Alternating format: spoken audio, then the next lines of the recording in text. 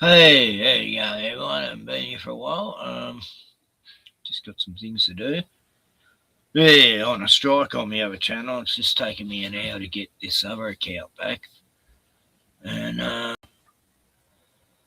it took me ages to go through all these loops to try to get, well, this is the third one I've tried to get back and it finally worked.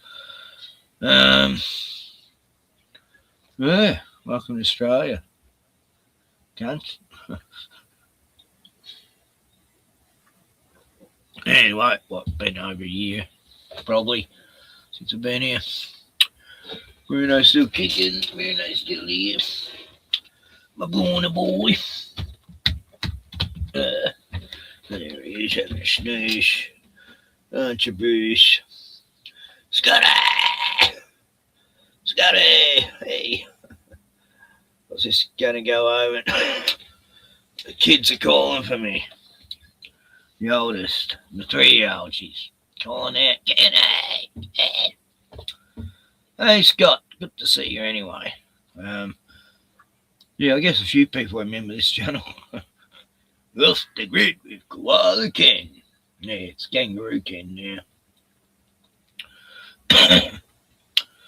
Well, I was living the koalas for a while. So, YouTube notified. Wow. It's amazing. There's one account which said that account is going to be deleted by this month or something. I don't know why. It's an old account. Yeah, for some reason they've decided they're going to delete this whole Google account I've got. I've got about 10 of them. I can't remember them all. Some I lost forever because I just forgot. Used so many. Oh, it's getting cold. Now, the sun's gone over the big double-story house behind me. It's been driving me mad this week. They've been 8 o'clock every morning. I get woken up by construction. Right next to me fucking caravan. Shot me fucking mental. Let's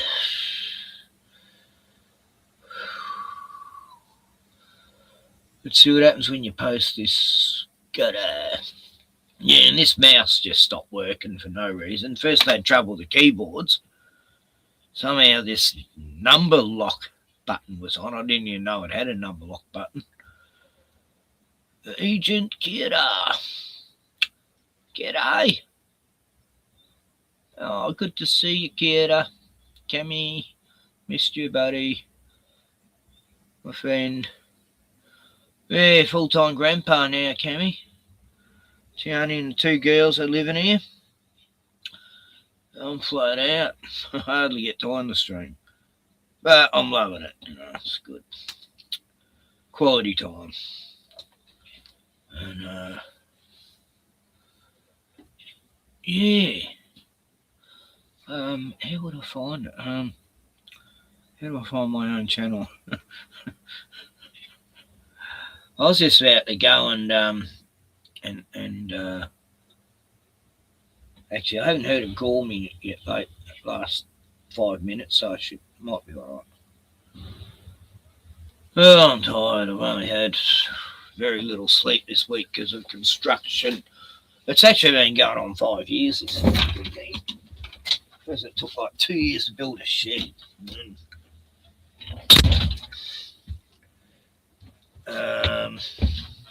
Then another about 3 years to build a house. Then another 2 years to build a shed. And that's just every fucking day of the week for 3-4 months. It's just fucking driving me mental. I went out there and said, listen, cunt, why are you fucking working at 8 a.m. in the fucking morning, you fuckers? And the thing is, by 10 o'clock, they're not using any of the loud stuff. They're just, it's like they only use the loud shit early in the morning.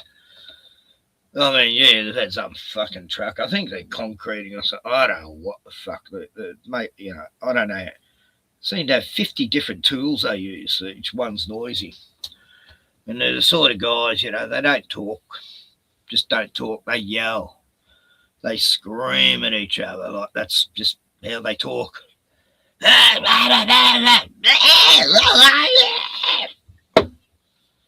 it's, yesterday I only had like 3 hours sleep. I went to bed pretty early last night, 12:30. So at least I got caught up with a bit of it. Oh, God. Bueno. Yeah, so fuck, I've been fucked lately. Just so tired and breathless. Running out of breath. This emphysema shit's giving me headache. I'm out of puffers. This is my last one. And I don't like these ones. I don't think they help.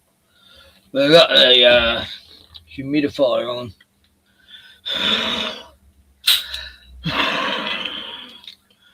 But yeah, haven't been able to stream for a week, but it's been good actually.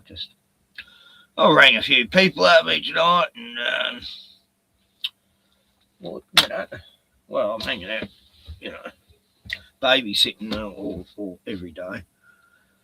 Me and little Kiva went to the cafe again yesterday. It was such a beautiful weather. And got her a baby chino, which is like a milk drink with, I don't know what's in it, chocolate speckles and marshmallow. And she's not fussy. She just wanted a jam toasted toasted, jam on toast. And then this Rasta guy there, Jared, he's nice, young bloke. Yeah, gave her one of the homemade cookies, a really nice big chocolate chip, white chocolate as well, biscuits. And then we went somewhere else, and these old ladies gave her a packet of pretzels. Oh, whoopee! And then the last time I took her down, my friend Tanya was there with her daughter, and she's 5, and she bought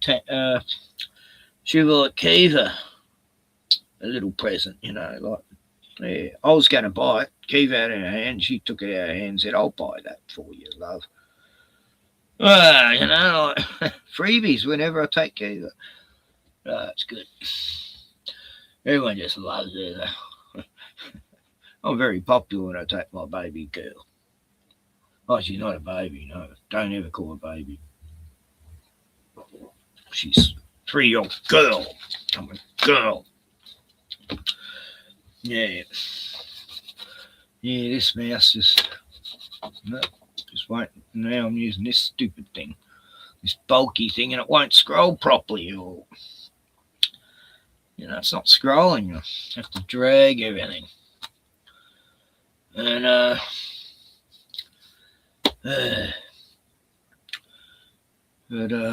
wow.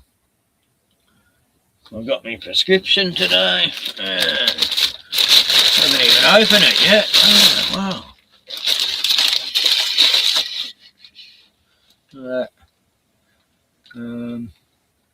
Apples and bananas. 27. It's about the most natural one I can get. They're all the others are all chemical weeds. They claim it's grown outdoors.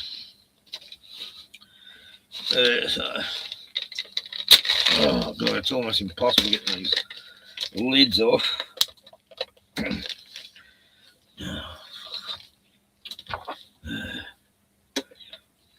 Yeah. These plastic never breaks properly. Just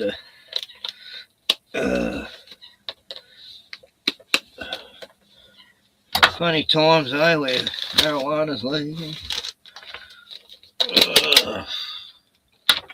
It comes with that. You just go. Oh god, that's tough. And then you open it up like so. I was almost out too, and right, perfect timing. And there it is. 30 grams for $200. Thanks, government.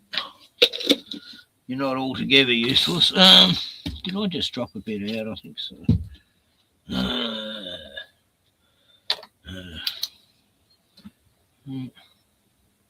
This winning me beer. Oh, there it is. Yep. I knew I heard a bud drop. So there you have it. Month's supply. Well,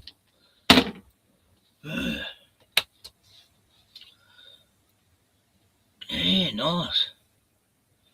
Sour apple like Granny Smith. Oh, nice. How's it over there in New Zealand, kiddo? I mean, I heard they're getting pretty good at the weed laws too. Tasmania's always been pretty good for a while now. I mean, they got it say you don't get, if you got a prescription, you don't lose your license for driving on weed. That's pretty good, and they really want to bring it in here too, because the judges are just sick of the amount of cases in court of people who are quite capable of driving being brought through the system, even though they've got a prescription. And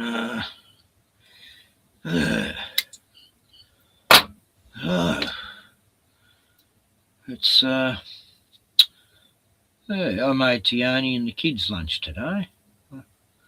She was very appreciative. Right.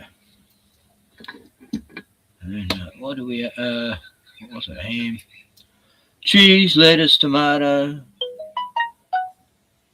Ham, cheese, lettuce, tomato. Yeah. I think I've forgotten something. Oh no, 4 things, yeah. And mango chutney. It's someone on these beautiful buns from the bakery. They're so lovely. Very soft. Did someone just text me? No. Well, so Mad Pieman rang yesterday. I think he's done a ball bearing on his car.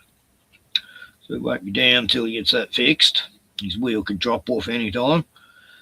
Mad Pieman. And then,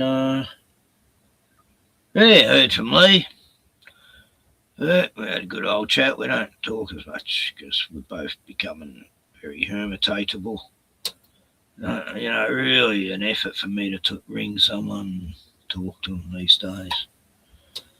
It's an effort to stream, actually. So,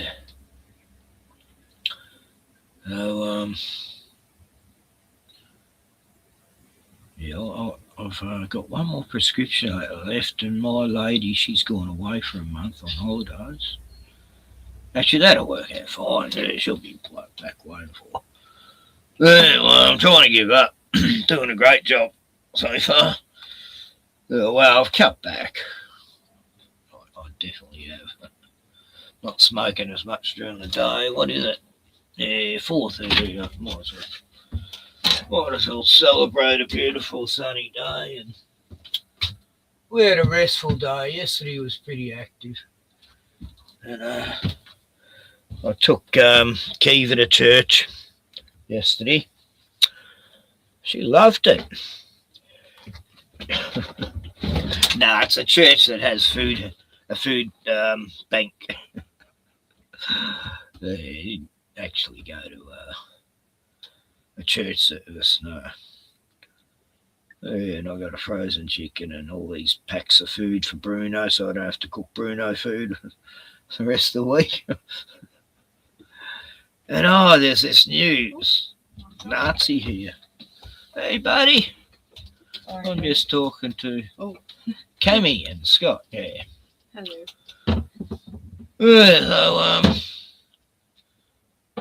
So, I was just talking about what I got yesterday at the food hamper joint. 12 meals for Bruno and frozen. What was it? Veggies and it was very good. So, how's the weather in New Zealand, Cammy?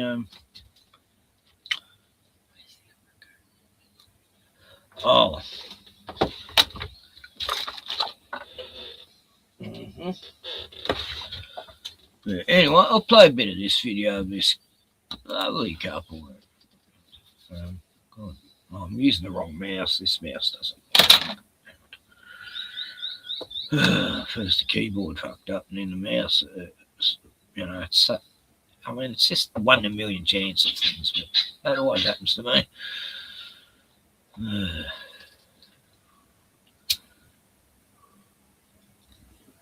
Why is it adding? Oh, I've got to remove that. There we go. Yeah, this is Michael, what's his name? Cafe Locked Out. I spiraled down for quite a few years after that. Like, we went pretty low. Hey, Michael and Diane, how you going? G'day, Michael. Sorry about the dazzling. It just happened to be Dazzle's day, but it's beautiful. Oh, It's beautiful that you did it. Yeah. Anyway, this is where we're at. But you two. So one, I've been talking to you, so you sound like you're doing good at the moment. But I want to start at the beginning. Now, if I remember rightly, Michael, you were a nurse or you were working in a hospital? I worked for 30 years as a nurse. Yeah, so you're a nurse, that's right. And I remember you Yeah. called me up and you were desperate. Because you're Yeah, going to lose the house. we didn't see a way out because we couldn't pay the mortgage anymore. I didn't have work. I didn't get the vaccine.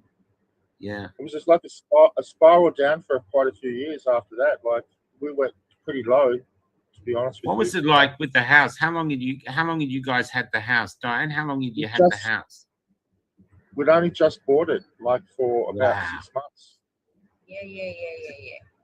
So there was no wealth in it at all. You were just all owing the bank. No, we got a slight bit of money, but it wasn't a great deal. Like Even Diane, as yourself, when you were in your own house initially, what was that like? Even though you only had 6 months, what was it like to finally be in your own house? Oh, fantastic. We had a house. We had a house in Darwin, or unit, okay? And we had sold the house, and we had rented for about 8 years. And then I had the superannuation, my superannuation, and we bought the deposit. And so 6 months, and that's it. it was a crazy time in Melbourne. To be honest with you, it was insane. Yeah. Like what was But you happening. had your son then as well. Your son was with you. So for a little bit, you're in Melbourne, and you had a piece of the Australian dream, and you guys were quite happy. So this was like it for you. You're going to live in this house, and was that the plan? Yes.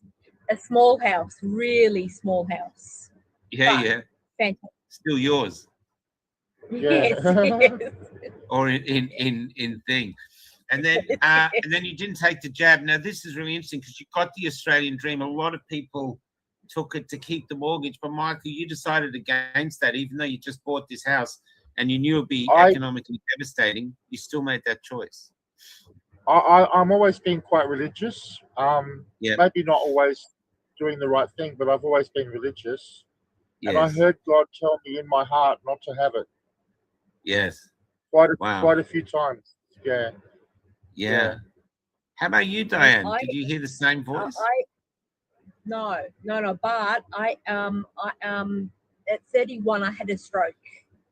So I said, So I said, I was married to Michael. I was 38 when I married Michael. So I said, oh really? I said, no, don't have it. Okay. I said, really, and also all the evidence we started researching proved how dangerous it really was. Yes. But the core decision was made spiritually, basically. Yeah. And then the evidence justified the decision. Yeah. That's right. Yeah. I would have died. Can I just ask, just out of pure interest, where did you two meet? I was in Melbourne, and Michael was in Darwin. So we met as a church group. Yes. Okay. But so I said, Michael, I had gone to Darwin for 8 days, and I asked him to marry him. We spoke about 4 months on the phone before that too. Yes. So for 4 months you're speaking on the phone. Yeah. Wow. The first phone call was the day after her birthday, and I was ringing from a place called Bachelor. Yes. So really, I didn't. He asked me to marry him, and I didn't say anything. You didn't say anything. No. What do you mean you didn't say anything? You've only got two choices. No, because I said, boyfriend, girlfriend. I said no. He asked me to marry him straight away, so I said okay, yes. But you said that. You said okay, yes. Yes. But how long was that? How long have you two been married? 20 years in November. Yeah. The only problem I had was your instincts are pretty spot on. Yes. Yeah. Yes. when Diane had a stroke, the only words after her stroke, the only words she could say was no. So I wasn't quite sure what answer I was going to get.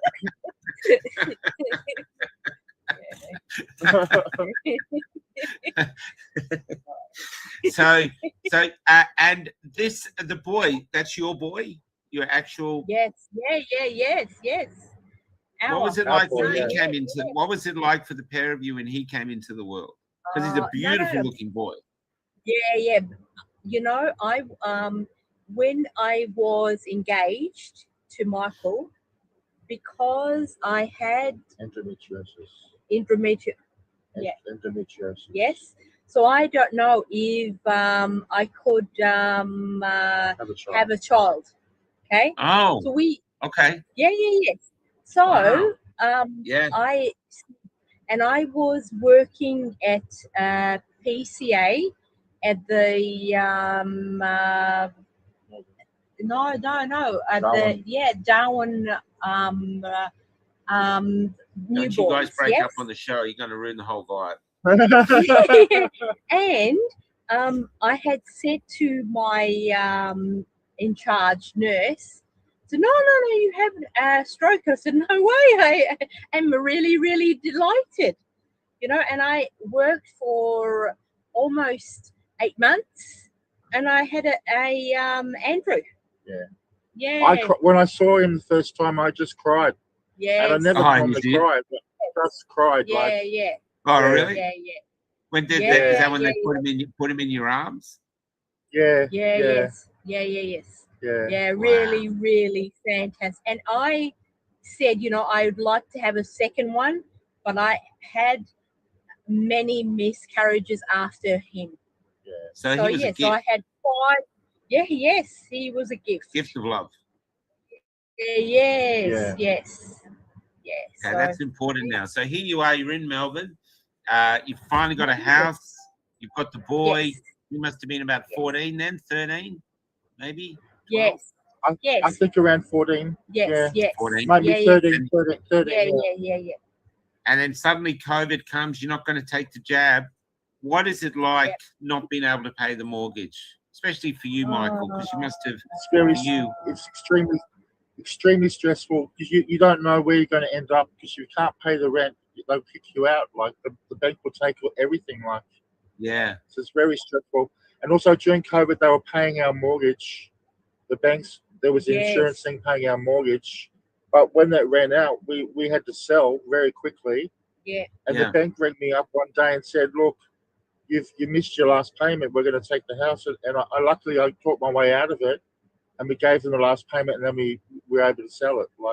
But it was through COVID. Yeah. It was through COVID. Because if the bank sells your house, selling it. That's what I remember. You actually selling it in the absolute mega storm of COVID. We had someone come to our house that bought it during the lockdown. Yes. Wow. We had I said no. We otherwise we wouldn't have sold it. Yeah. Yes. Wow. Well, Yeah, so after that, I remember you telling me I think you'd bought a caravan and you were going to live in a caravan. Old caravan. Old caravan. Yeah.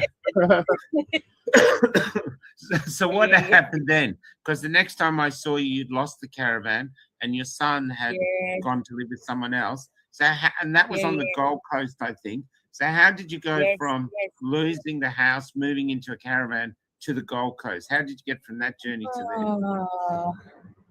Anyone? You know, we had really a really lot of suffering. Yeah. It was very hard. We didn't have a lot of money. Yeah. We met some friendly people along the way that helped us with things like changing batteries and stuff. Yeah. But mostly it was a day by day sort of thing. It was very stressful. Yeah. We haven't had a caravan before, so you know. Yeah. When we first parked it, have you learned? I'm not very good at towing. I've never towed a van, so even that. No. We worked it out. It's not that hard, but parking it—that's a different thing. Like I see them at the caravan parks. You know? When they come in with these huge vans, and when you get someone who can't park it, like everyone just comes out to watch. You know, just sit Yes, there, yes. like got a crowd I watching you said- step up. Yeah. I said to said, can you Michael does not know how to park it, and all the time the caravan always parks it. We had people helping us all Yes, the time. Like, always. Yeah, Oh, wow. usually. Were you allowed on caravan Yeah. parks though? Did they want to check your vaccine status? Did you ever get a place where you Yeah, weren't no, allowed? I don't know. I don't really think. I don't think we they didn't at the time. Yeah. So Oh, so the caravan Yeah. parks didn't And bother with we- that. no, but we were staying for We about were staying really far away places, like, no, and 2 days, and then we and a lot of free free a lot of camps. free camps too. We stayed at a lot of free camps. Oh, really? Yeah, In lay-bys and So- stuff? Yeah, we didn't have money to pay caravan parks. yeah. Yeah, well, they're expensive. Kelly and I have the same. Yes, We yes. sort of do it once a week, or now and again we take a Yeah, break. yeah. But yeah, the one here Yeah, in yes, Bunbury yes. is $98 a night. Yeah, It's yes, unbelievable. Yeah, Yeah, they don't realize. How was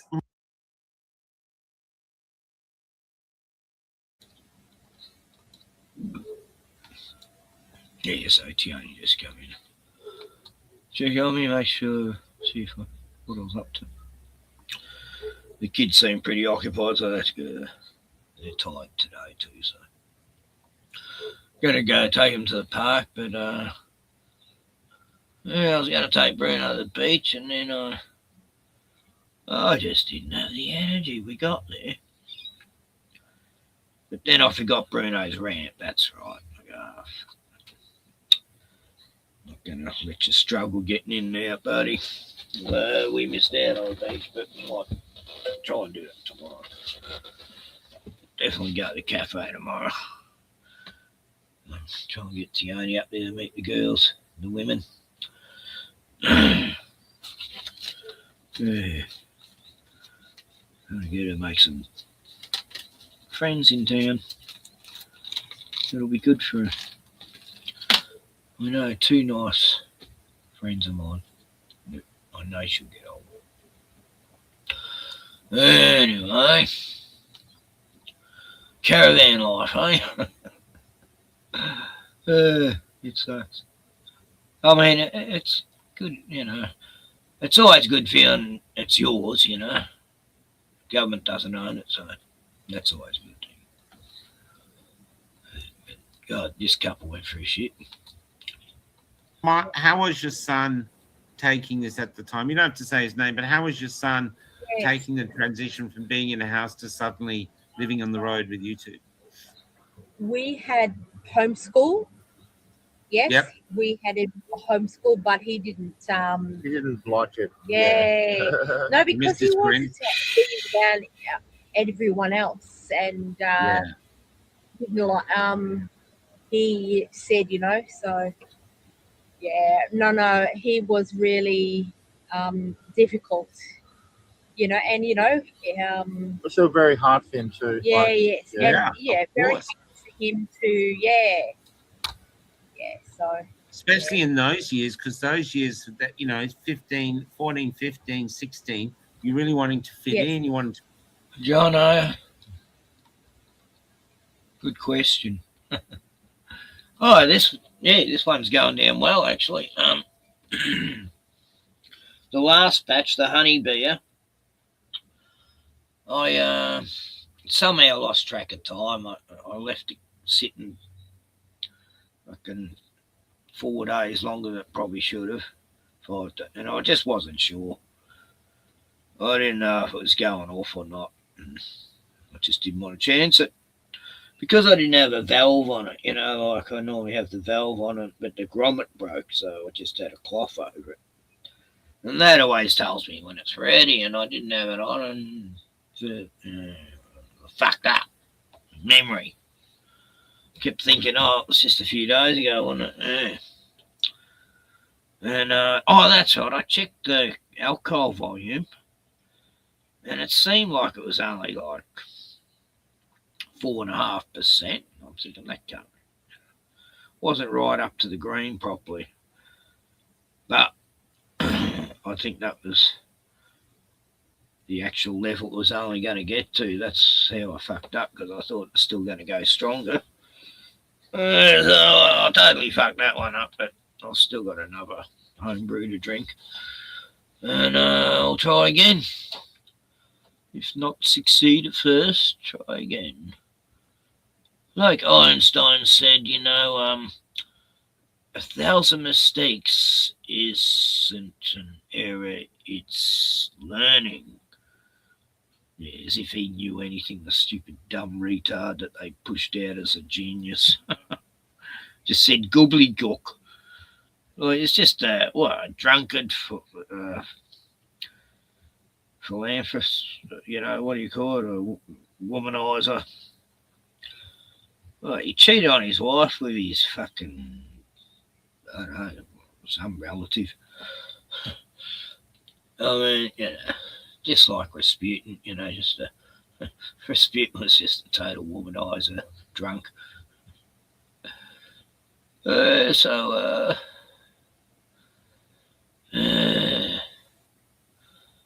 that. Oh, well, at least I'm saving a bit of bucks while I'm drinking it though. Saved 65 it was. 130 fortnight I'm saving. If I get 2 slabs. Which I normally do. It's pretty strong. I don't normally get to 6 of these. Normally 4 or 5. Really pushing if I get to 6. Even with the Coopers I'm getting like that. The water shit. 5.0. So, where's Scotty? Scotty still around? Cammy? Yeah, God, the nights are cold. Cammy. Just freezing. Outside. I've got my gas stoves back up if it gets too cold. I've got my heater on now. But when it's sunny, the caravan really warms up nicely. Even if it is a bit cold outside. I do get the sunny side all winter.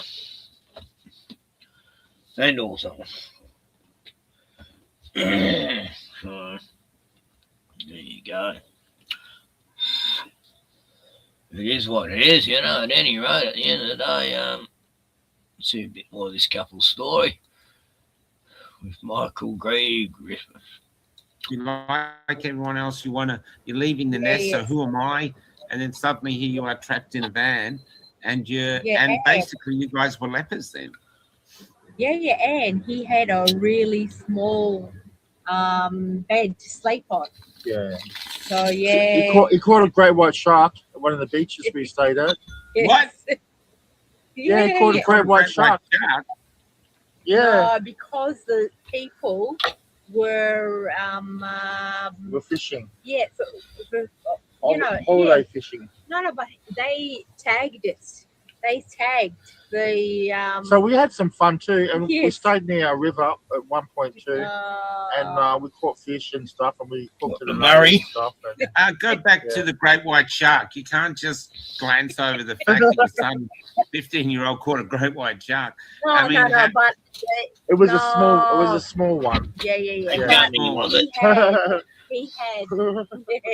No, it's big, but It wasn't Jaws, but it wasn't Jaws, no. Yes. Did you let it back? Did you put it back in the water, or did you eat it? Yeah, I put it back.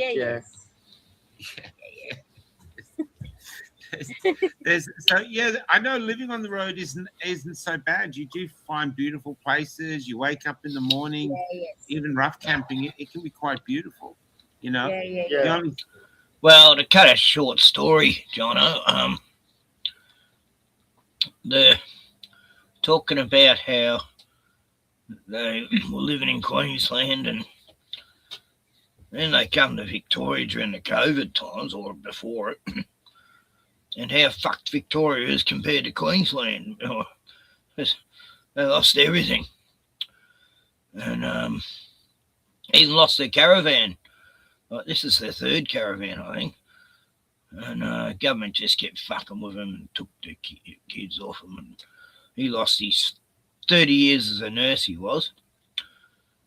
And because he wouldn't have the jibby, lost his job, lost his house, because they just bought a house. And then lived in a caravan, and Human Services took the kid off him because they're living in a caravan. And she had a stroke, and he had health issues as well happening. And yeah, and they're living on just in national parks, being told to move on all the time. And yeah, he forgot where he parked his caravan because of he's bipolar or something. But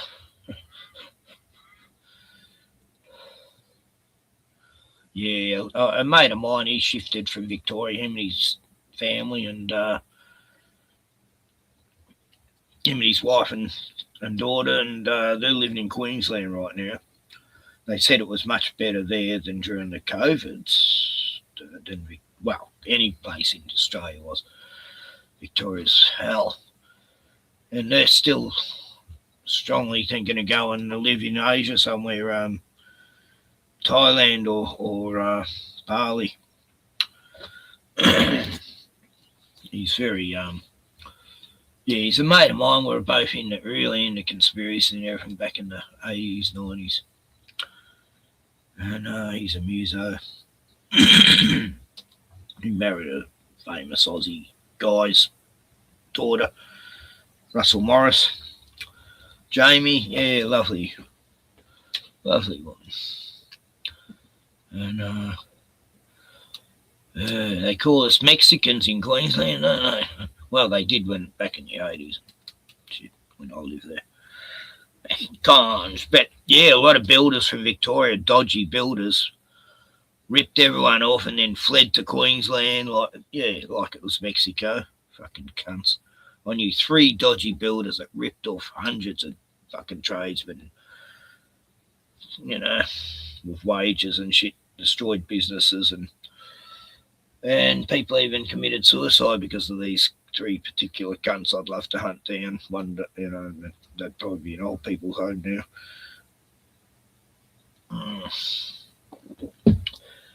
Oh yeah. First one was in the 70s. Anyway. But these goobers. Come on, goobers. Let's meet the goobers. Yeah. So what other issues did you face getting to there? Other adventures and stuff? We had been 2.5 years in and we had slept in the van for 2.5 years. Wow. And really, cockroaches are pretty big over there. Really, and Sydney. Hot or cold. So when it's winter, when it's cold, it's cold. When you're hot, when it's hot, you're hot. Yeah. So, we had at Eagleby at Queensland, we wanted to stay close next to him. Yes, but so we stayed in a lot of places that aren't very friendly for families and stuff. And Andrew already got a few times. Yeah. Tell us about those. Was it the police or the council rangers who moved you on? It was rangers. Yes, usually. Rangers. Yeah, rangers. Yeah. So they wouldn't let you stay a night, and they can see you're a family. They can see you're struggling, and yet they don't care. They just want you gone. No, they wanted to take kids away. Yeah, I remember having this council guy having a go about my dog, We've had a complaint about your dog about a Russian. I go, what the fuck's a Russian? Well, a dog rushed up to them and scared them. And I go, and then a few seconds they would have realised he was fine. I said, where are these people? Who are these mysterious people who complained? And They're not allowed to tell you that. And I go, well, there's no case, is there, mate? So, and he wanted to see me dog, and I go, my dog's in Melbourne having a holiday at the moment. So, meanwhile, my dog's barking, and he goes, well, what's that? Oh, these are these other dogs and shit. I said, look, mate, I'm not interested. He had these dark glasses, dressed up like FBI or some young woman he's trying to impress like he's a cop. I said, anyway, you can fuck off. Take your corrupt, cancel crap somewhere else to someone who gives a fuck, you know. See you later. By the way, my dog's not even registered with this cancel, so you got no dibs on my dog, mate. It's with your arrangers. So they had to walk away and nothing they can do. They take a lot of homeless kids away from their homeless families. They take the kids away eventually. Yeah. They don't let them stay there too long. Yeah, make it look Andrew was only really with us for 1 year, and then he was gone. Like, my mother. In a horrible foster home. Where But they were going to take him, or he decided to move with your mother. Otherwise, they'd take him. They did take him. Yeah, they did take him. Oh my God! So they did take him. Yeah, I do remember that. Yeah. How was that? How was that, Diane, to have your boy taken off? Really. No, he was my only son. Yeah. I really, and Michael as well. So I said, I have got a stroke, but I love him so much, and Michael loves him. And really. And they didn't care about that. That wasn't enough. I mean, you weren't beating him up. You weren't molesting him. No. But I was with a stroke, and said no, I cannot look after him. I said, because of all the stress. I've got bipolar, and it really flared up. Like after Andrew left, it flared up, and a bit before. And like I spent probably 6 months in hospital as well, getting better too. Yeah. Really? Yeah. What? That's in the Gold Coast? No. Ballarat and Victoria. What was the other place? Ballarat. And then you went to Darwin. Yeah. And so you were alone when Michael's getting care in the hospital. Ballarat. That's when they arrested that pregnant woman at night. She's getting the kids ready for bed for a Facebook post. Great cancel up that way. Hospital. You were alone in the van. No. She was with Andrew. Yes, I was All with wind Andrew, but turbines. I was not able to speak. So I really, and I said, go to Darwin. Go to Darwin, and I will meet you. And I was going to my son as well. I said, and so I really, so it's been very messy actually. Like the whole situation was like quite fluid. Like it's been fairly messy situation to live. Like we can't explain all the things that happen because it's just too many. Like that's cool, man. Just whatever you want. No, go back to the start. Let's hear it right from the start. All right, this goes for a while. I might get back to it. Yeah. I found it interesting. I haven't listened to it all, but I've heard up to now. Whatever. Fucking notifications, I turn them off and they come back on by themselves. Stupid cunts. So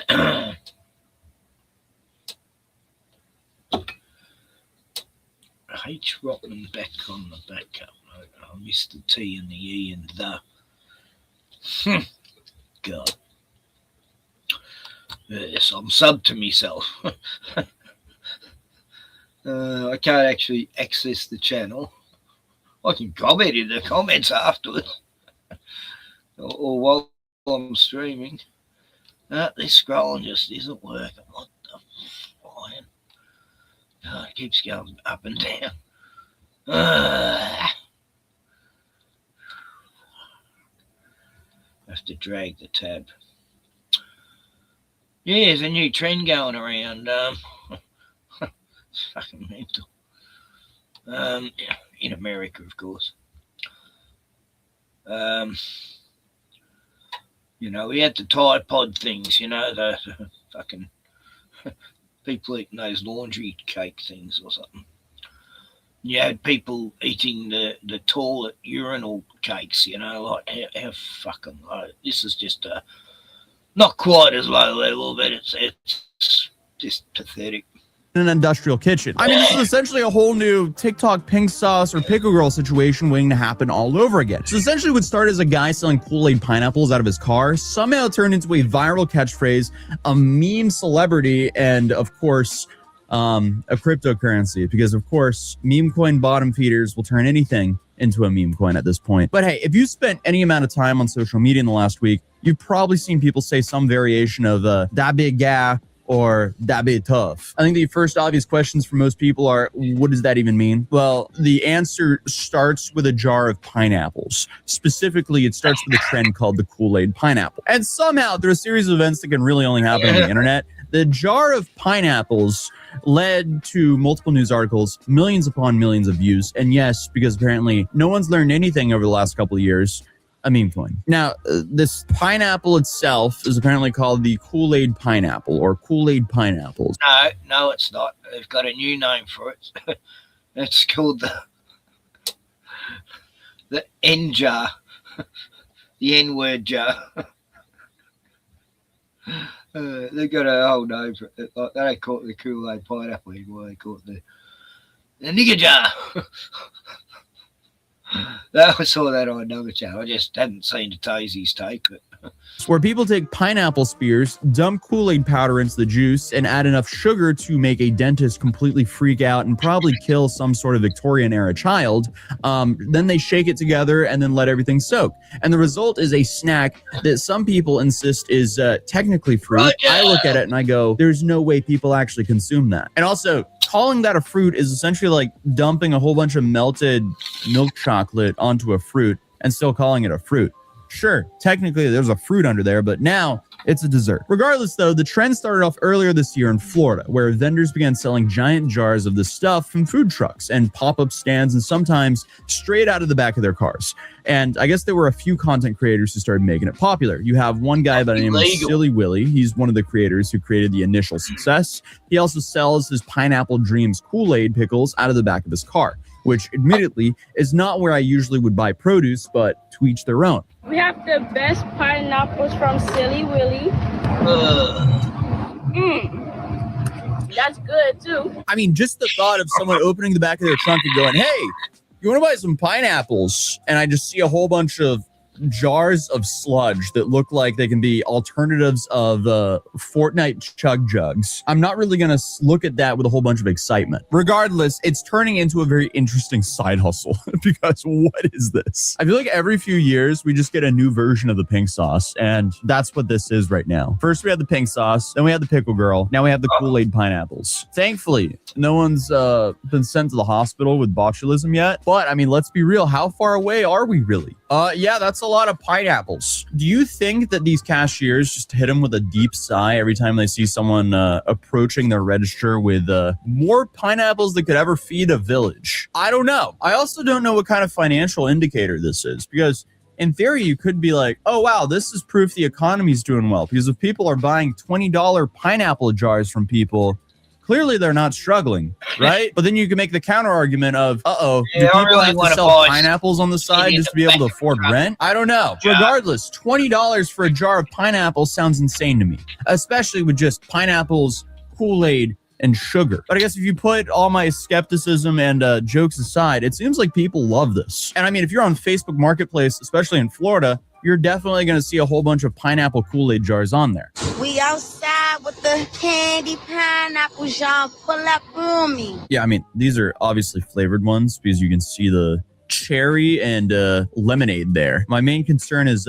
what are the black ones there? Like, do you want to eat your pineapples that look like sludge from a zombie apocalypse? But anyway, videos of customers trying these jars started racking up millions upon millions of views, mainly because of how bizarre the trend is. But I guess you could say that the Kool-Aid pickle trend went extremely viral after this kid by the name of Bubba Harrelson made this video, because at some point, Bubba walked up, grabbed a piece of pineapple, and accidentally changed the direction of the entire story. And all it took was about 12 seconds for him to do so. Yeah, that bit tough.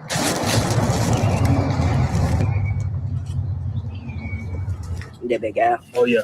Appreciate you, buddy. Yes, sir. Okay, so on May 29th, this video started going viral. And here you can see that Bubba was handed a jar of Kool-Aid pineapples, then Bubba takes a bite, chews it for about 2 seconds, and delivers a line that changes the internet forever. That big guy. Oh, yeah.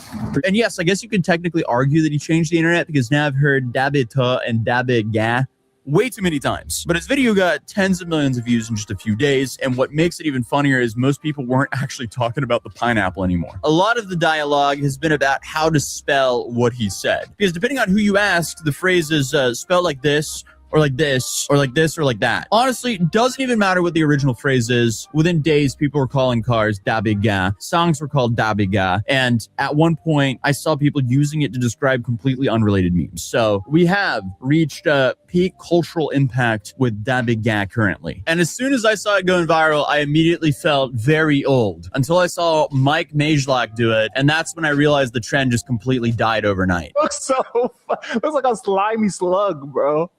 That'd be tough. So apparently in 2026, you can wake up as a normal person, then the next day you're suddenly a celebrity. This is kind of like reminding me of the Vine days. Because while this video is 12 seconds, we're not that far away from the 7-second videos here. But apparently you can go viral from enjoying an oddball snack a little bit too much. And also just the lingo you decide to use for enjoying the snack. Because, bro. And today we came to pull up on the creator of that. First question I want to know, was it really tough and gas? Yeah, it was most definitely tough. Okay, for sure. And how you feel about blowing up? It's good. It's good. It's good. And yeah, got a whole bunch of fame, a whole bunch of people liking my shit. Yeah. So like people be in the comments saying like you fake your voices. So is that true? Nah, that's not for real how I talk. And another question, people like, you from Florida and stuff? Nah, from Wilmington. What made you start talking like that? I don't know. It's just how I grew up. So he not faking his voice, but it's real voice, man. So like to end the video off, I need you to say your famous words. That big guy. And that bit's tough. For sure, man. And here the camera just has to keep on adjusting because he just won't stop backing up. I feel like he's trying to run away from the interview at this point. But within hours, people were making reenactments of the video, and it just kept spiraling out of control from there. That bit tough.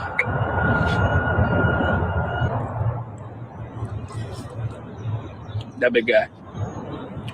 And then, of course, came the edits. And yes, I'm in a different outfit now because my camera overheated. But if you somehow don't know what a brain rot edit is, imagine you just have a normal video, but then it's edited like you're trying to induce some sort of minor hallucination. Because suddenly there were slow motion versions, versions where Bubba looked like he was delivering the most important speech in human history instead of reviewing Kool-Aid fruit. But I guess while Bubba was becoming the internet's newest celebrity, another argument started. Because eventually someone looked at these giant jars of brightly colored pineapples and asked themselves, how much sugar is in this? Because as videos started spreading and rumors started going around that people were actually being hospitalized due to this, people started looking at the recipe a little bit more closely. And by a little more closely, I mean they started doing the math here. Because the basic recipe looks fairly innocent. It's pineapple, Kool-Aid, and sugar. And some people add in a whole bunch of candy, but we'll just go for the bare bones recipe here. Pineapple, Kool-Aid, sugar. That doesn't sound too bad until you realize, hold on, wait a second, how much sugar are they adding? Because it seems like the amount of sugar is being added is less of a suggestion, more of a commitment. Because it's safe to say there's health warnings about this. And the health warnings regarding the viral Kool-Aid pineapple trend, they seem to be accurate because a single jar can contain anywhere from 230 to 380 grams of sugar, which is a lot and can equal between 20 to 35 Krispy Kreme donuts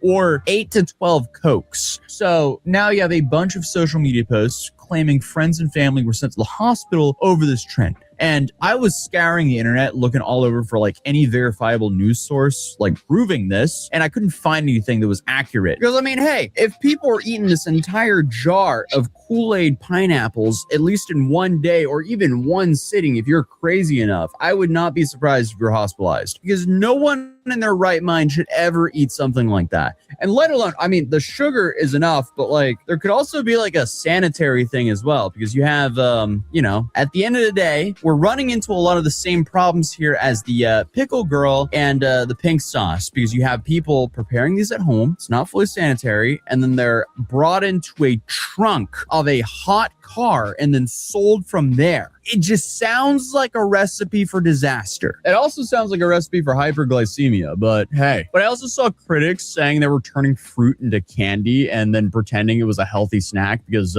pineapple happened to be in the ingredients list. But honestly, I don't think anyone buying a $20 plus jar of bright blue pineapples from the back of someone's car thinks they're making some sort of like health conscious decision. That just doesn't make sense whatsoever. Hopefully, nobody's walking up to one of these vendors saying, finally, a nutritious option here for me. Honestly, I feel like da big gat or da big completely sums up the people who are buying this, because who in their right mind is going to be buying Kool-Aid pickles from the back of a trunk? I'm still stuck on 380 grams of sugar. I mean, this is just crazy. This is diabolical. This is diabetical. Honestly, it is diabolical as well. It's diabolical and diabetical at the same time. We got another one, y'all. They came all the way from Dyersburg, Tennessee. We in Kenny with it, though.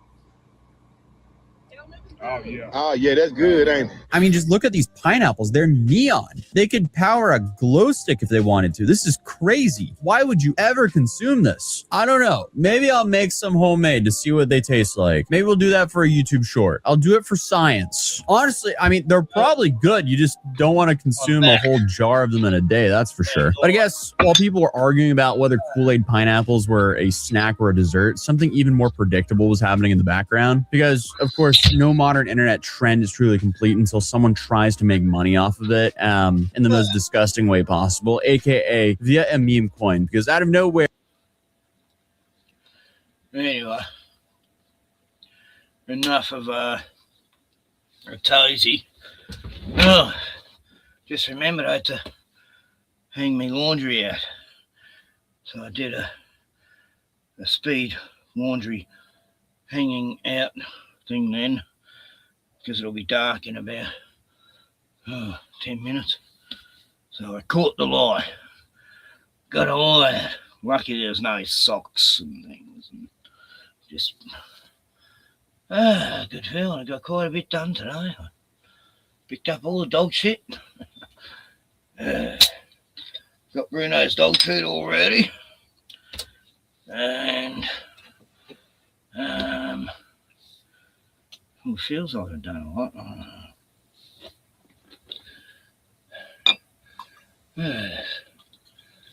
And what else did I do, Bruno?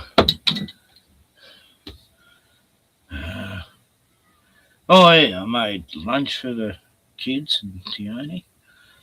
And I bought a jam donut. Well, they're big. I only gave them like a quarter each. I had half and it nearly put me to sleep. The sugar. And but God, the rolls were nice. I'm going to go there tomorrow and get some more. In the mood for bread rolls and salad. And God, the crows are going mental out there. Yeah, black cockatoos turned up. They don't live in the town. They only go through. The white cock used to live here. But yeah, they normally tell us there's rain coming in a few days. Let's have a look.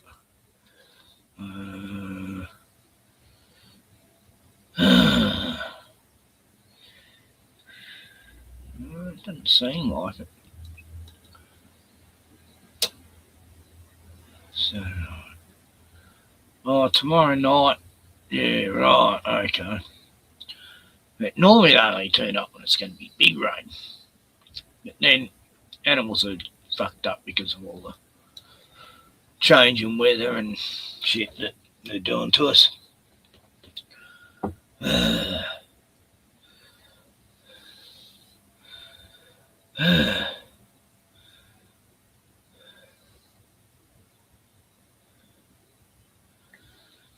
Oh.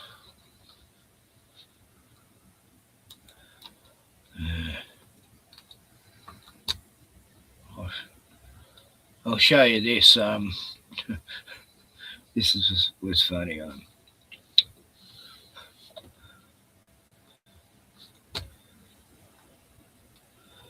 It's to do with musicians, right? And I can't really explain it. You just got to watch. Fucking crack me up. Oh. I just found this guy. I don't know who he is, but this is an American mocking the shit out of our indigenous people. How dare he? You know, this is just unacceptable. I'm very triggered.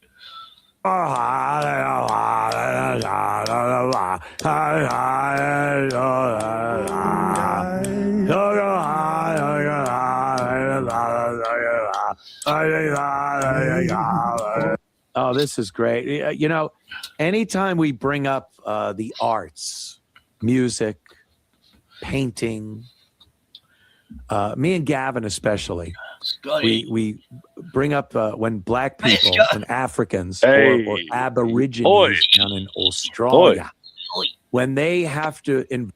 Yeah. Who's this guy? What's his name? Anthony. Is that Cumia? Anthony Cumia? Yeah. Oh, okay. I haven't seen him in a long time. Yeah, he looks. He has glasses on now. Oh, he used to be Anthony and Andy, a huge podcast show. Oh, yeah. Radio. It was radio back in the day, like a long time ago. Yeah. On the radio. Andy and Anthony. Right. I thought he must have been from some big.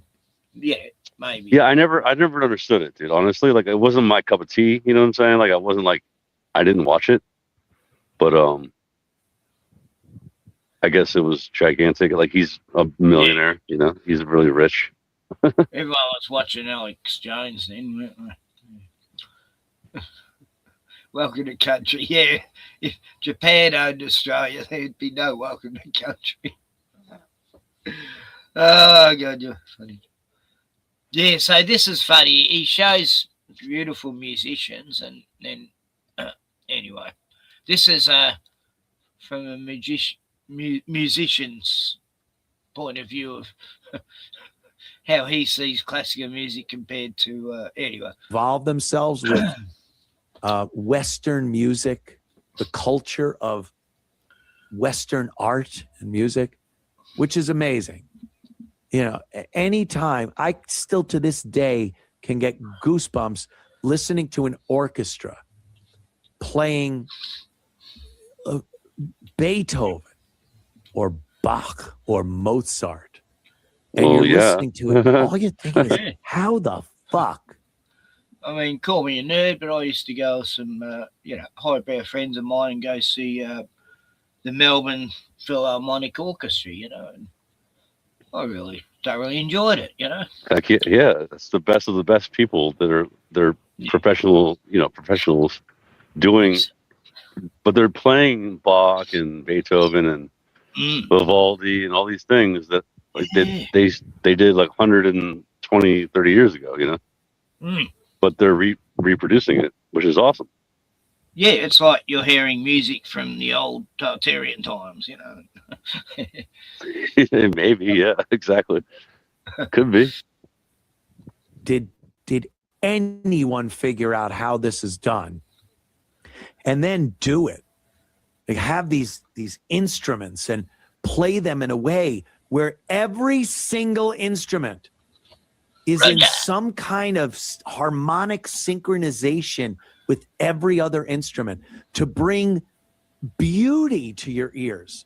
Yeah, imagine that, dude. And God, the people that are proof of playing God. it have God to be... made us have the ability to do that. Yeah. Like, think about that, right? to make instruments to sound in tune and to be able to do that, right? That's God. God did that. You know what I mean? That's what I always said. Music is the language to the spirit, you know? Oh, yeah, totally. Yeah, it's universal, too. Like, I don't like saying universal, like it's a universe, but like, you know, it's a universal type thing where even blind people understand, deaf people, like even deaf people can hear the tones through the vibrations. Yeah. In their bodies. But it is like, you know, like music is language to the spirit. And if you're listening to beautiful music, it makes your spirit feel good. And if you're listening to evil death metal music, it's bringing you down, you know, spiritually. Hey, What's Roger. up, Roger? Roger. Yeah, sorry, I was muted. I didn't know it. I had to change my mic from StreamYard to Stream. Were you talking to yourself? What were you saying? Yeah, I said, hey, Scott, Ken. We didn't hear you. How you guys doing there? No, Sean Hawkins wants to challenge me to a live debate. Oh, don't do it. And well, yeah, it'd be fun. I can keep him down. I know I can. Dude, you don't understand. Dude, he's literally a demon. He's a demon. Yeah, I know. Yeah, demons are easy. You can overcome them easy, especially they're liars. That's really the easy part. You shouldn't cast pearl before swine, though. Exactly. Yep. Yeah. I know, but there's other people out there. Think about the audience that might catch it and like, wait a minute, these guys don't know what they're talking about. You know? Jesus said things like that for a reason, dude. Jesus said, don't be around them, man. Like, that's not for you to deal with. I don't have to be around them. I just have to debate them. I don't hang out with Wesley, and I debated his. I mean, I get that because I used to, you know, I've done enough debating in my life with Jehovah's Witnesses and lunatic born-agains and I get the point. And by the way, music comes from the soul. Not even bother trying to convince someone of Earth what shape it is or chemtrails. Well, I'm not trying to convince them. I'm just going to show their model to be false. That's all I'm doing. I understand why it's fun because it used to be fun for me too. You know, I love it. I got a few years left in me, Ken. Especially when you got the knowledge, you know, that you can back up what you're saying. It's a good feeling, you know. It is. Yeah, we were looking at Australia today on my show. You should have been there, Scott. That's a flat ass place, dude. I'm telling you right now. Yeah. It's a vast land. Oh yeah, it's all red on the inside. You've opened it up, have you? It's like my dad. Dude, my dad used to say it's all pink on the inside because he was talking about joke before. like black chicks, and I know Puerto Rican chicks or something. I was like, okay, it doesn't matter. Okay. It's all pink on the inside. Yeah. I know. Yeah, that's what you used to say. I'm like, what? You crazy bastard. Yeah. I had a black friend named Sheldon Blackwell, and that's his name, believe it or not. He used to say that all the time. So he considered all women to be pink on the inside. Sheldon Blackwell. Yep. He raised pit bulls for fun, and he went out and we played sports and shit all the time. It was a hoot, dude. But music comes from the soul and it's inspired by your spirit. That's the way I've always looked at it. Yep. Yeah. It is. It's inspired by your spirit from the Holy Spirit. Yeah, and that's because he came after the fact.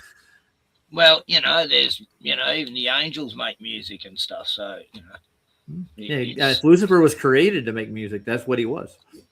Yeah, he was the head music guy. This is so crazy. He makes the best metal, dude. Yeah. But think about it though. That's why Little Nicky he made modern music, like new music, like Ken was just saying.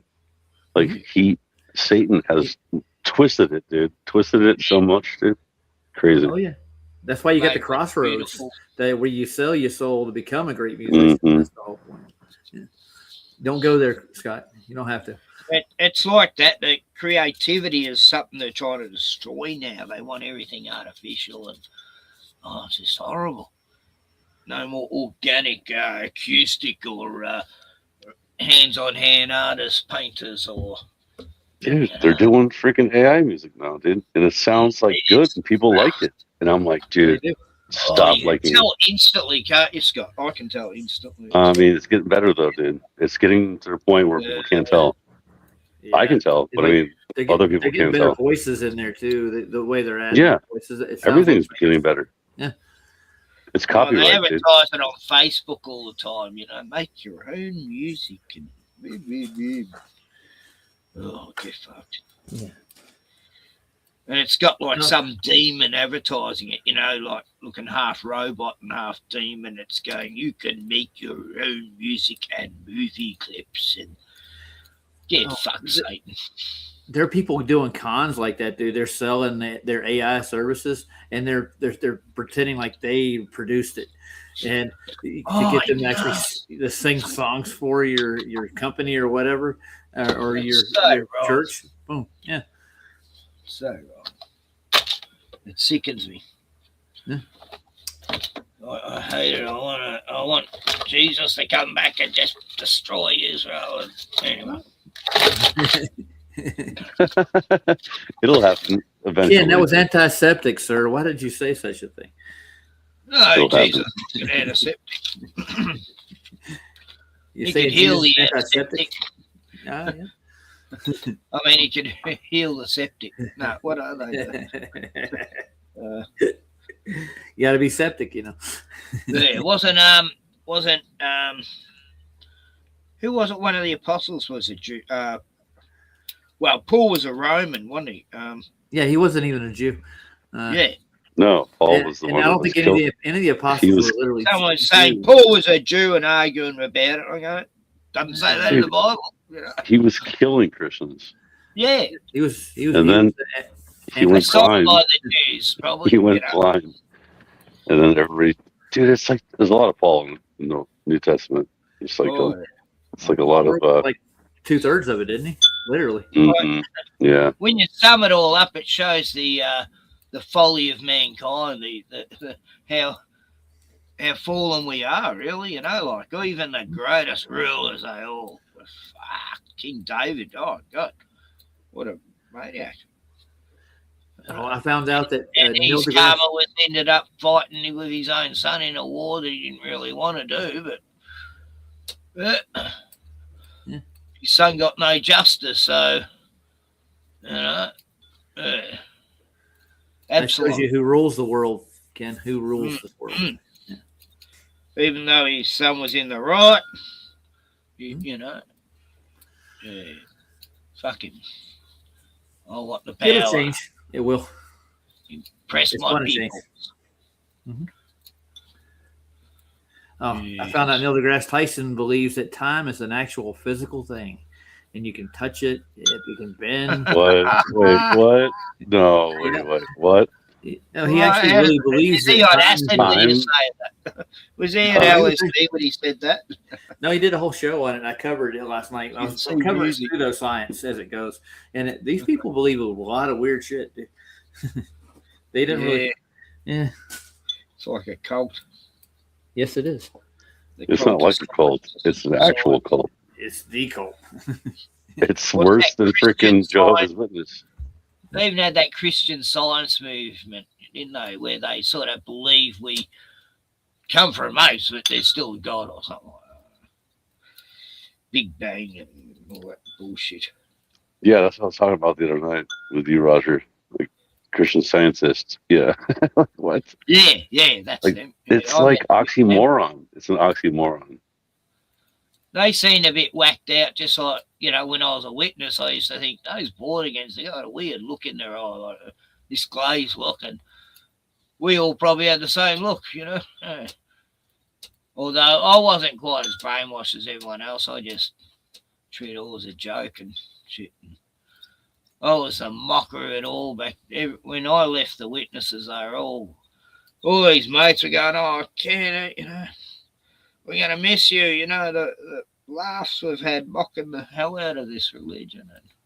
And I just made fun of everything they were saying and music, just the whole hierarchy bullshit. And those elders got no respect for me. Nothing they can do about it. You're ringing bells over there. What are you making, Ken? What are you ringing? Oh, I'm doing this special because they did away with all the bells. I'm trying to keep all the bad energy away.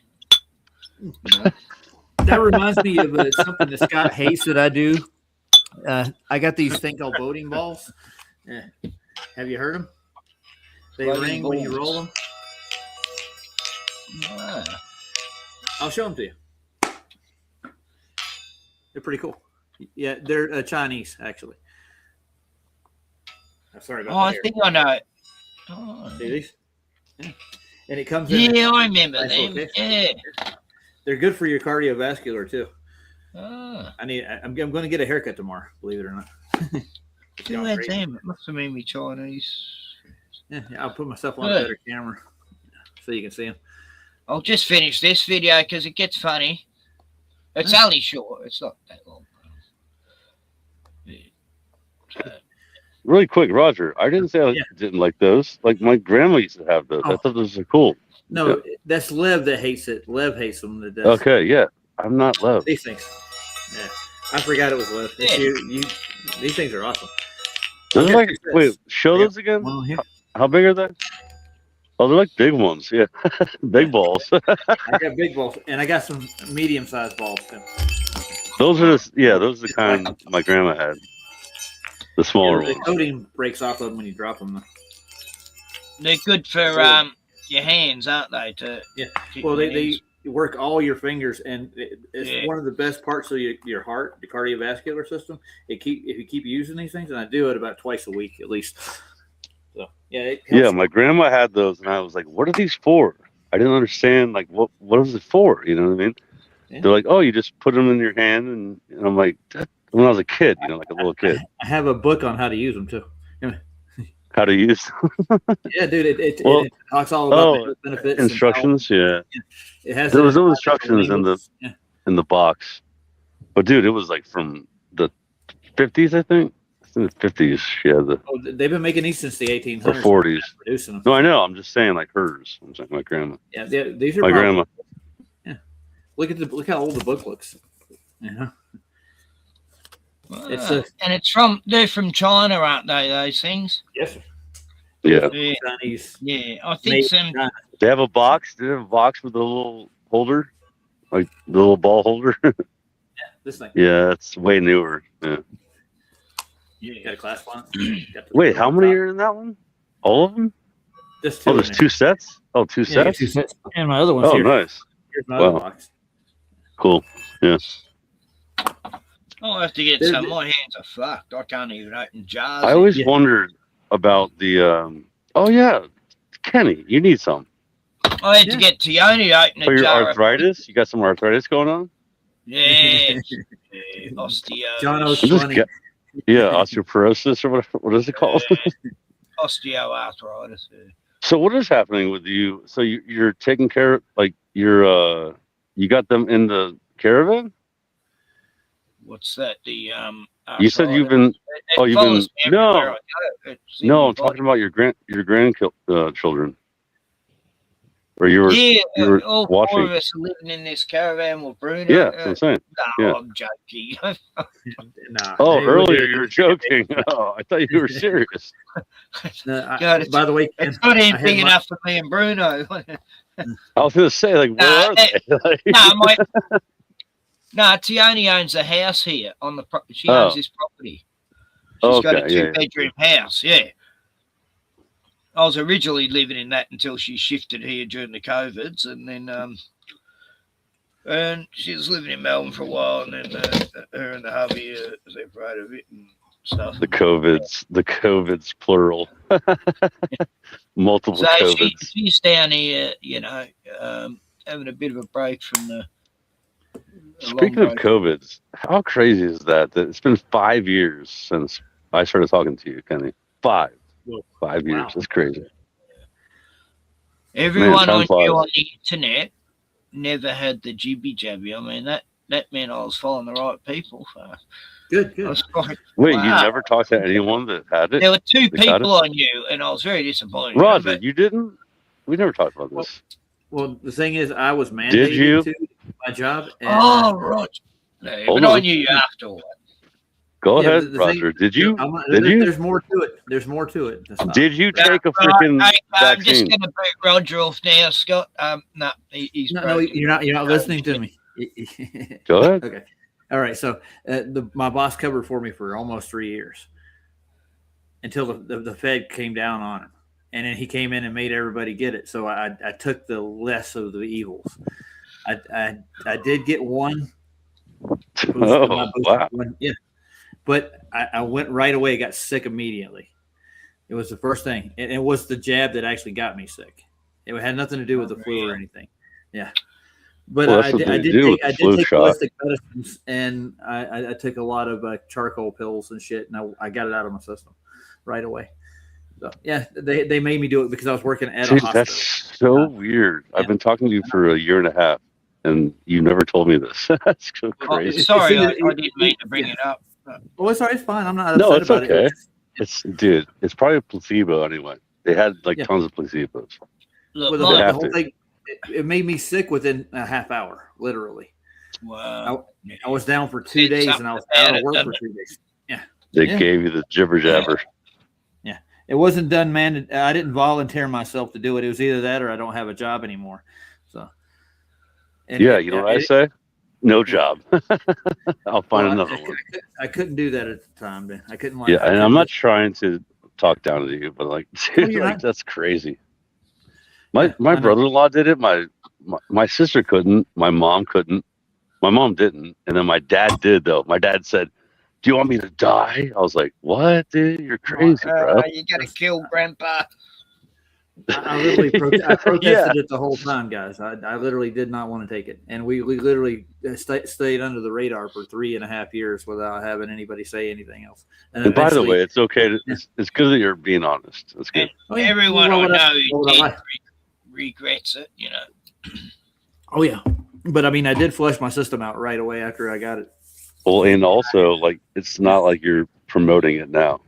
Too, no, I'm anti-promoting any kind of vaccines. Good. Dude, yeah. I read The Invisible Rainbow before that even came out, dude. I read that before it even happened, before they made it mandatory at every job.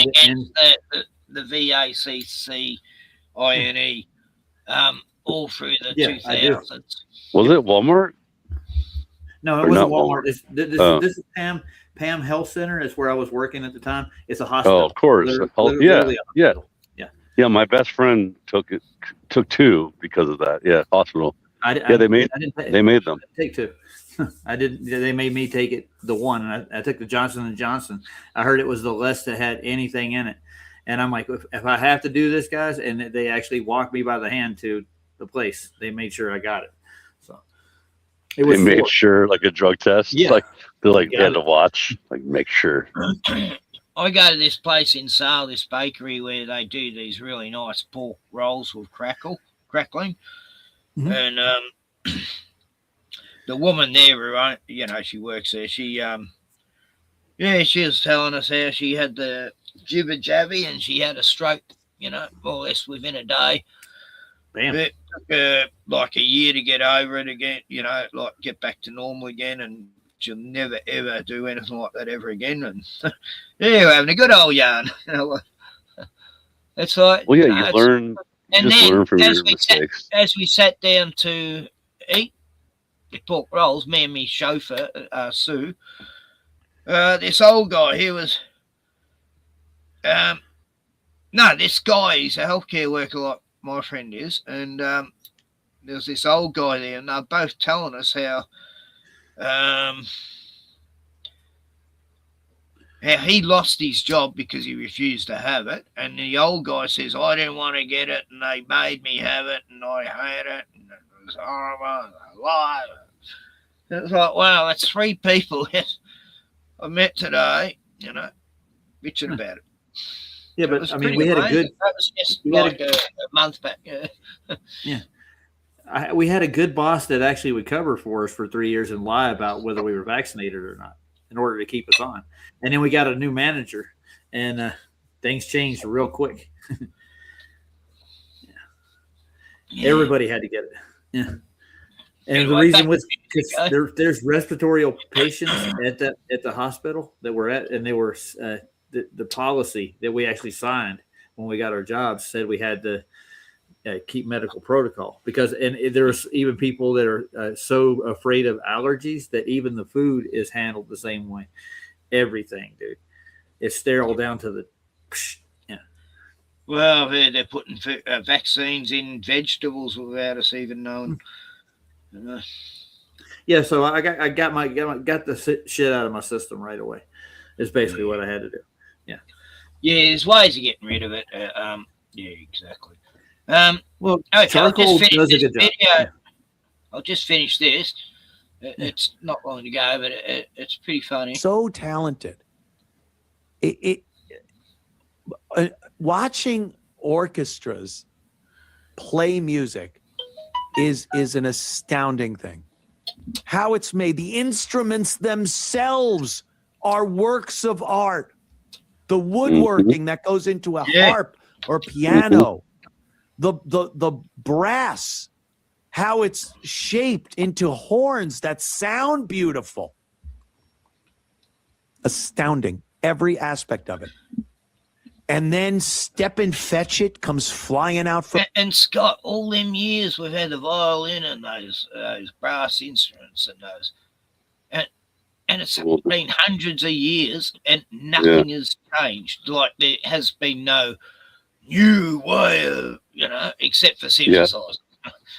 Yeah. Only, the digital still got the stuff. same old style of piano and guitar and Trumpet, French horn, oboe, clarinet, sax. It's the last of our they were great perfect. things. Yeah. So Scott, if you had to choose do a one little of the soft chew for drums, and that's supposed to enhance what we're seeing and hearing. What's this? Ooh.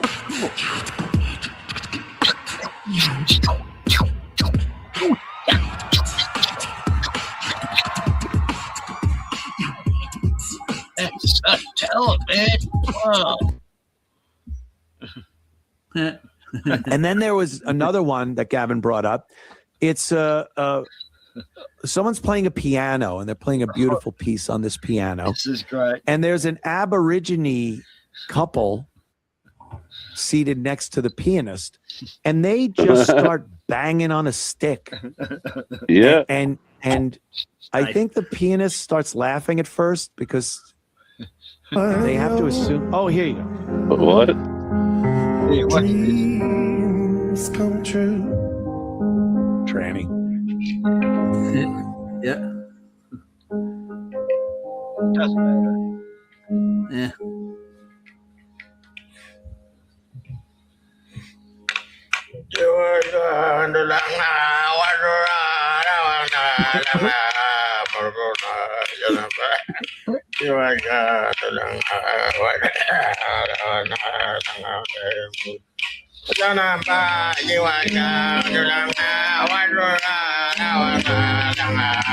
Try to play along with it. The didgeridoo.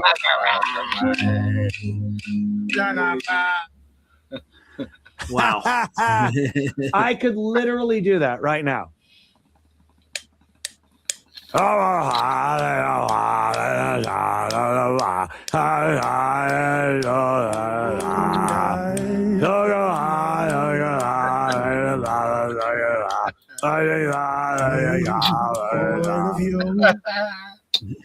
you go. You know what I can't do? Get on a piano and play it. Can't do that. That takes amazing time and practicing and learning. I'll do it again. Oh no!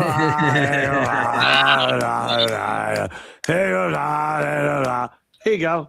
I'm a star in Australia. Holy shit!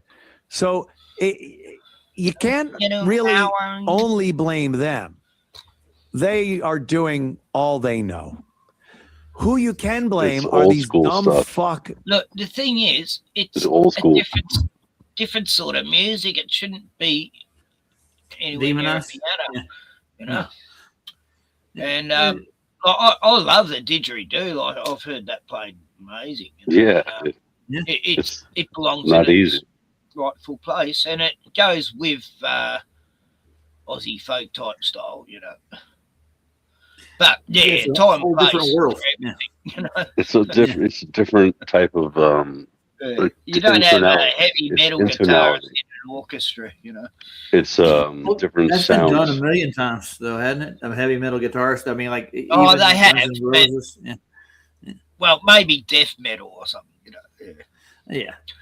High speed metal. It just wouldn't go in a Vivaldi or Bach. There's some of that Fucking precision metal where they actually Westerners. play it so fast that it's almost like an orchestra. That there's really a lot of talent in like the super progressive speed metals and stuff. They I got a they mate of spend mine about- in Sydney, and he plays high speed metal on his bass player in a Christian rock band. Okay, so He's you part guys of ever the- heard Metallica and an orchestra yeah, together? like the last one they did, The album was awesome. No Leaf Clover. Yeah, they used the Yeah. orchestra in that one. Yeah. Well, that's it what was the Moody Blues San used to do. Francisco. Remember the Moody Blues? They used to get Yeah. the London Symphony Orchestra quite often. Yeah, Along with it was Rick good. Wakeman, he could do that, you know. Yeah, that can work, you know. But not when it's like just straight out. Anyway, I mean, you could put that music in something like, you know, like add it in an ambient or no. Actually, that guy's voice was terrible. That Aboriginal. Sound like Stephen Hawkins, you know. Well, Steven's a genius, dude. What are you talking about? Come on. Look, this guy playing a harp. Giant. He doesn't know how to do it. It's just let him Was it a get giant up there. bass harp? Like, hold on. He's trying to What? play it like a violin.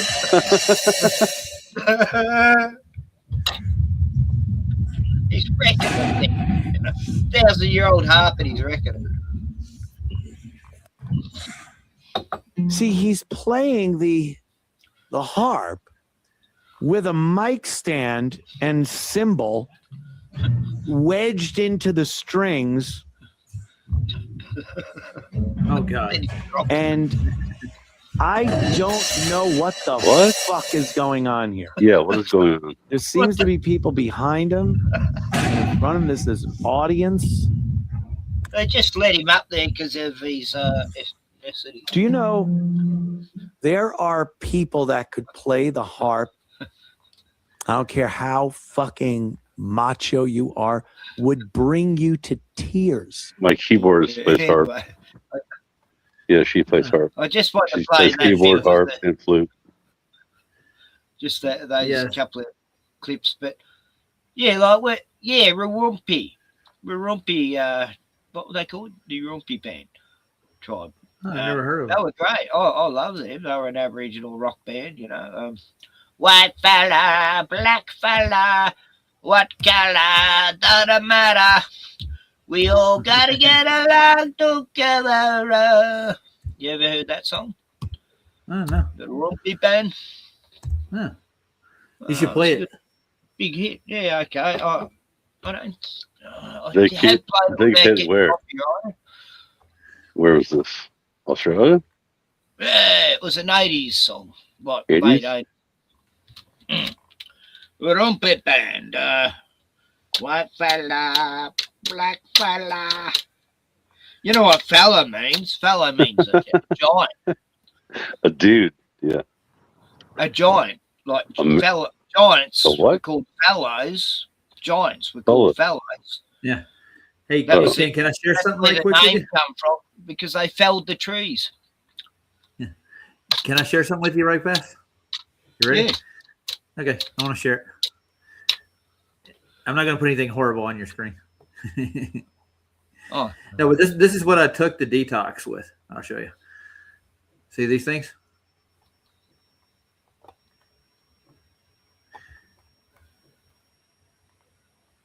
These things will clean out anything out of your blood. Okay. Oh, right. Yeah. Yeah. The Okay, ignited, the self-igniting charcoal tablets. They actually do take about 3 or 4 of them. Oh yeah. Yeah, Roger. That'll clean your, like, not your blood though. It's like it'll help.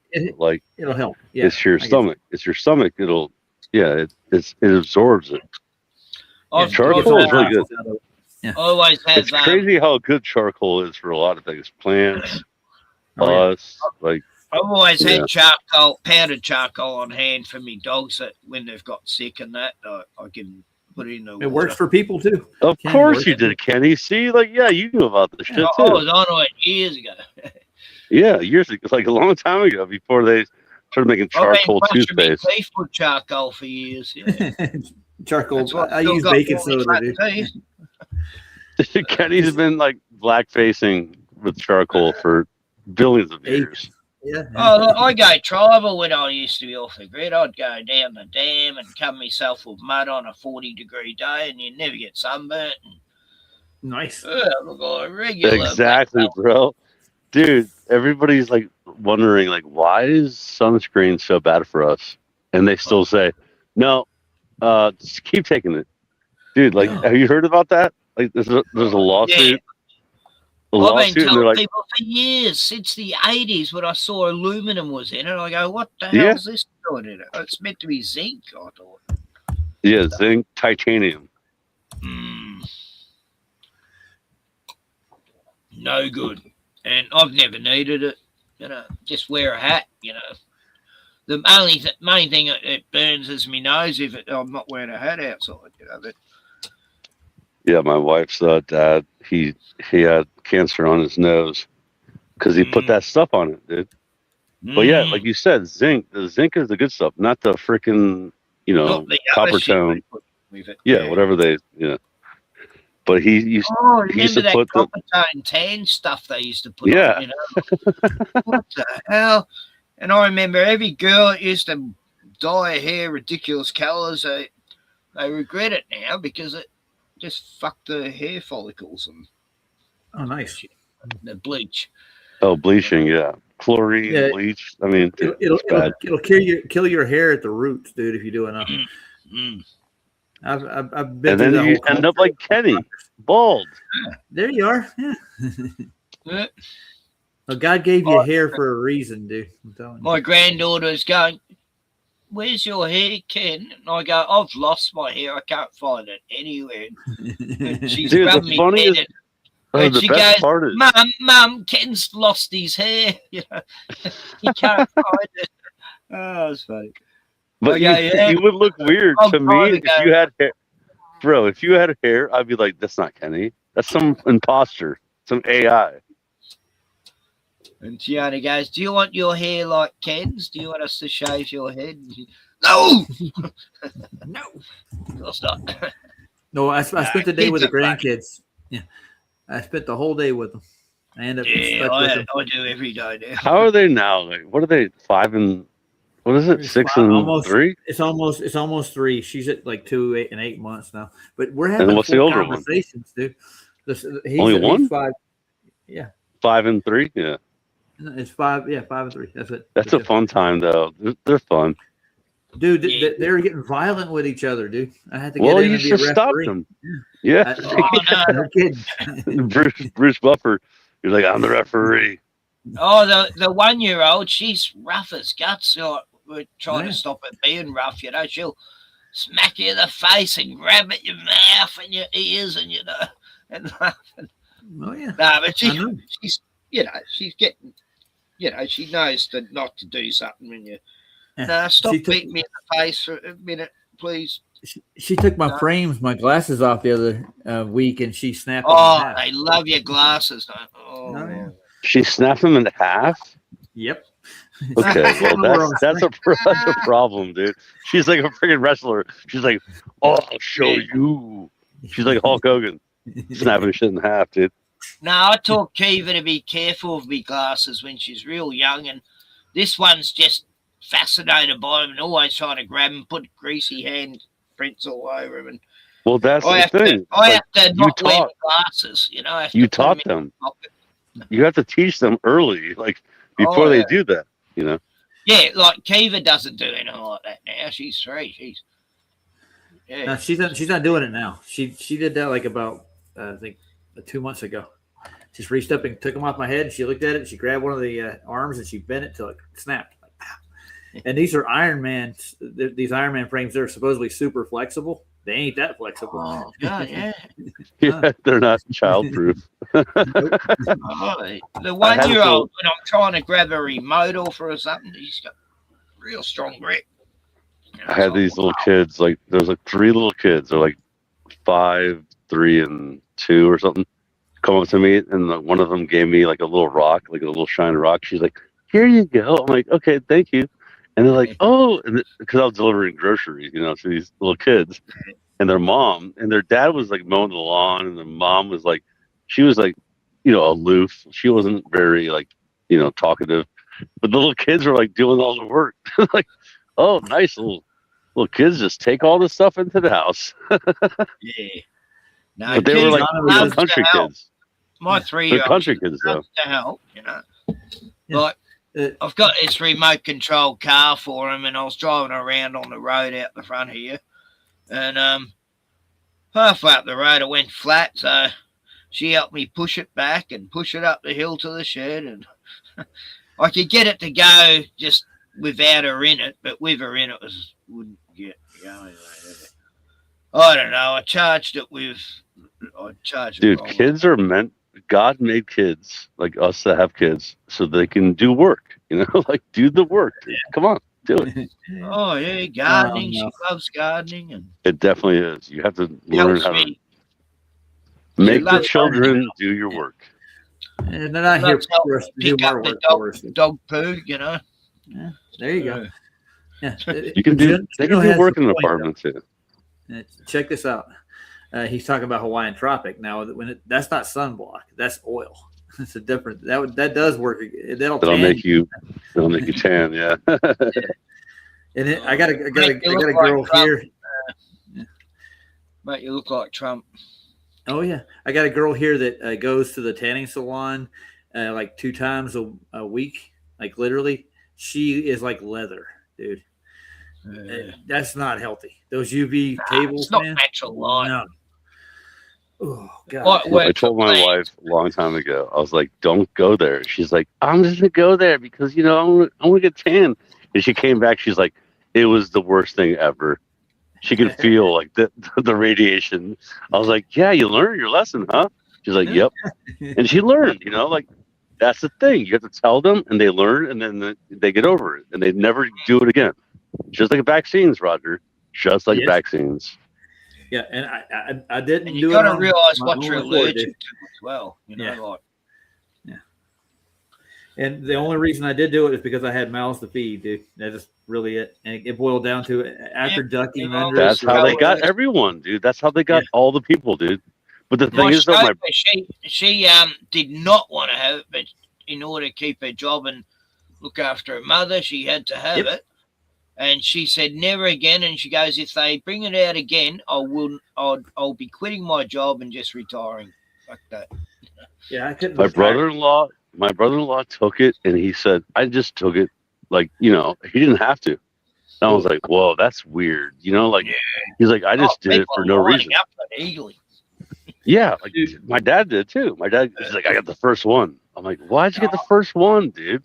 What the heck, bro? I'll walk you through the first after they started doing it on a daily at Walmart. When this is where I was working at the time when it first came out, and they were taking our temperature on the way in, and I was living in Tempe, and most of the people that worked at the Walmart walked there, and they would be too hot. They would all get sent home. They were sending people home, like right if you were over temperature, if you even had a fever or your body was just hot. You could not work that day. That was so stupid. It progressively got worse. Oh, dude. That's why nobody was working because they were doing that and sending them home. Yep. Yeah. So and they didn't mandate it then, but then they started mandating it, and I quit because they were mandating it, and I went to work at a Smashburger, and they weren't mandating, and the manager was cool. Like, dude, I'll say everybody here's presented a paperwork, but then they came in with they wanted to see actual printed out documents from pharmacies saying that all your employees, we had to provide these things. You follow? Did Ken get bumped off? we're all by ourselves. It's just me and you. He's probably watching Bruna, but yeah. So that's why they started straight up lying, and they were mass produced. They produced paperwork for us. This guy at Smashburger, and I'm still working at Smashburger, and I got a second job at Pam Health across the street, and I'm doing both jobs. But these people they came in to see everybody, each one of us, and they said we need to see your paperwork. So they made me go down, and I had to get it certified by the clinic where they sent me to. So yeah, and they gave me a choice of what vaccine I wanted, and I go, okay, either this or I don't have my job anymore. Wait, give you a choice like back Johnson Johnson or what's the other one? Moderna, and there's a few other ones. Yeah. So I walked through all of there was like 4. Yeah.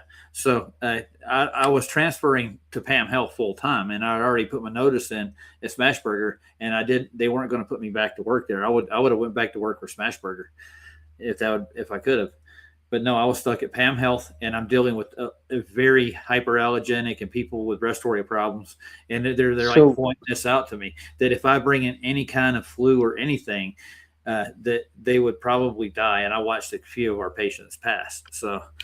The fact of the matter is, yeah. Seriously, like you've been sick for like 3 or 4 times in the past year and a half. I've been sick 0 times in the past year and a half.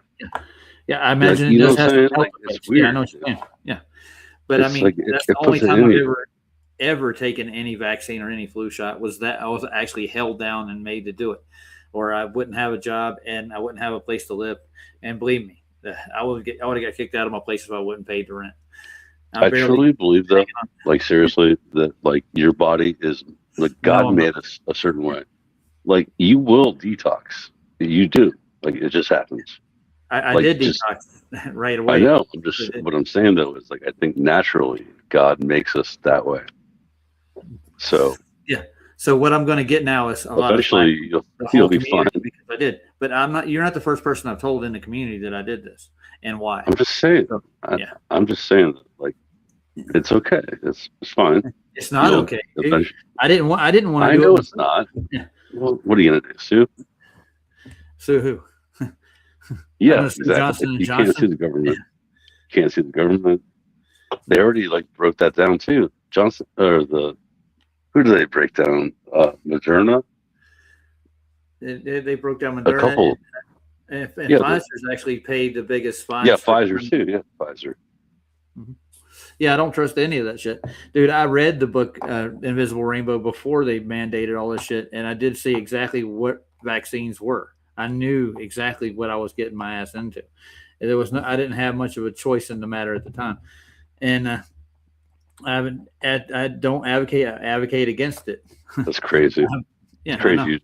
You did it. You did it though, dude. Like I would never do that, dude.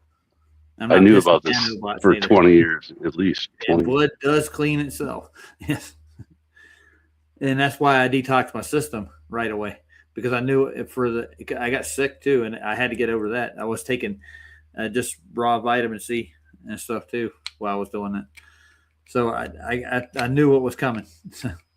I detoxed it. Yeah, I was doing raw vitamin C too for a while. But the thing is, not even good, dude.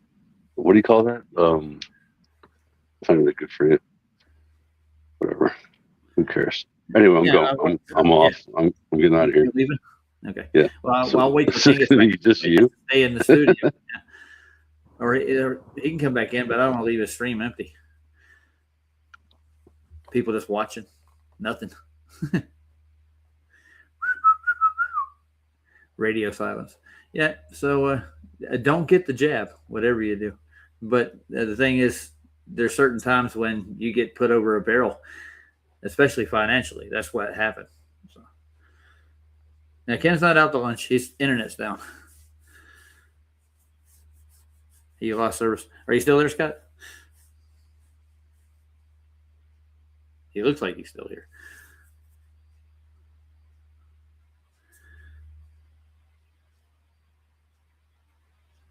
Tick, tick, tick, tick, tick, tick, tick, tick, tick, tick, tick.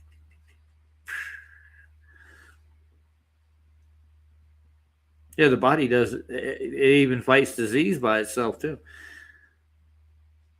But my biggest issue with my health was when I was younger. I got a staph infection. I can show you the results of that. That was horrible.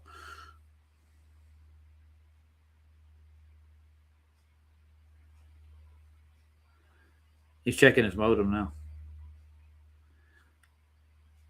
If I could share stuff with you, I would. I'm not entertaining by myself. The internet's made me reliant on videos. But I do go out and do things, and then Scott finally left.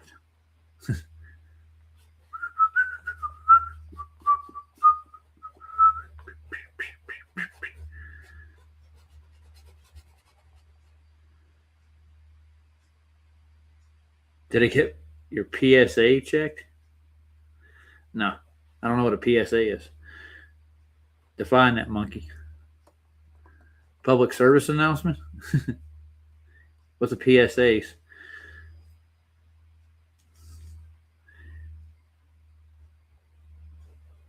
Yeah, I know for a sure fact that there is no virus called, what is it called? Oh, any of them. I don't even believe in viruses. Okay. Prostate bloods? No, I've never had those checked in my lifetime.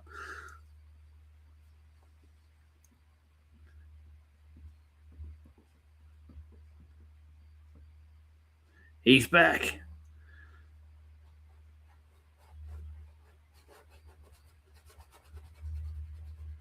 Virus.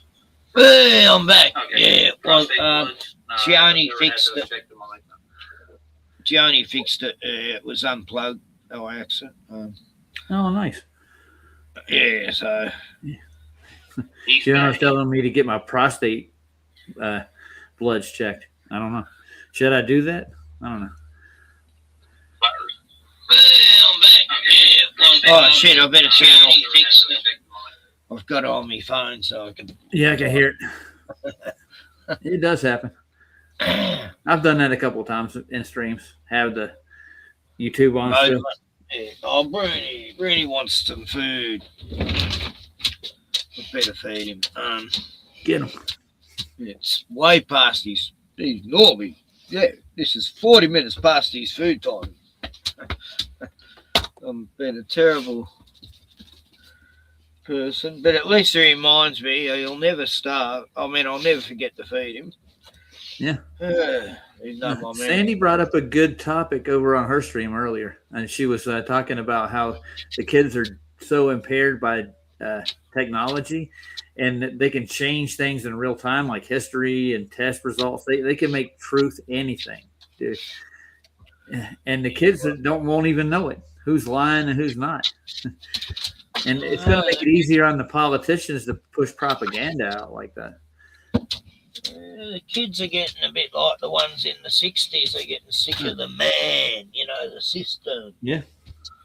The governments. And they can see what's happening in places they don't talk about on the mainstream.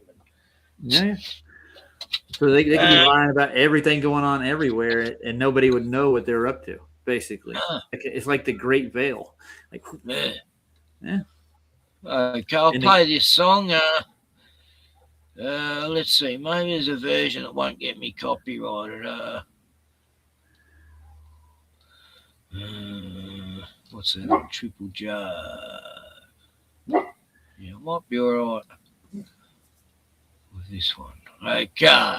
Oops. I've got to share it again. That's just one thing, Bruno. I'll be back in a sec. Oh, Bruno. What are you saying, Bruno? Going up our road. No one goes up our road. We're at the edge of town on the bush across the road. Oh, you're nowhere. There's a dog going off. Bruno's just talking back. Who's it? It's a song you're talking about, right? Yeah. This song I'm going to sing tonight, especially for the answer crew. We was on board this morning. I thought maybe a live won't get me copyright. There goes for you. Thanks. Rumpa. Rumpy bang.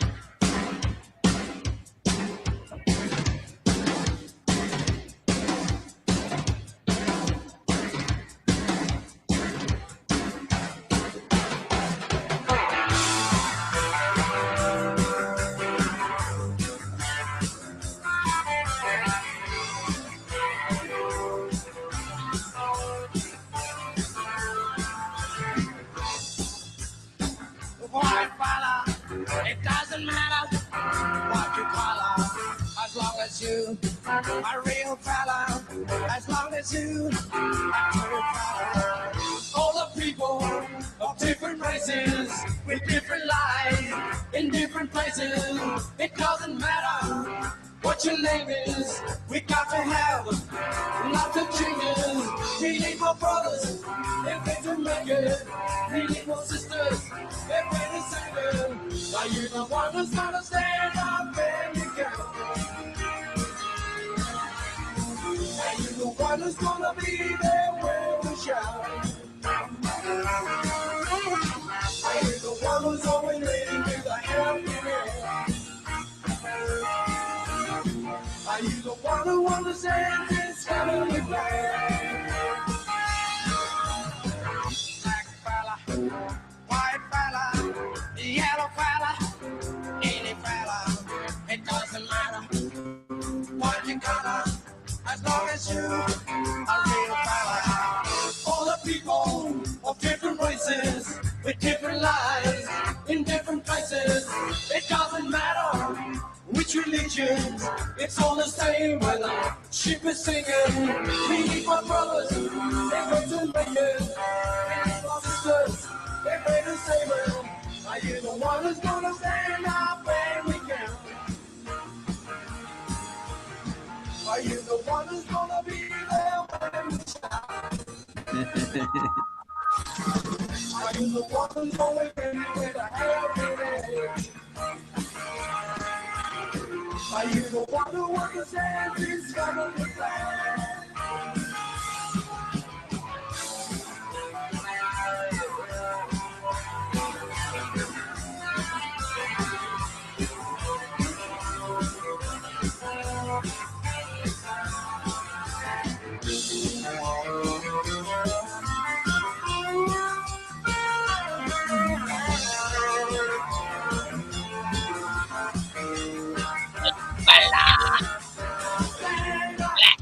Stand up and be counted.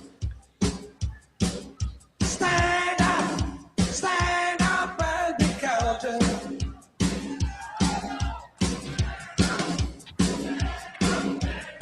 Come on, let's hear it at the back.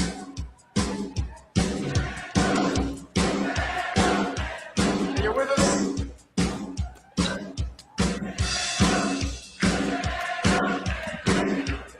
Yeah. I never get struck on this channel. Anyway, I'll only play a bit then. Good idea, Jono. Yeah. Well, Ken, that's a great song, but I'm gonna take off on you. I gotta get up in the morning. I gotta work. Yeah, I was thinking you probably got to go soon. Yeah. Oh, thanks for joining you and Scotty. Yeah. No problem, man. Anytime. You're able to keep the show going while I was gone. Yeah, kind of by myself. Scott left me halfway through the ball spot there. Yeah, let's just hang it. Yeah. Mosquitoes. He had to go. Yeah. Well, he's Okay. got a family life too. You know, he's got a wife and kids to take care of. Got hens to look after. Chickens. Oh yeah. Eggs. Yep. Oh, I love the old free range. Yeah. Okay, Roger. Well, you have a great what is it? Night, day? I've forgotten. Well, it's 2:30 a.m. here, so almost. Wow. Yeah. I got to get up by like around 8 o'clock, so I got like 6 hours to get some rest. Yeah, that's about what I got last night. Yeah. Well, I got to work a full shift in the morning, so I got to work the lunch shift. So. Oh, as long as you love your work, you know, that's the main thing. Yeah. It ain't much to love about it. We're making food, you know, and our customers are pretty cool. We actually have like our regulars that come in and they talk to us and stuff. We got people that give us tips, dude. I got probably $30 in tips in the last 2 weeks. This is fast food. They walk in and they'll order like their special food, and then they'll break out a couple of dollars and pay everybody in the restaurant money. Oh, that's Kinda cool. Yeah. They don't Got steal local the tips at least. Yeah. Like some places, yeah. We had two boys come in at midnight 2 nights ago, and they ordered what they call a meat mountain. Meat Mountain has like more than a pound of meat on it of all different kinds. And I've already got everything broke down, cleaned, and we're getting ready to walk out the door at midnight. And they come in and order like the most hefty thing they could buy. And they were like assholes about it. And I go out and I bring their food to them. They're waiting for us because it takes extra time to make these things. Yeah. And they gave me $6 right there. Like, and thanks for making my meat mountain, man. I said, well, thanks for ordering it at midnight. Like, Yeah, we're ready to right. walk out the door. Yeah. All right, Ken. I'll see you later, bud. And Okay, I'm buddy. thinking about having that debate with Sean just for the fun of it. It's not Why like not? I'm. Yeah. What Yeah. about Craig fight the flat Earth? Would you like to have a debate with him? I've already had him on one of my debates already. Have you? Yeah. Oh, You know what he brought for proof, Ken? He brought radar. I thought he was On a going to ship. use an analogy how to who would win a fight to the death between Superman and the Hulk. I mean, No, you didn't even bring that up. what's that stupid name? What stupid subject is that for a stream? You know, it's just No, like, that is dumb one. it's like this show Derek. You know, every episode he's an autistic guy living in an old people's home, and he'd always have these. Who would win between a shark and an elephant? You know, and just silly questions like that. That's what that funny. reminded me of. You know, like Yeah. what an autistic person would want to know. Yeah, well, I didn't rebut him right away, but I went and researched radar on a ship, and radar doesn't have a radar horizon because of Earth curve. Let's put it that way. It has nothing to do with it. It goes straight on. Yeah, they have a Samson radar that goes 450 miles Wow. in circumference. That's well beyond the Earth curve. Yeah. He's an idiot. But he's a bad liar because he also came out and said he was a radar man on the submarine. I'm like, I wanted to touch him, dude. Does he make out his military or something? Yeah. He's a nuclear engineer on a submarine. He's he's a radar. It's like he's lying about his past in the Royal Marines or Naval Service. It's like, all right, dude. Anything else you were in the Marines or the Navy? Come on, tell me. Break it out. Yeah. Legend. God, needs a bloody purple heart. You know. Oh yeah. All right, Ken. On that note, I'm gonna get out of here. Later, man. See you, bud. Always good. Always good being here, man. Excellent. Good. Adios, amigos. So 4 people. Yeah, that's not bad for my old channel. Yeah, this one's about, God, I don't know, over 10 years old. I can't believe it's still up, even though I can't get to it. But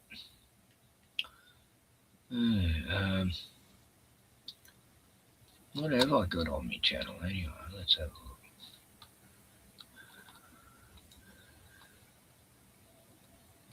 Who knows? Tired. He's eating and he's come back in and he's lying down again. I thought you'd run the food off, buddy. I'm getting so tired lately. Wolf boy. You're so good with the babies. You're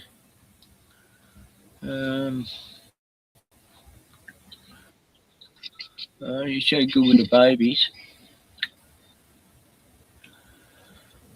Oh, let's see.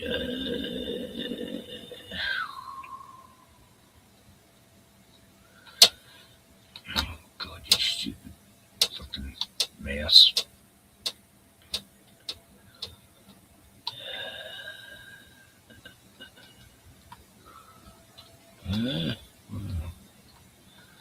I'm just going 5 years. 5.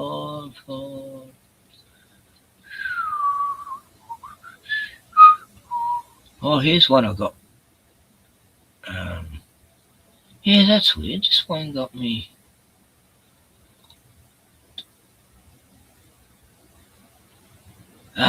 Striked. Yet it's still up here. That's amazing. But it wouldn't get me striked now. Oh, well, I've got some interesting stuff here. My new adopted dog, Bruno. Oh, 7 years ago. 7 years I've had you, Bruno. Wow. Yeah. And I've got, who's on this stream?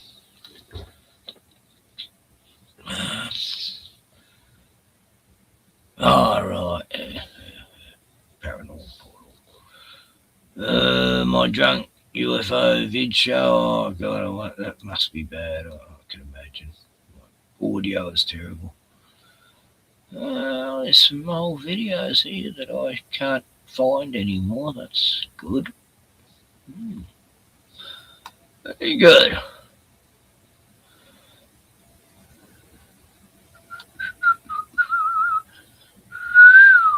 Masks, lockdown tasks, and COVID fast.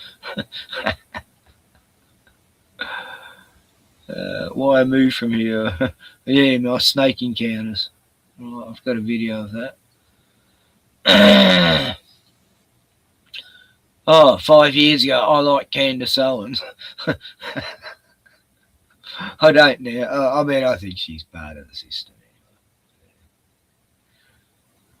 Beagle Annie loves seeing other dogs. Friendly kookaburra bird magpie. Looking for thylacine prints at the Salt Lake. Oh, yeah, I've got to show this on my other stream. I mean, my other channel. So it's there. Walk around the lake with Bruno, Goose, and her adopted swans. Yeah, that was cool. And Bruno, Beagle Bruno, butterflies and bees at the beach. The Truth About Dan Andrews, that's still up there. That's a good one to watch. Meditation music to my swan. Oh, yeah, flat earth music. What's fucking going on here? Oh, this mouse is mental.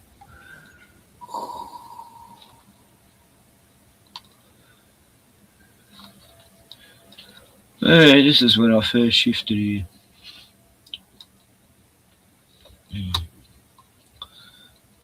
That's Bruno's favourite chair since he's a puppy. Of course, right through that. Well, this is the view I got out my kitchen window. This fella having a good old meal, aren't you, buddy, eh? Get heavy, big guts. So, there we have it.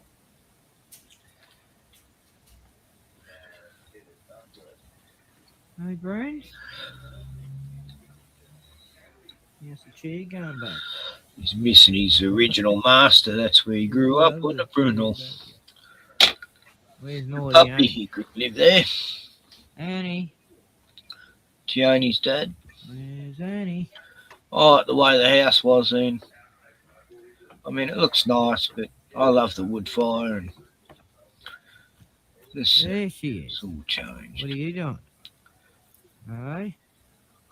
What are you doing, you naughty girl? Poof, Wernie.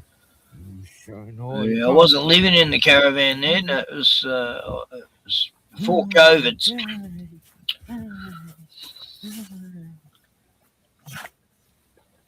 We were living in the house once.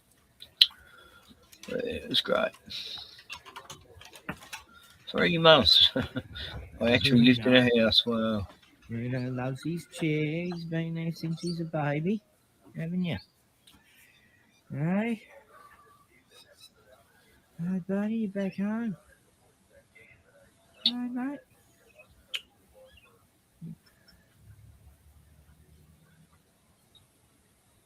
Well, I got my trailer over here without lights. I hadn't even built a back fence properly. It was just a wire fence. I built all the fences at the back. See if it's enough. And the side.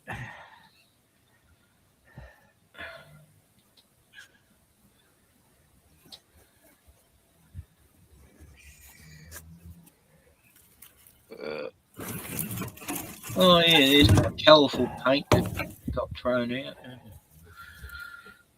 Parsley. Hi, Mummy. Hi, Joey. G'day. G'day, buddy. You're being good to the kangaroo. That's good. Being good, huh? Yeah, the kangaroo's never bothered, Joey, Annie. Look how big you're getting. Oh, I miss Annie. I miss you, Annie.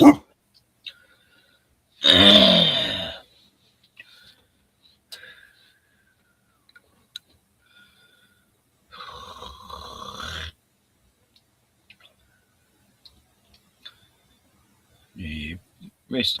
Zeke. Zeke, Ivy. No. Zeke has got the ride.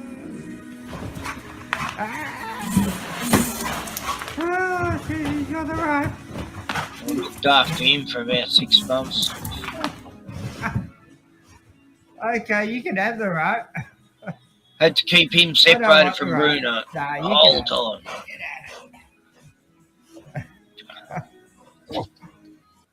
That was Zeke. Right. Big piss.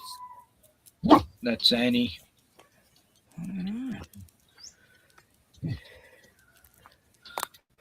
Yeah, Zeke bit a dog's tail off. So he was on a death sentence. Went to court and everything. He was on one more chance. Well, Never attacked another dog after that.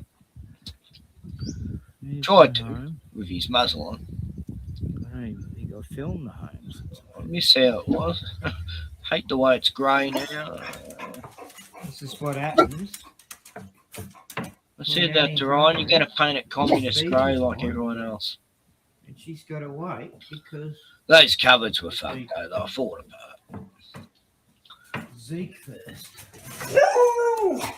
And... Okay, no. We've got food in the oven. Yeah, they got chucked out, gas, no more gas in the house. So, sit. Thanks to a certain overeager. Well, there's pretty fucking good fish and chips here. I just took Annie down, the fish and chip shop. Just to walk around the corner. But I have to say... They were good until this other guy took over. The chips were perfect. Anyway, it's closed down now.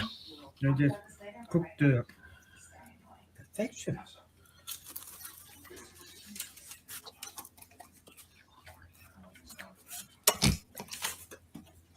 Dogs like it. They agree.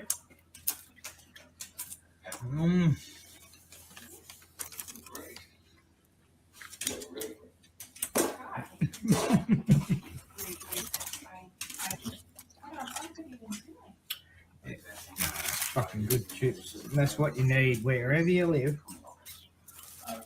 You need a good bakery. Hello. And a good fish and chip shop. Yep. Well, it'd be great to have a nice Chinese restaurant too, but not here. But I can cook Chinese anyway.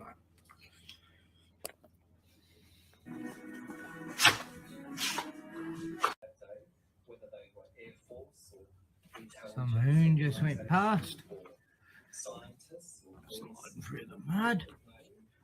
Oh, he upset Bruno, didn't he? Eh?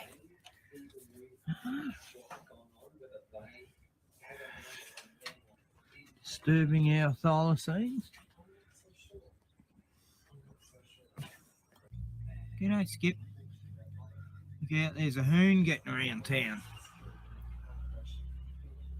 Just went past here before doing burnouts up there. So you guys have got to look out. Fucking hoons.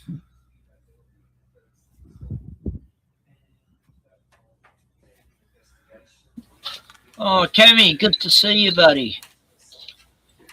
Still here? You're a hoon. You're always a hoon when people go past. So are you. Howling hoon. Aren't you? What, Annie? You're not worried about the kangas, are you? No, you're not worried about the kangas. Look at the kanga. Hey, buddy. Hey, girl.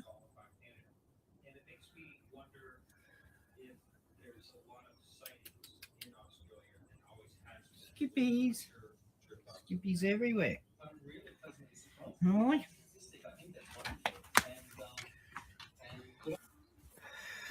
And he really wants you to meet Zeke.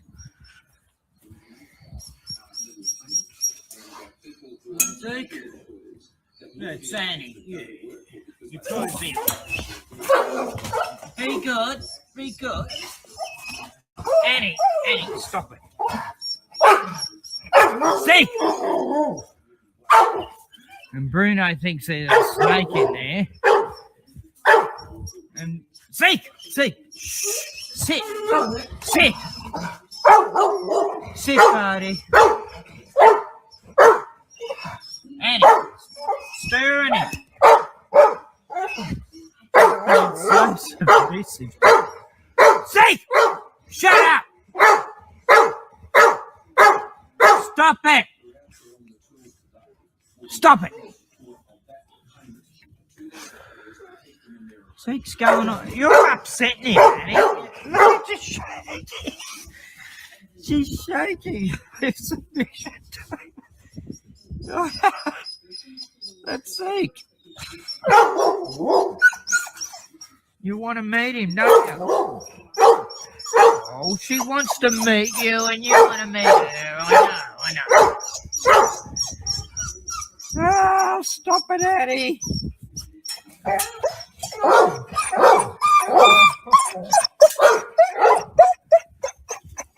You want to meet Zeke? I know.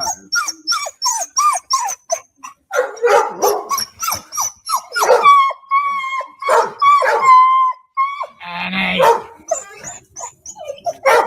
Come on, okay. That's it. Enough of the circus. No more. Oh, fucking. Oh, God. Look at that. He's got a whole way through. Oh, God. Eddie, come on. Can you get your head out? Come on. Get back. Look, there you got your head stuck.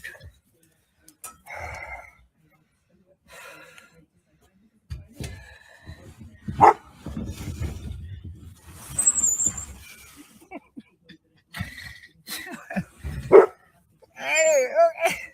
Oh, God, I haven't got the string.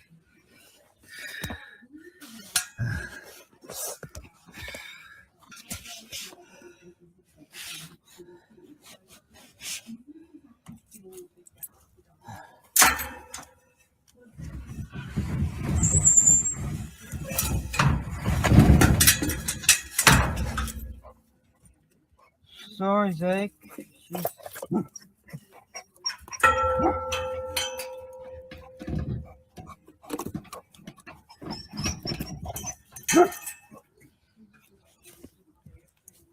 Come here, Annie. See Zeke here. Look. Oh, well, here we are at the beach. They're so fun to walk. Bruno puts the brakes on and Annie pulls. It's like one's too slow and one's too fast, aren't they, eh? Well, it's a lovely day at the beach. Very calm. Very ominous. Very quiet. No one's here because of Corona. Suits me fine.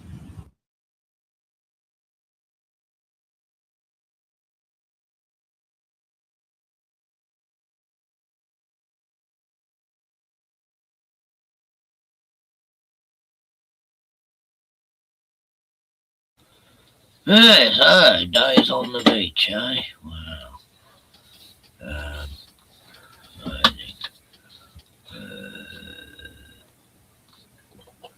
Where are we? off the grid with glycan, and then I had caravan life with what do I call it? Vitamins. What? I'm just checking out what I've got on this channel. Oh yeah, you finally got back into it. This is my old channel. I can't access it, but I can show Oh, well, I videos. can. There's my face on one. A few. Yeah. Chainsawing. Yeah, Click on one of those. That'll be funny. yeah. Tioni buys a chainsaw. Down at the Lake Reeves. Nothing to do with the chainsaw yet. I used to do long videos. Is it always this high out here? I don't remember. Yeah. I used to be able to ride across down there. Yeah. Oh, there's the ginger giant. Is it? Yeah. Anyway, fast forward a bit and see if we can see any chainsawing. Okay. I gotta go back to the girls in a minute.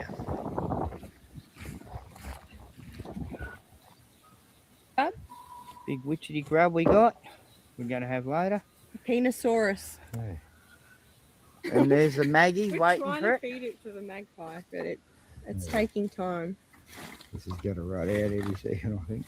Is it? But yeah, that's the Aussie. Can you see it? Oh, yeah, yeah, it is yeah. there. That's the Aussie. That's bush tucker right there. Yeah. Cooking on the barbie, mate. Bit of salt. That's what I repeat. Maggie, Weird. come on. This one looks I can't remember if they ate it or not. Come on. Yeah, it did. You want Did it? to Eventually. Came and got it. I don't know if we filmed it though. Well, that we would like have changed. that. Yeah. Hey, that's going to last you all night, mate. No, you just fucking chomped it. I love that, eh? Good boy, your girl. Hey, you like the witchetty grub? Yeah, he's still hanging around. You know, don't forget that. Yeah, fuck the bread. That was the treat I've had all day. He doesn't want the bread now. Right? No, I don't give him bread. Cunt's gone fussy. Yeah, where's the chainsaw? buddy. Was that nice? He's going, I love you forever. Are you going to come over? Yeah, I'll come. Brother, I Already didn't want to pick it up though because it was too spider risky. Yeah. But I've already raided this area once before where there's heaps of that. Yes, taking some. We'll have to just watch Already done that. That's Brian. Yeah, what a good bunch of wood we got, eh? Yeah, as I was saying, what?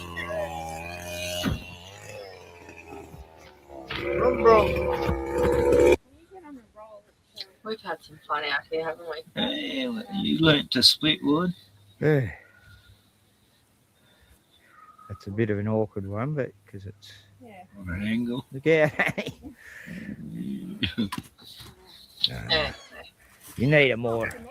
But we should watch some. Yeah. Maybe Show later. Eva. Yeah. Oh, she'd love it. Yeah. She'd love Look at Bruno. her mum and dad. Bruno. And her best girl. Yeah.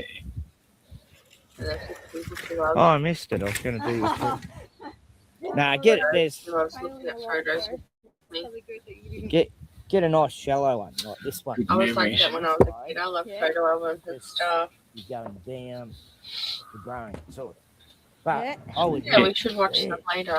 Okay. I don't want to tell you what to do. Yeah, I'll come over soon. I'll find something to play while I'm gone. Okay. Yeah, it's a bit of a hard one. You don't get one. There you go. Split.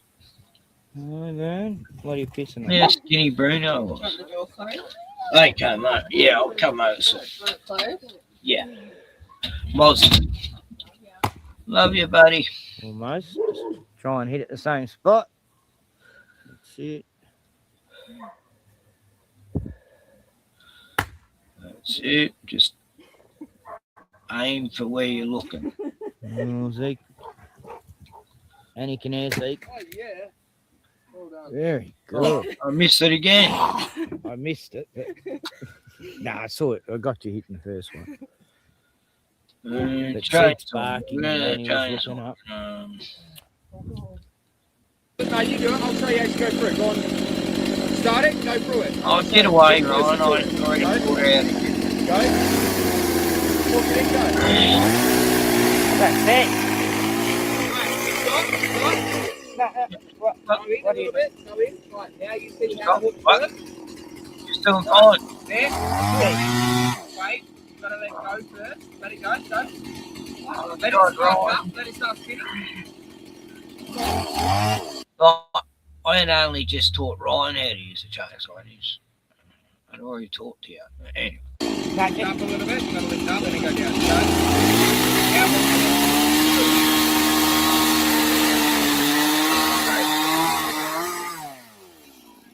Get it. There you go. Now it's like you said. Right, maybe you find your possibilities. You go for it, right? Thanks, everyone. Go.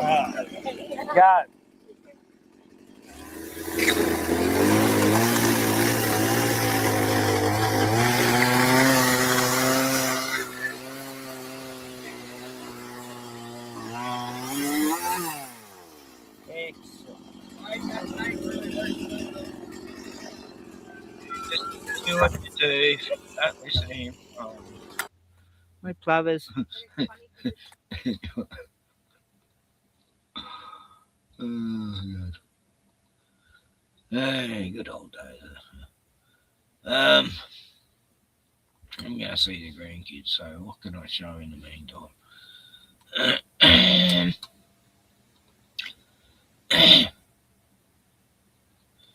History.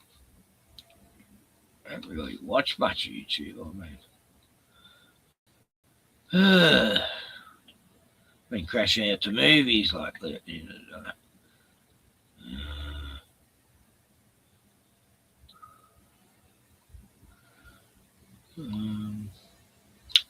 something that's interesting, but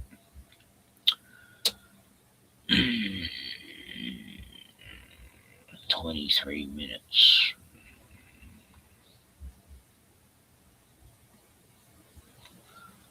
There's a riots in Belfast, though.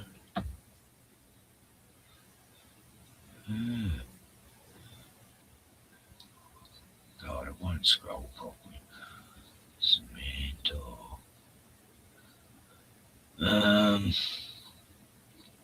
Yeah, I'll just go for half an hour and see the grandkids. Oh, God. This is mentally scrolling.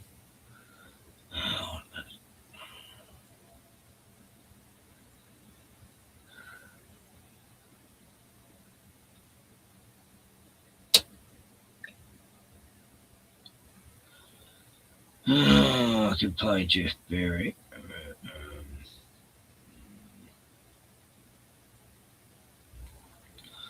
Epstein's still alive. Yeah, lots of evidence.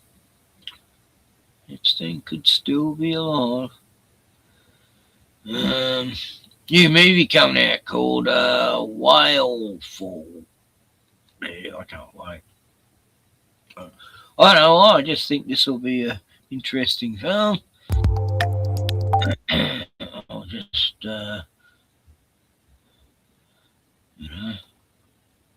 do a bit of a movie review. There are a few films I want to talk about, but this looks interesting. It's about a guy who gets swallowed by a sperm whale, and the whole movie's about him inside the whale and shit. I know, it just sounds, crazy. I teach you things. I'm going to give you all the tools. Got to make sure it's sped up. It is. Yep. You can be whatever you want. Anything you want.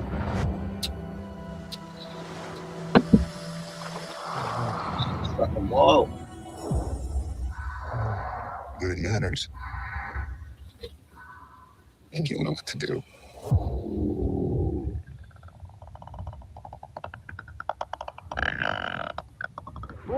Sounds like the aliens in Disclosure Day.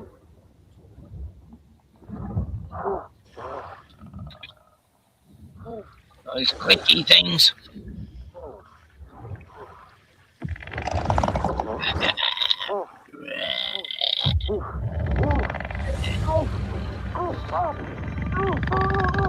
The fuck was that?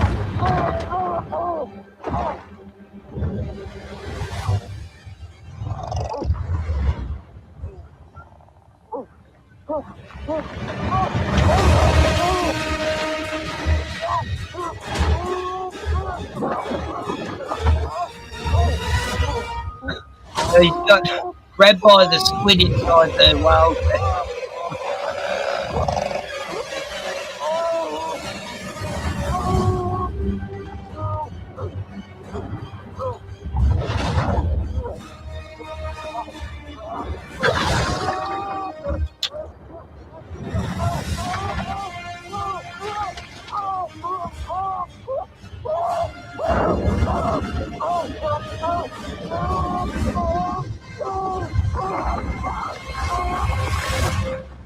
Survivors survive.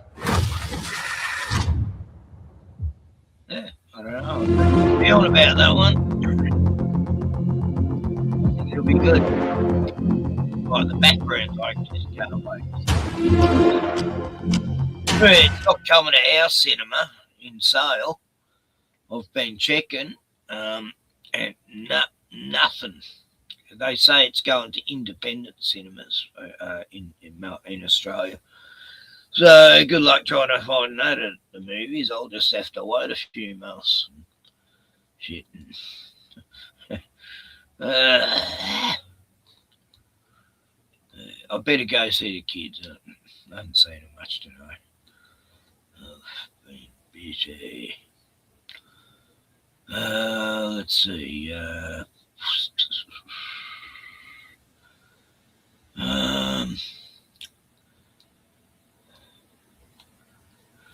Oh, this scrolling shit.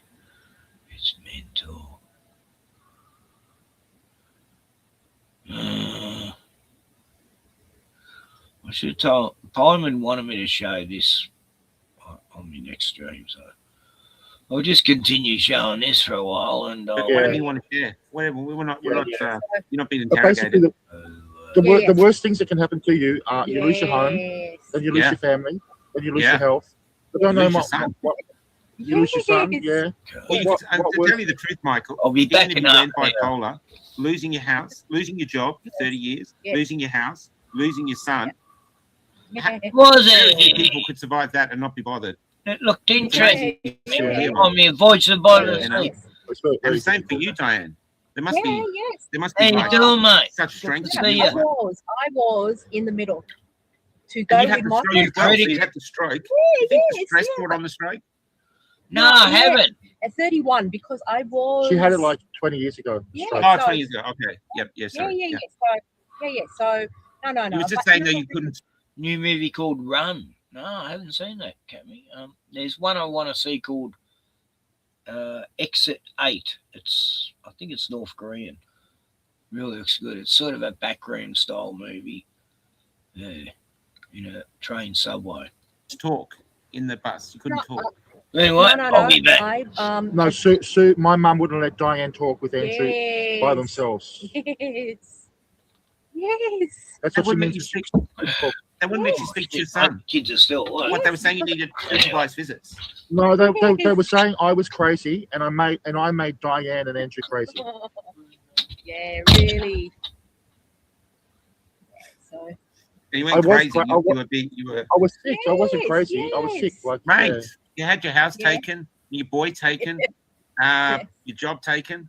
And you're living in an old van, and you've been kicked on and moved on constantly by rangers. Yes. Who wouldn't be? Who wouldn't be suffering now? When this finishes. People have limits, brother. Yes. I know there's a limit to everyone. Like, and I reached mine. Like. Yeah. So. Yeah, man. Yeah. So, my son is 18. So, really, he loves us, Michael and me.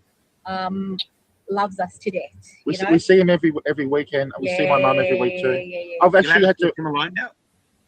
Yeah. Yes. I've had. But, that's right.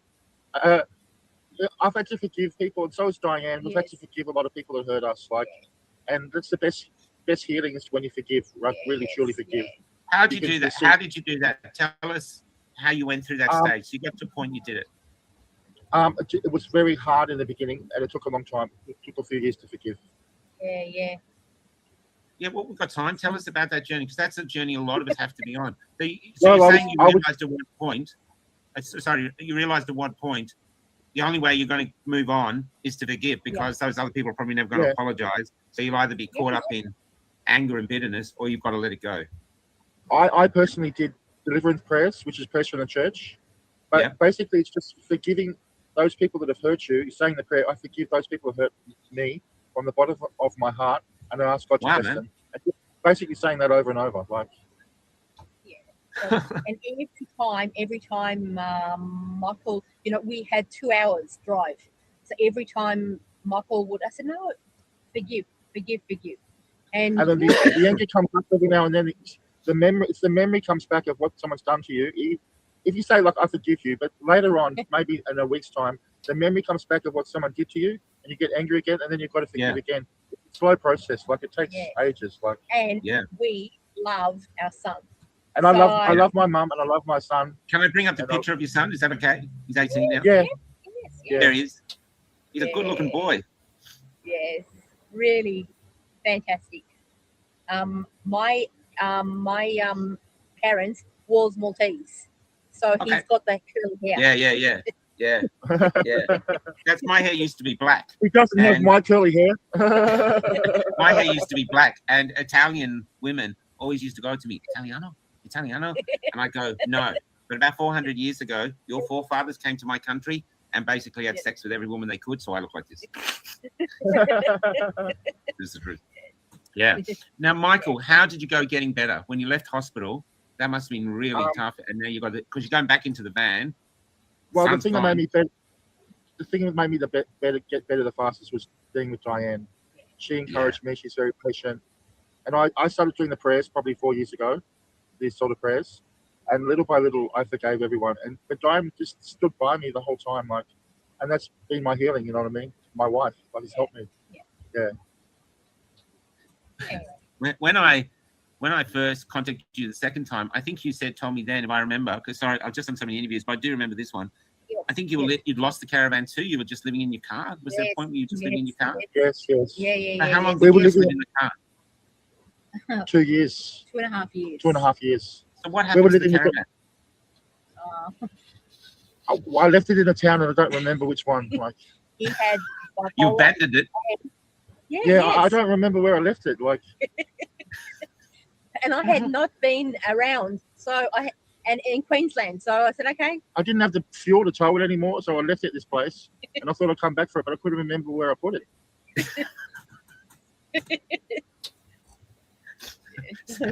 We had all of the clothes, everything, all gone. Yeah, everything was. Oh my God! So you actually lost everything then. Everything you had in the house, everything you could get, you got into this little van, including your son. Then you lost your son, and then you lose the van itself with everything you have in it. Yes. So you're talking photos, this. Yeah, everything. Everything. I thought you were saying you dumped it, but you actually just can't remember. Is that because you're just trying to get better? Oh my! I wasn't. I don't know. It was a long time ago. See, it was ages. It was years and years ago. Probably 4 years ago. No. Can't be. Must be about 3 years. 3 years ago. 3.5. Yeah. These years have been arduous, so they feel longer. We have the motorhome. We're the third owner, and we have lived with the motorhome for a year, but it's superannuation. So, yeah. Could you get it traced? Someone said here, could you get it traced by the number plate? Anything like that? It's already been taken to the wreckers. I did find out eventually where it went to. Yes. And it was disposed of by the police and sent to the wreckers. So. With all your stuff in it? Yeah, no worries. Unfortunately. God is wonderful. So, I got. So what did you do then? What did you do then? How do you start? You're in the car. We have 1,000,000 times more stuff now than we had before. Yes. But how did you get from there though? How did you pick it up? Oh, we Eagleby, yes, Eagleby drug addicts. Okay, but really they're caring people, by the way. yes, they're We lived for 2 really- years in our car at Yeah. Eagleby, Yeah. and we didn't have a worry of Eagleby. safety. Where's Eagleby? It's near Ben Lee. It's not far Yes. from Ben Lee. It used to be a free camp. Yeah. Queensland. No, Queensland, yes, yeah, Queensland. Yeah, no, Queensland. no, Queensland. But it So was for 2 years, you lived in your car. What sort of car? Tell me it was a big car. Yeah, well, It was a Toyota Range, a Ford Ranger. yes. Okay. So what, But you we slept had in the back? we slept in the No. front seats. Yes, in the front seats. Yeah. All the time. You put the top back and you lay back, but it's not the best for your legs, tell you. Yes. Oh, really? Yeah. 2 2.5 years. years. 2.5 Yeah, years. The people there were fantastic to us. We had a camp kitchen that we all shared. Yeah. We all cooked meals together. Yes. We did safety checks on everyone, make sure everyone was safe at night time. Yes. People did shopping for each other. Yeah. Okay, a lot of them took drugs, but they were quite very good people. They were very good people, actually. Yeah. If I was sleeping in a car for 2.5 years, I'd take drugs just to deal with it. We didn't take any drugs. We don't. No, I'm not saying like you. I'm drugs. saying me. You know? Yes. How did you get through the harder moments of that? Though it must have been cold some nights. You know, No, here you but- are. You know, We had each other, and that was the most comforting thing of all. and you know, we had charities. So you know, we secondhand one, and we But did you ever wonder how you're going to get back to anywhere from that? You know, like that's at the bottom, the bottom. Did you feel that there was some way you could dig your way out of that? And then eventually, how did you dig your way out of it? I didn't think we were going to getting out of it. I didn't. Yeah. But I just kept praying to God, and He was listening to me. And little by little, things just turned our way.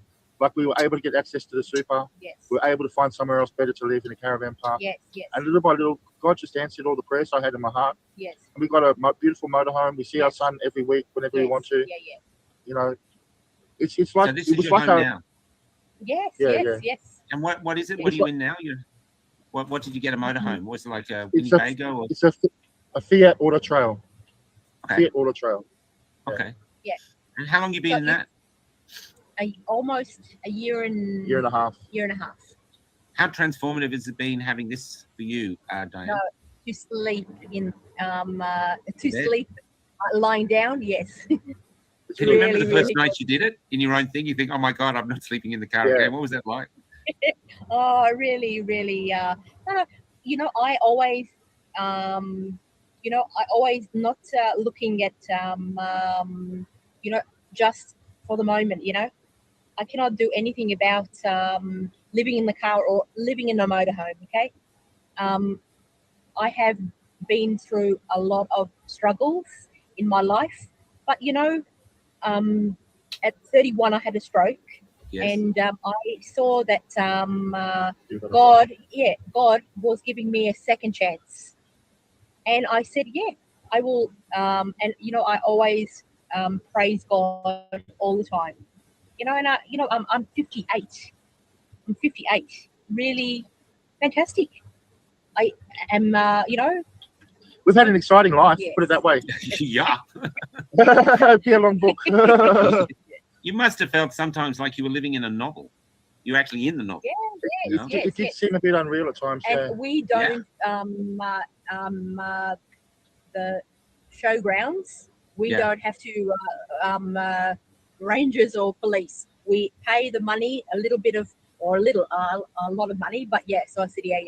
We let's talk about those because we've stayed. So what's happening now all over Australia is the showgrounds, especially in a lot of smaller towns, are where people in caravans, people like this can stay. And sometimes there's a shower, sometimes there's toilets. If you're lucky, a camp kitchen, but often not. Yes. And it's about, it can be about $20, $25. It's affordable depending on them. Although the one in Donnybrook down here, they want $50 a night, which I thought was a bit steep, you know? Yes. Yeah. You know, we pay $27 a night. So yeah. $27 a night. Yeah. Yeah. So, you know, and we have but we have in the Gold Coast, you will have more money, and then we cannot afford it. Yeah. We can afford it. Yeah. You know. Yeah. And laundry. You have to. Laundries are expensive. Kelly does the clothes for us, and you go into the laundromats and you think, oh, a laundromat, it'd be a couple of bucks. It's actually really expensive. It can, it can be. How much would you say? About $30, easy. $30 to wash and depending on where it is. Yeah, I've spent $40 to wash and $9 to dry. So I had 2 dryers. So yeah. So this is all with it. How about the cost of living now? Food and stuff like that. All that's very expensive. No. We go to Aldi's once a week. Yeah. And we have a freezer or a small freezer, and so but everyone's doing the same as us. It's really hard. I know. I'm just asking. I'd just like to if you allow us in, just to see how you survive. So I Michael can really cook very good, and I can cook very good as well. So basically finding specials when they're special. Yes. Stuff like that. Cal doesn't buy anything unless it's unless it's special. Yes. You know what they find though? We were in a store the other day and it said special $5.50, and then when you lifted it up underneath, the regular price was actually $4.30. So they actually put it up and then said it was a special. Asshole. Yeah. When you were living in this community, the first one, when you were living in your car, that must have been really hard. I mean, getting up in the mornings, you must have been stiff. I'm not have to make you victims, but just to understand the hardship of it. So if you get up, so getting up in the morning, we had a cat living in our car with us. Yes. The same you had cat a we got cat now. with you. Yeah. Get the cat. He looks a very nonplussed cat, considering the life is it. What's its name? What's its name? Mr. Magoo. Hey, Mr. Magoo. Mr. Magoo, you got any stories to tell? No, so you were sleeping in the car with the cat, so you'd have to get out with the cat out. At least you wouldn't have to worry about kitty litter. No, we had the kitty litter in our car. Get out. Yes. I had to. Yes. We drove from Darwin to Brisbane with the cat in the car. Yes. When we were living in it. He was a kitten.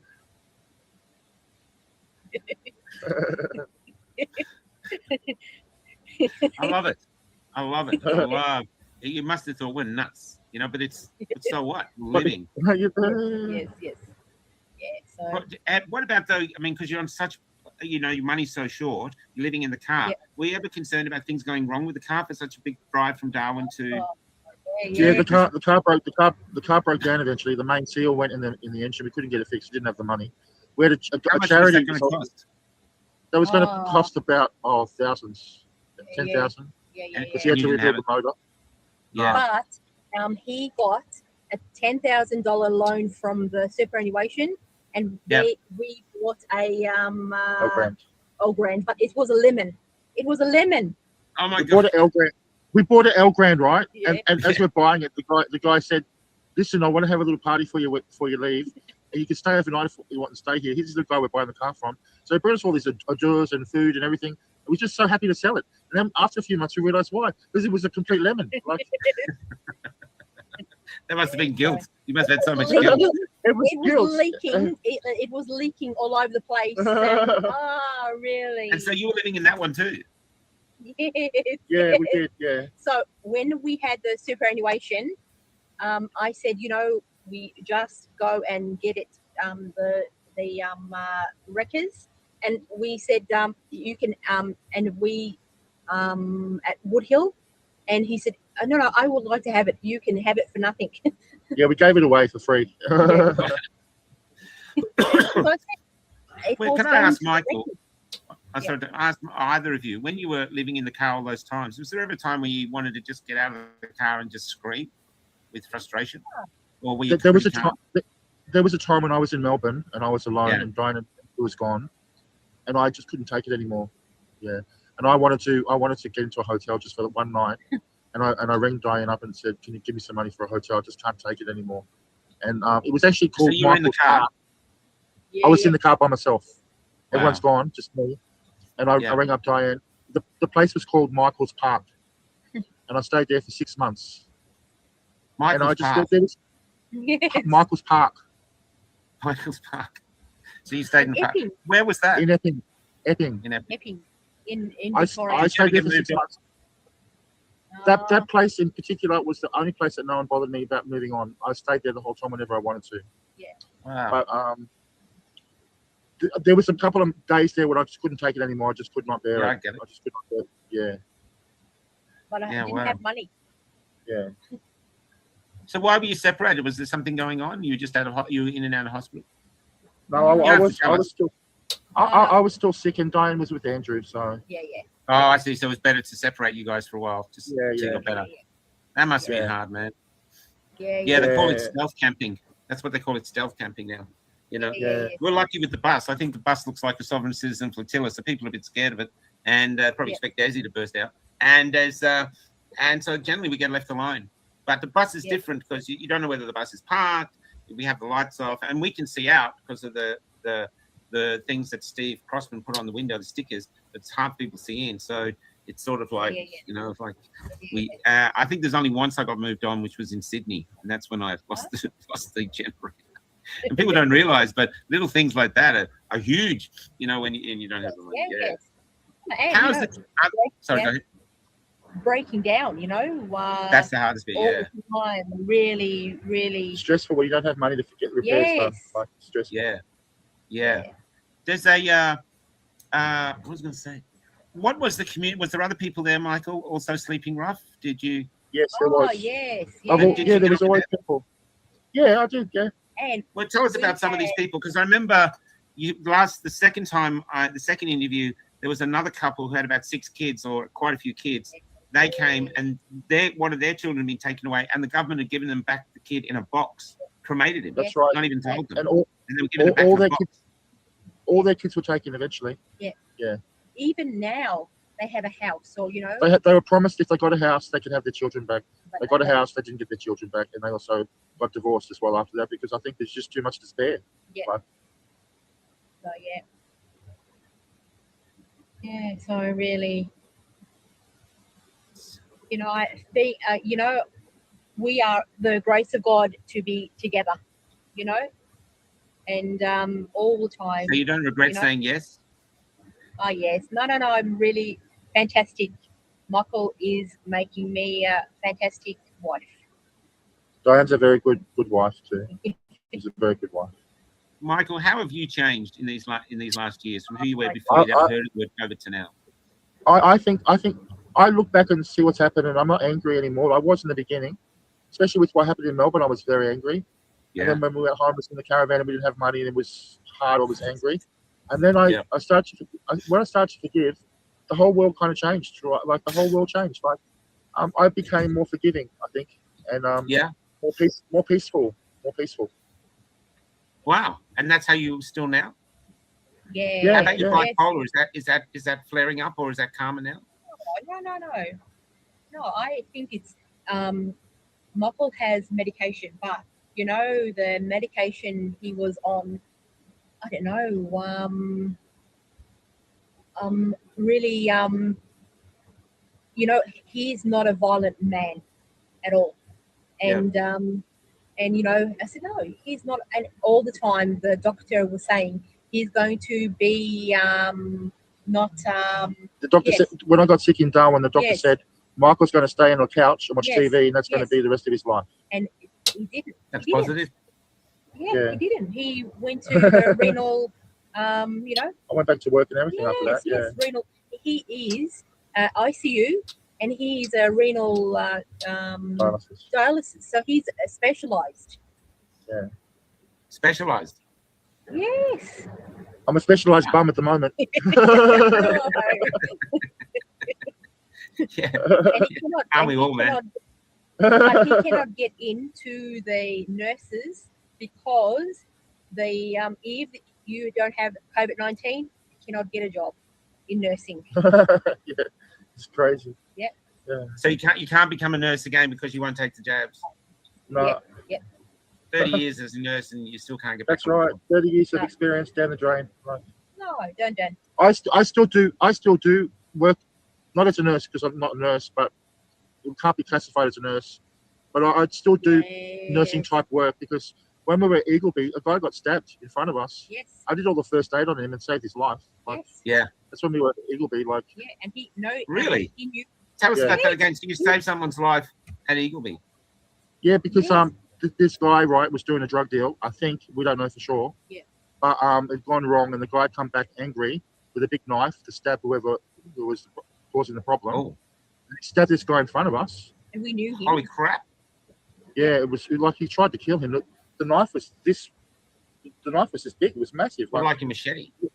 It went straight through his chest and out through the side of his front chest. And he It went straight through him like a sword. Yeah, straight through him. It was the guy was high on ice and he had such force from the drugs that he basically put the knife right through his whole chest. And he was down on the ground. I grabbed the towel. I stopped the bleeding. One of the other guys from the camp brought over a first aid kit. Yeah. I sealed the wound and put pressure to stop the bleeding. And then the ambulance and police came. And that was it. Like he was saved. And his life was saved. No air went into his chest from the stabbing because I sealed it. Like. But heaps of ambulance, heaps of FBI, everything. Not FBI. No. That's all right. That's all right. No. But you know, detectives. Police, yes. CID? Detectives. Yes. And Because of they the attempted murder. yes. The guy got done for attempted murder. Yeah. And it's actually for a severe bodily harm. What do you call it? Bodily harm. And you know, Michael was saying. I just got my Michael- phone now. I'm just going to take a picture of that. Michael was saying. Oh, I just wanted to take a picture of it. 2 seconds. We just got a few trolls. The Jody Lowe this. Yeah. I just think it's incredible. You've lost your son, you've lost your house, you've lost your job, and here you are saving someone in a homeless camp, saving their lives with your skills that you're not going to use now to make a living for yourself. I can't make a living out of it. I can still help people, you know, and that's the main thing. Man. Like, people still come to me, not so much where we are now, but at Eagleby, a lot of people used to get help from me. Yes. And I give advice, medical advice, not as a registered nurse because I'm not registered, but as a first responder. And I give advice, like, you know, to help people. Yeah, all the time. And but not paid, obviously. But Yes. that doesn't really matter if you're helping someone. Yeah, and Michael, when he was the ground, he said, "I don't know if he's going to stab me." Oh, that's the other problem with that stabbing. The guy was on the ground. He's being held down by the other guys at Eagleby. Yes. But we didn't know if there was someone else. One of his stab you for saving his friend. Yeah, that's right. Yes.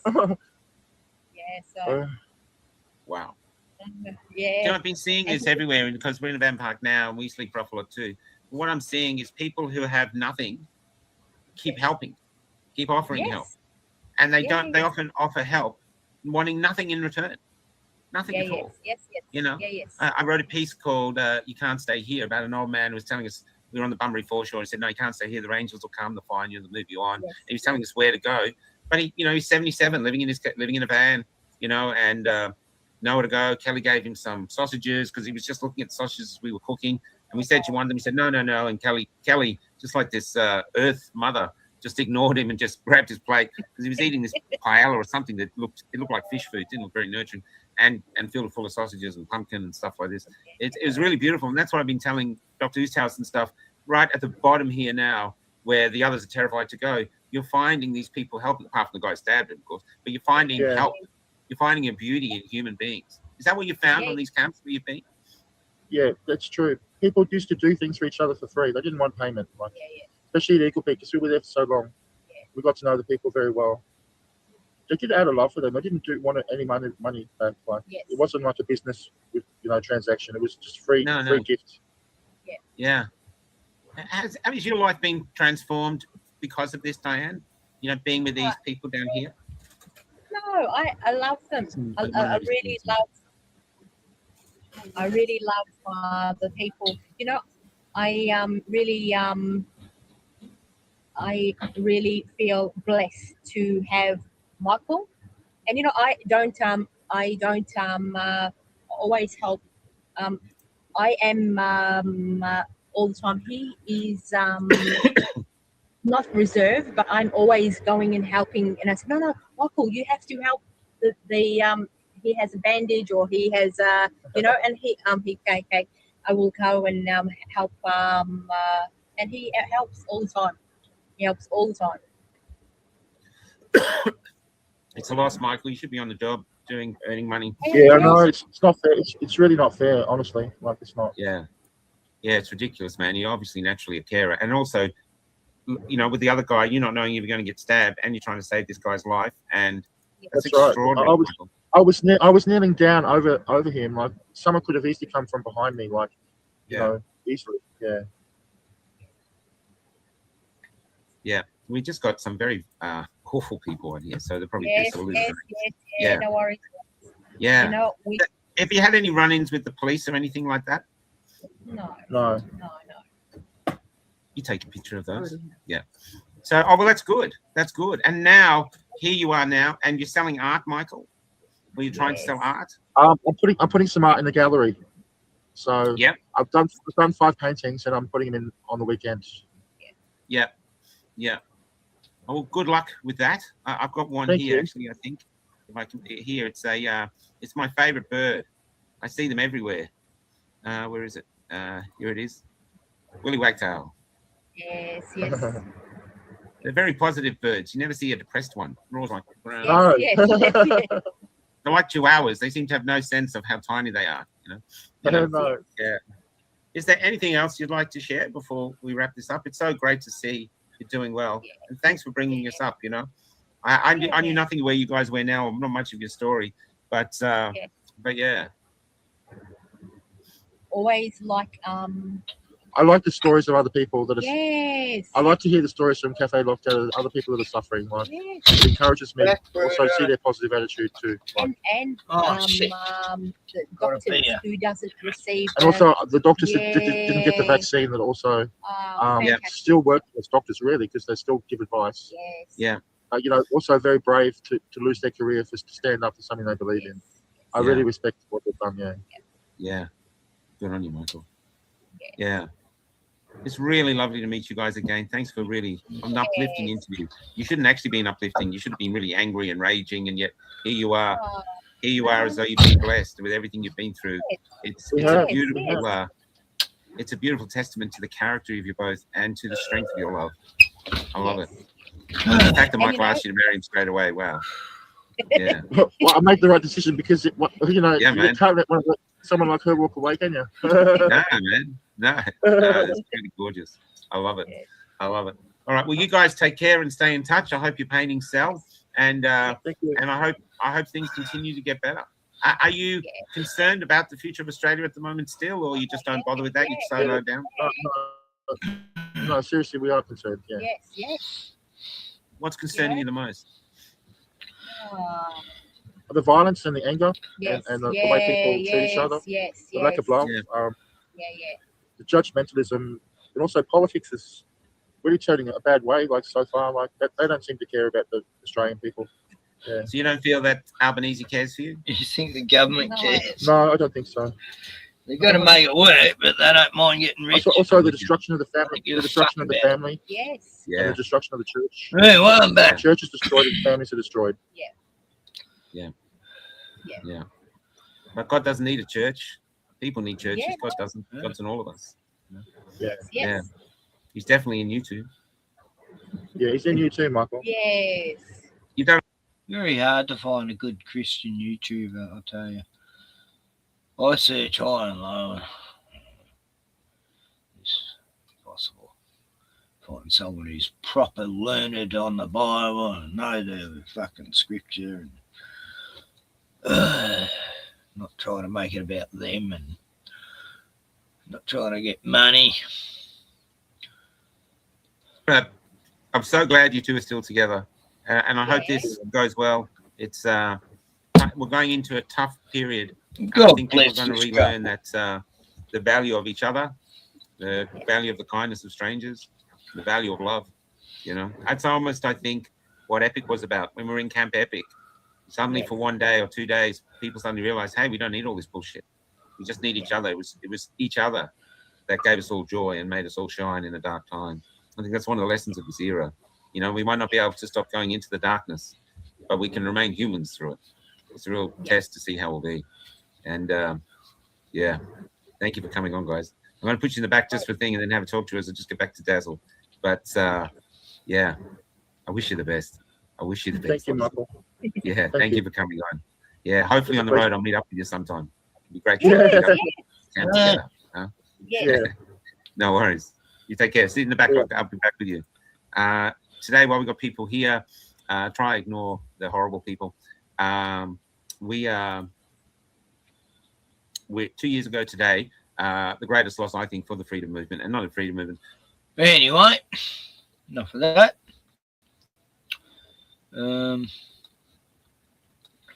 There you go. Just an Aussie story there, a couple and caravan life and there. Oh, Cammy, you've been out, kidder, been out flying drones. Wow. Oh, I'd love to have a drone just for filming, you know, like landscape and stuff. You know, while you're driving, film yourself driving from above, and there we go. I think drones are great for the right uses, you know, like, yeah, movie making, definitely. Yeah, they can do a lot of good camera angles now with the old drones in Hollywood even. And, it would be fun, Cammy. I'd be scared to crash it, but I've been trying to work out this remote control car thing I bought for the kids, you know, and you charge it, and I think it's fully charged now, but I took it for a drive with Kiva on it yesterday, and it sort of died halfway up the road. We got it back home by remote, but it couldn't take Kiva's weight. It's meant to be for a 1 to 3 year old. And it's manual as well if they get good enough. But I don't know if it's the right charger. That's what I'm wondering, because it stays charged for about 10 minutes and then it seems to die. And then I realised I charged it with the key on, you know, that powers it. You know, you turn it on and it pretends to start up and stuff. So that could have been why it didn't charge properly then. Anyway. She had fun anyway.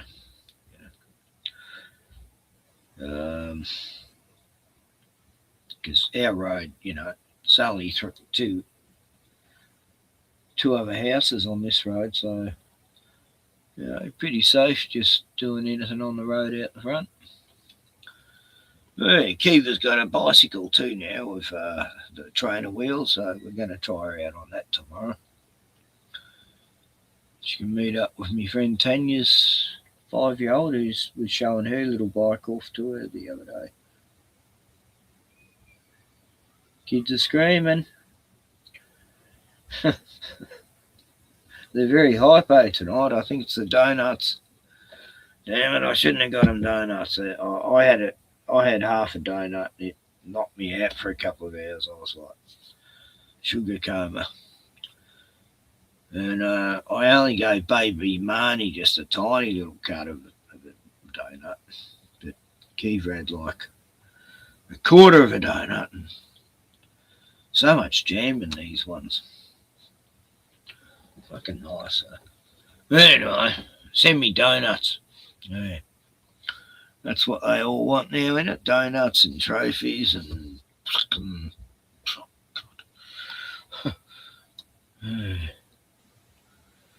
So that was Michael Griffith. He's I don't know what to make of Michael. He seemed okay during the COVIDs, but he got a bit of a drinking problem, actually, from what I've heard. He's touched a few ladies up at a few gigs, and I don't know, you know, that's just allegedly. People who hate him probably make up stories. And let's listen to this stupid dummy who knows nothing about what he's talking about on the ABC. I brought along my son Jonathan, who in the year. Oh, so that was a. Oh, it must have only been gone about not even half an hour. Oh. No, this is amazing. This guy predicted it all. I remember these days when you'd go in, you know, my uncle, his partner, my uncle was gay, yeah, his partner, 1974 it was, worked in this place in Melbourne with big computer centre and all this reel-to-reel shit, you know. Yeah, they were still doing pictures with zeros and ones, you know, when the print out a picture of a naked lady with zeros and ones for me, and got to have the whole tour of this computer thing with big giant computers. All that for information. Now they can put it on a tiny chip. A whole building. 2001 will be the same age as I am now. Maybe he will be better adjusted to this kind of world that you're trying to portray. The big difference when he grows up, in fact, when we wanted to wait for the year 2001, is that he will have in his own house, not a computer as big as this, but at least a console through which he could talk to his friendly local computer and get all the information he needs for his everyday life, like his bank statements, his theatre reservations, all the information you need in the course of living in a complex modern society. This will be in a compact form in his own house. He'll have a television screen like these here, and the keyboard, and he'll talk to the computer, get information from it, and he'll take it as much for granted as we take the telephone. I wonder though, what sort of a life would it be like in social terms? I mean, if our whole life is built around the computer, do we become a computer-dependent society and a computer-dependent individuals? In some ways, but they'll also enrich our society because it'll make it possible for us to live really anywhere we like. Any businessman and executive could live almost anywhere on Earth and still do his business through a device like this. And this is a wonderful thing. It means we want to be stuck in cities, better live out in the country or wherever I remember 2000 people doing interaction with human beings as well as with other computers. And that kid goes, "What's he talking about? What you talking about, Willis?" That was that guy knew what was coming. Very everything he said happened. You know, like, you'll have it on your table.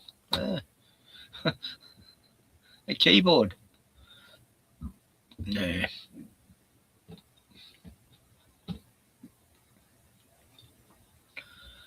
Well, it was sort of almost happening by the 80s, wasn't it? But they were shit computers.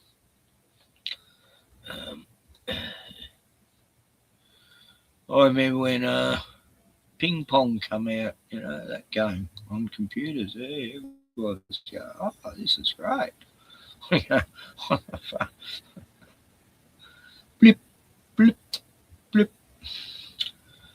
Because, you know, I was used to playing the real ping pong, and I was like, oh, this is silly. And anyway, I guess it was something.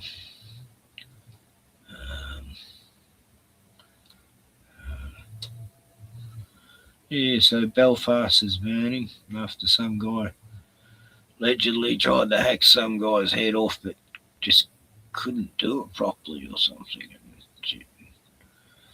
Well, I guess it's time to get political again.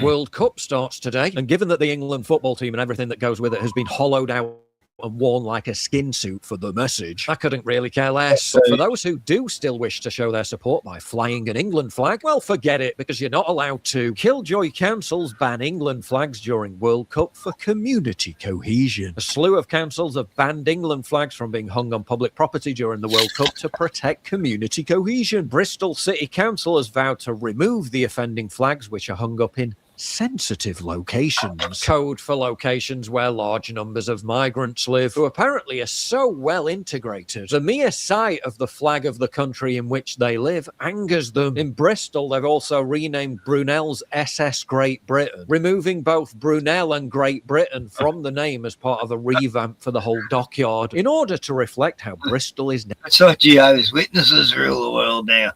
You know, they found flags offensive. You weren't allowed to salute a flag. You know, whole school saluting the flag, but you and your mate mocked for it by the teachers as well. And oh yes, look at Ken. He thinks he's better than us. He thinks he's too good to stand and salute the flag. And God, that was humiliating. I mean, it's just a flag, I know, but no, to me, it's still part of whatever sovereignty we're under. And yeah, long live Britannia again. Fuck, I think we're better off anyway. Before the Rothschilds took over the whole fucking world. And the other Our very diversity.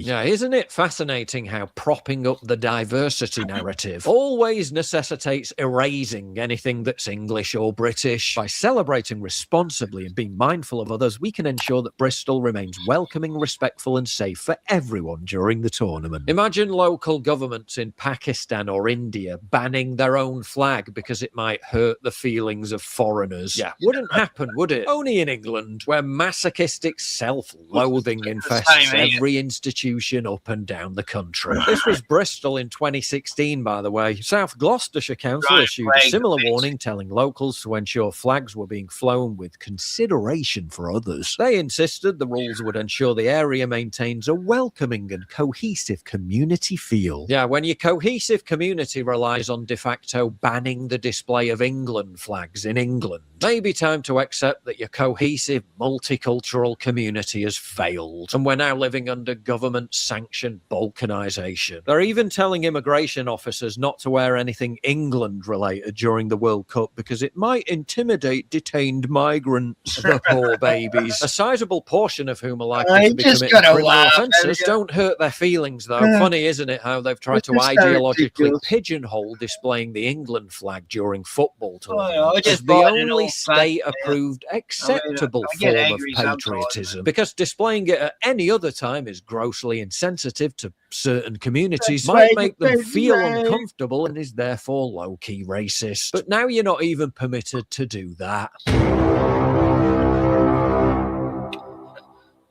If you value what I do and you want to help support me, please visit. Yeah, I don't donate to anyone, sorry. Owen. Sorry, Owen. Especially not Owen Benjamin. Oh, God.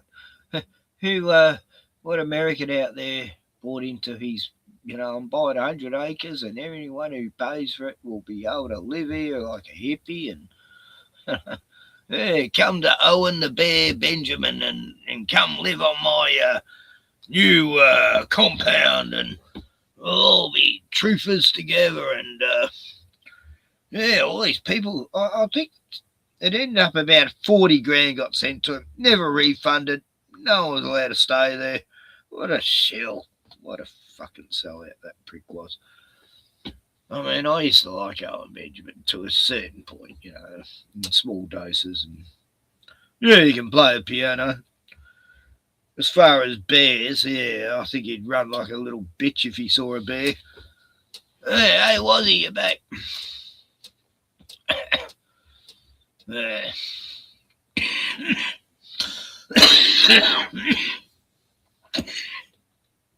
Yeah, I just had a bong, didn't I? Fuck. Gotta put that shit away. It's become too much of a habit where I do it without even knowing. And that's bad. I want to, like when I go up cigarettes, you got to count how many you smoke in a day, and then you slowly, gradually cut it down and down until you don't even smoke anymore. That's what happened to me. It was a gradual thing. About 2 years, I didn't need it anymore. I rated the cigarettes, right? That one was shit. So, instead of, smoking 10 cigs a day or 15, I'd rate the cigs that didn't go down well, and then I'd get rid of that and have 10, and then it went to 8, and then I don't know, smoking weed helped too. In the end, I didn't even want to smoke. I mean, that's like 15 years ago. I only smoke socially, and I'm not very social. So,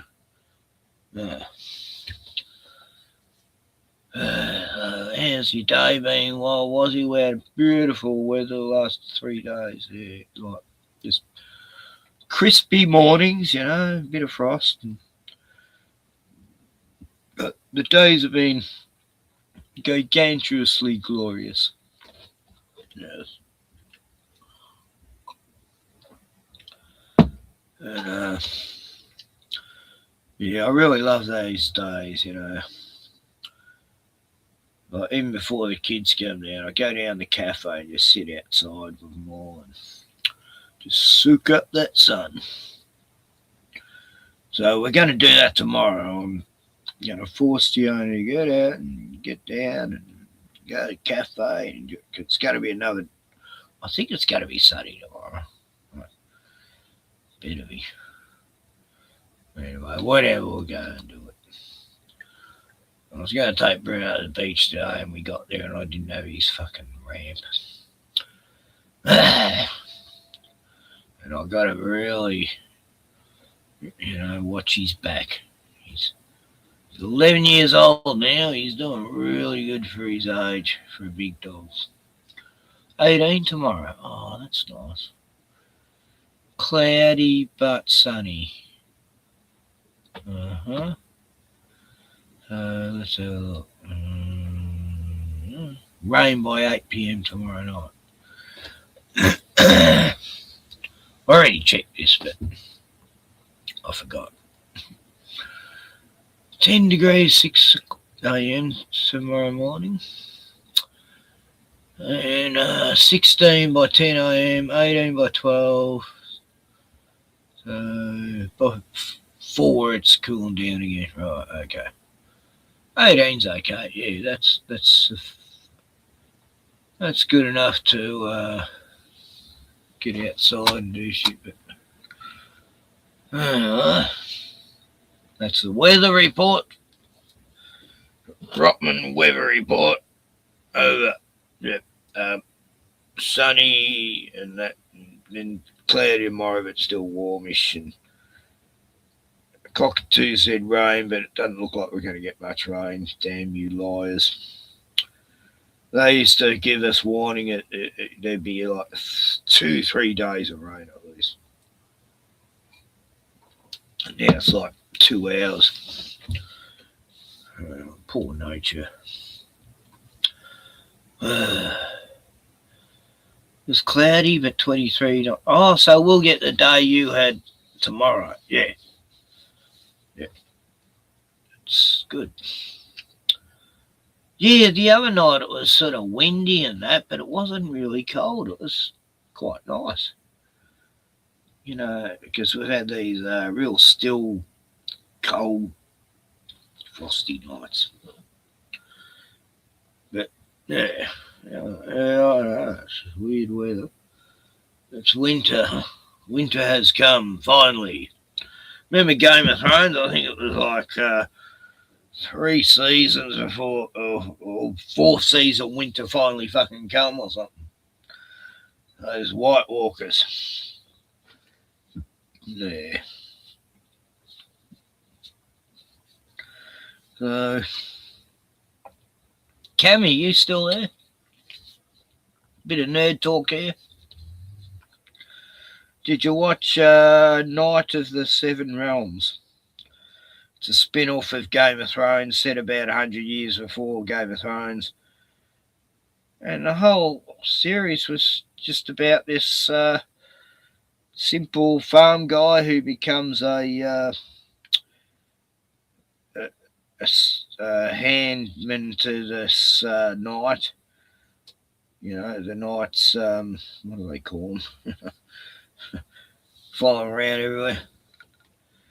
And then he wants to become a knight, and it's all about him battling these other ones in this certain little kingdom. It's a small place. And compared to Game of Thrones, they never get to any of those big cities. But fuck, it's a brilliant show. It was like the main character's this big, giant, really dumb, naive, stupid guy who's got a really good heart. You know, he just wants to help people and be a proper knight. And yeah, he gets himself in trouble protecting a maiden being slapped around by a prince, and he's got his anyway, has to do these tournaments in the show, and like, yeah, tournaments were never so great as in this show. No, Night of the Seven Realms was a real surprise of a TV show. I thoroughly enjoyed it. I don't know if there's a second season. It sort of ended that they didn't need to be. They ended it very well. Like, yeah, we could go on to another adventure of what was his name? He has a funny name too. But yeah, that'd be good. Everyone loved it. Much better than any of those Lord of the Rings TV series that abominated the whole Tolkien thing. June 3. June 3's coming out in September, I think. Yeah. I can't wait. So June 3, Backrooms, Obsession, Iron Lung, Freefall, Whalefall. Yeah, there's a few good movies to look forward to this year. And last year had some great ones. And the year before, absolute shit. There's hardly anything good in 23 and 22.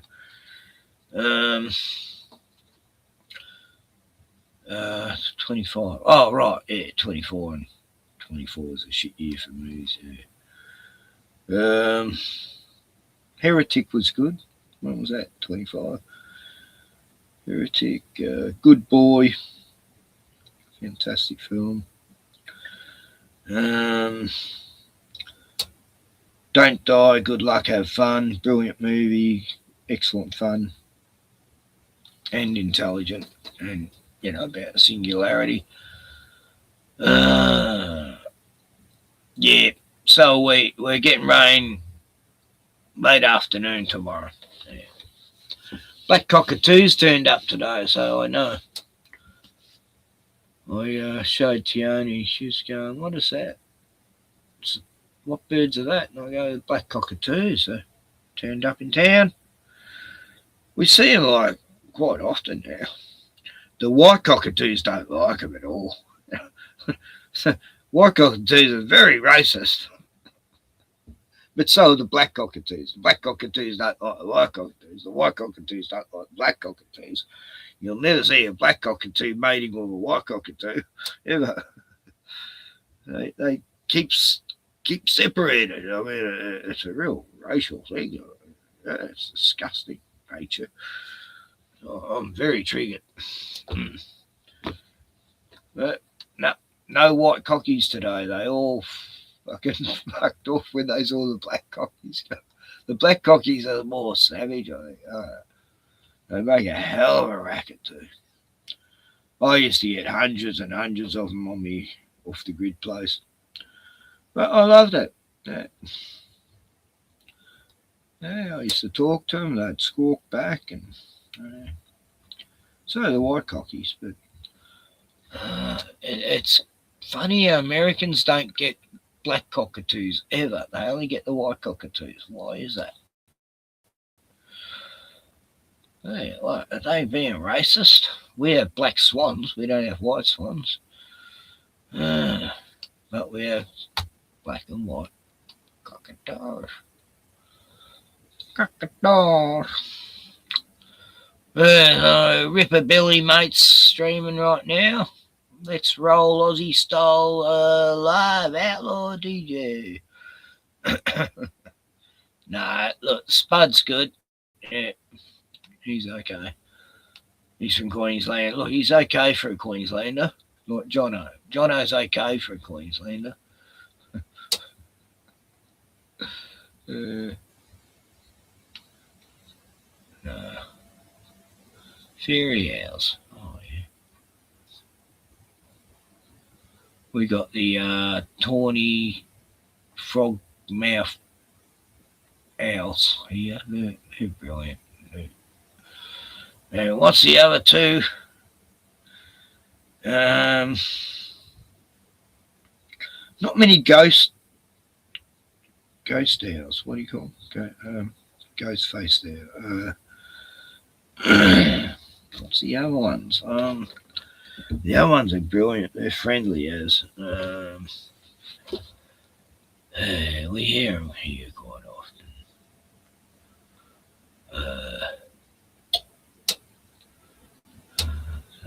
Two watching right now. Well, I'm going viral, bitches. I'm just going totally viral. Anyway,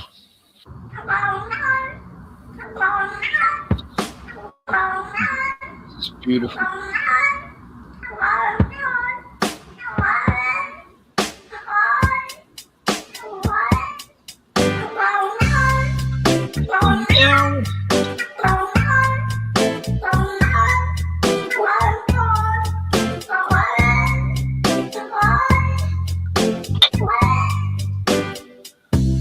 Hey little kitty, oh it's such a pity that you don't know who you are, 'cause you are a shining star. Oh, that little voice of yours is opening all the doors that you thought were closed, but they're opening now. I go meow, go meow, I go meow. Beautiful song. I don't know who I am. Go away, go away.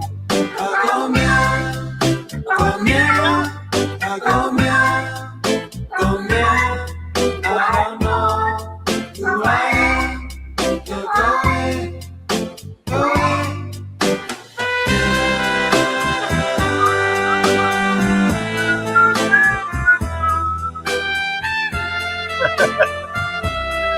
Oh, yeah, the boy.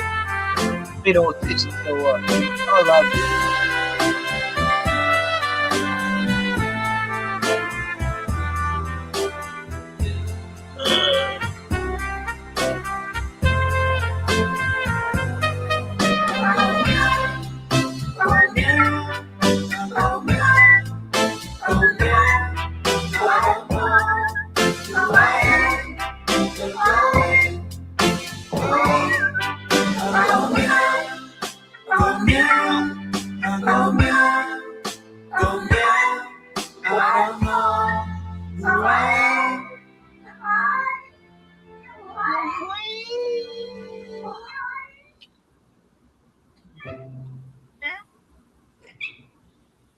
Good cat. Good kitty cat. Hey guys, trust you well and hope you enjoyed the latest video. Just 3 things. Firstly, if you enjoyed the video, make sure to check out. Yep. Subscribe. Kiftness. The Kiftness. He smokes Kift, does he? That'd be terrible. What else is there? What have I not seen?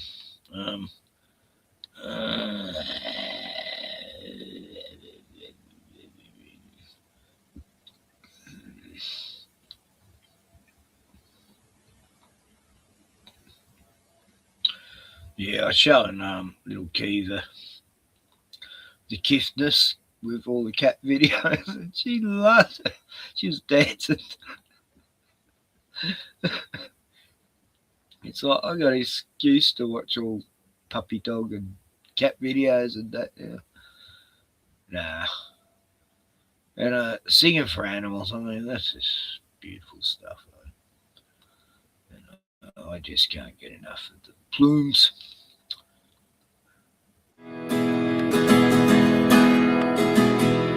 When I took a stroll on the long walk of the day, I met a little girl, we stopped to talk on a fine someday. And asked you, friend. This guy's amazing. He goes everywhere and plays to every fucking animal you can imagine. Elephants and crocodiles, alligators. And no, he hasn't been in Australia yet, but he's I'd say he's Norwegian or Swedish or something like that. And yeah, it's amazing. He goes to zoos and the animals just love music.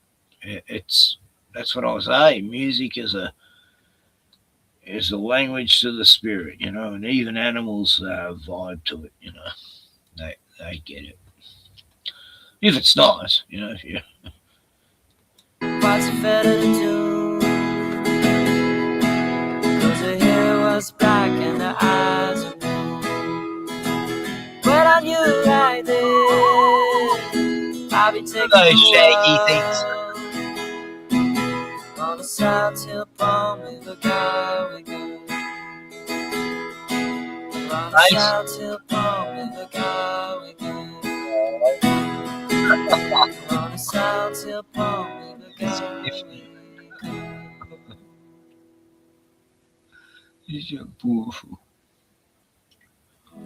I was Cleopatra, I was young and an actress, when you knelt by my mattress and asked for my hand. I was sad, you asked it, as I laid in a black bed, with my father in a casket. I had no plan.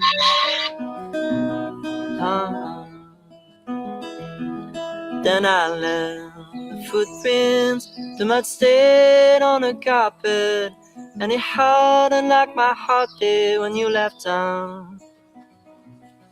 But I must admit it, I would marry you in an instant. Damn your wife, I'd be your mistress to have you around. But I was late for this, late for that, late for love of my life.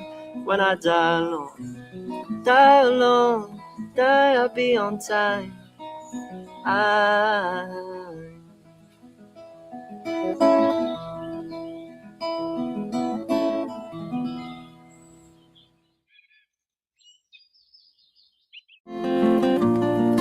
When I look into your eyes, I can see your love is strange.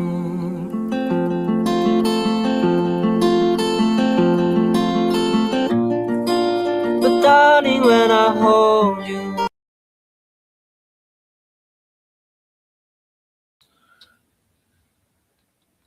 This reminds me of the time when I was at the zoo, and it was back in the 70s, and there was this Bengal tigers there. What do you call it? Anyway, they're beautiful. And baby cubs come up to me. This baby cub, and it was licking me through the fence, and I was putting my hand through, and it was licking my hand, and then mama cat come up, and she was a little bit away, but no, she seemed fine. She knew I wasn't trying to hurt her baby. And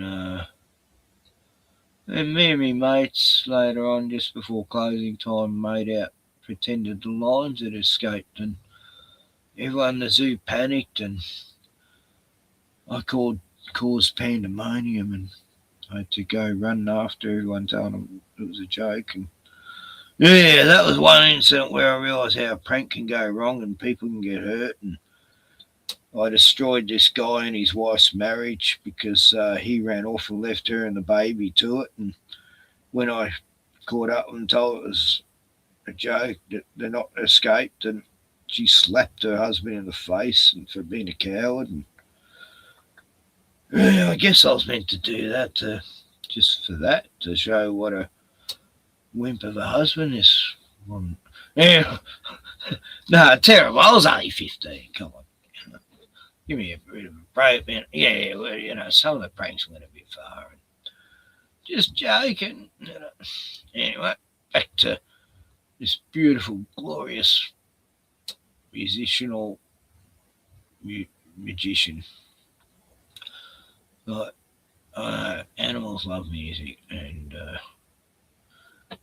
I've got to play the harmonica more.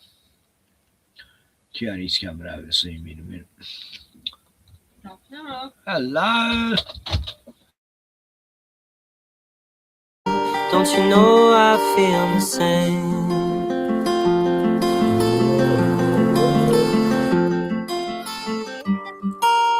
Cause nothing lasts forever, and we both know hearts can change.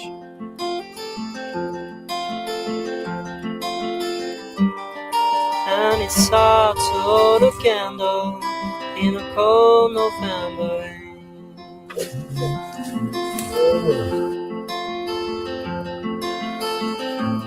I know it's hard to keep an open heart when even friends seem out to harm you. But if you could heal a broken heart, wouldn't time be out to charm you? Oh,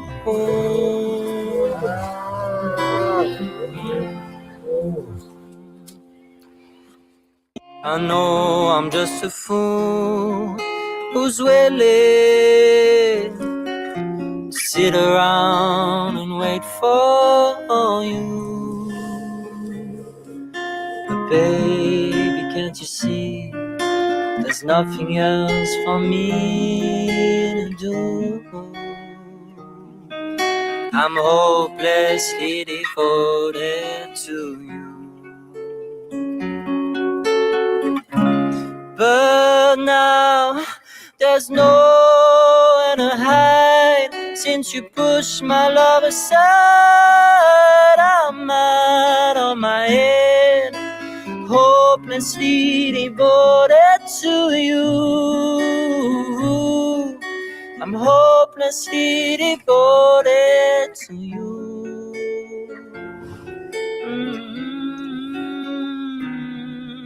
I'm hopelessly devoted to you.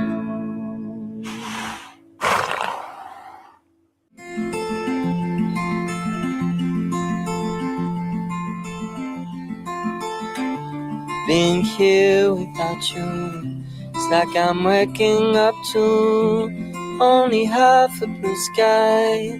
Kinda dead but not quite, walking around with just one shoe. Half a heart without you, half a man at best, half an arrow in my chest. I miss everything we do, half a heart without you. Half a heart without you. I'm half a heart without you.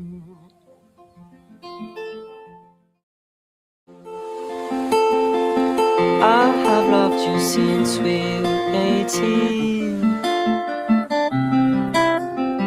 long before we both thought the same thing. To be loved and to be in love, all I could do is say that these arms are made for you. Oh, I wanna love like you made me feel when we were 18. We took a chance, God knows we tried, yet all along you would be fine. So pour me a drink of love, let's spend the night wide open, and we'll see everything we can, living love in slow motion.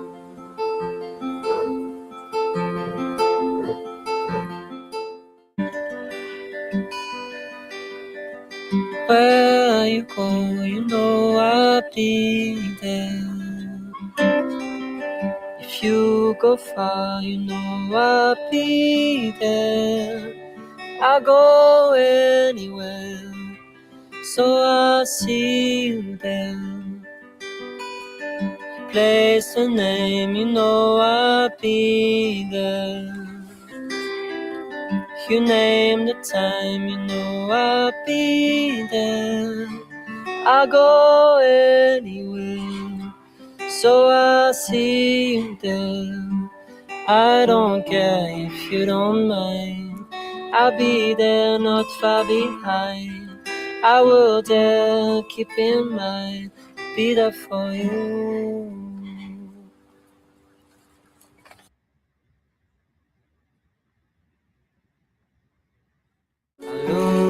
at the wall, and I notice it's turning. While my guitar gently weeps, with every mistake we must surely be learning. Still my guitar gently weeps.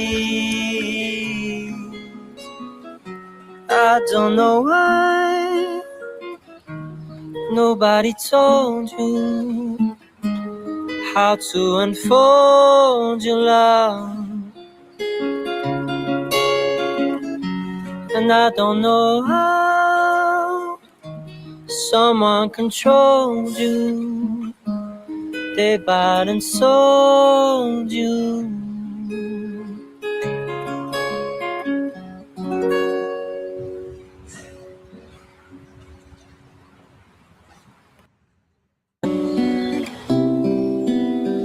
I loved your eyes, your super jokes, how you could make friends with someone you didn't know. I loved your voice, the way you'd speak, and I loved waking up, 'cause it would be the first thing I would hear from down the hall. The mornings just remind me that you're gone. Never got to say goodbye, so this is it. I love you, my dear, until we meet again.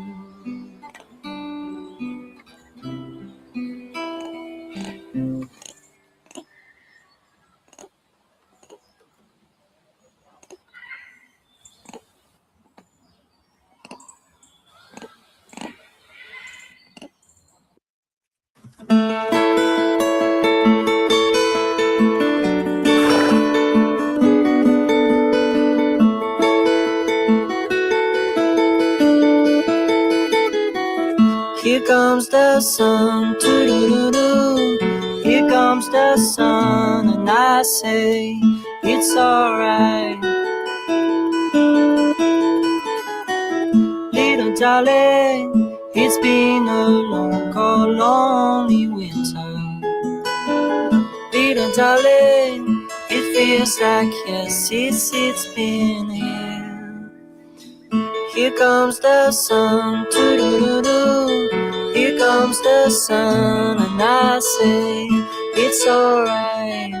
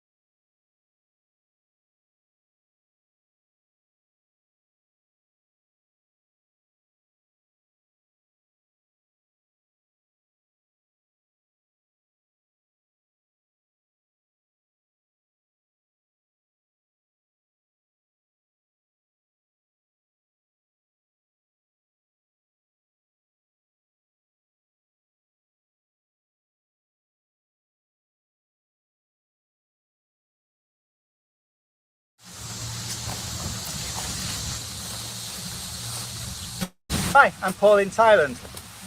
I'd like to tell you a little bit about this gentle old female elephant called Lamduan.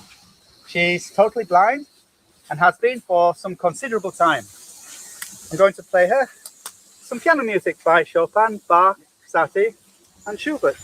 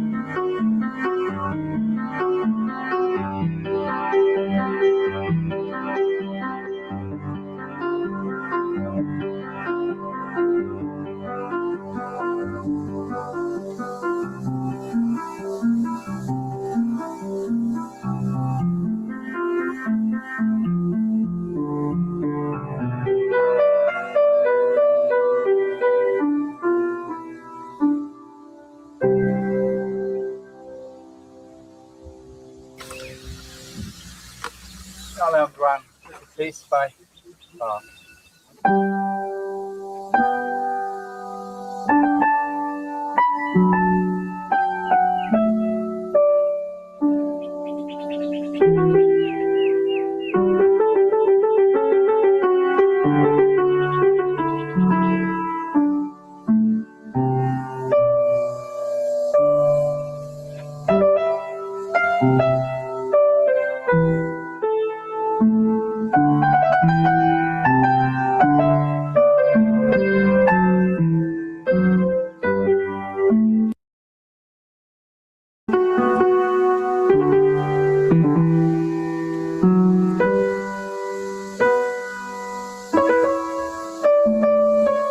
Oh, well, that's elephants love music, camels love music, foxes. See the guy who plays the banjo to the foxes. Yeah, it's the time, 8:12.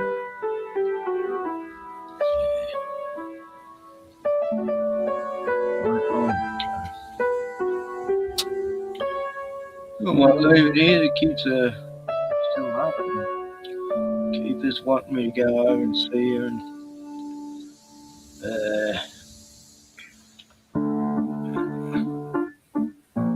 you got to sacrifice the internet for quality time and stuff. But I just be of her, so cheers, everyone.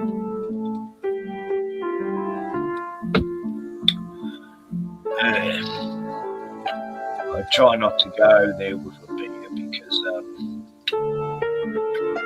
little Marnie will try to grab it and drink it. Oh, not a good one.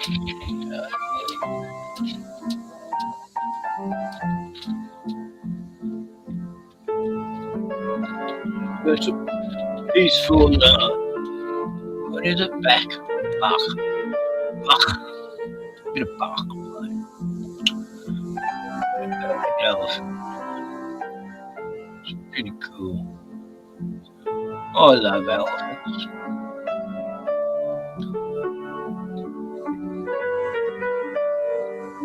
Me and my first Rottweiler, Floydie, got to meet an elephant.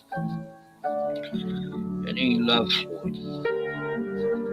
Brought up to us, put his little trunk over, and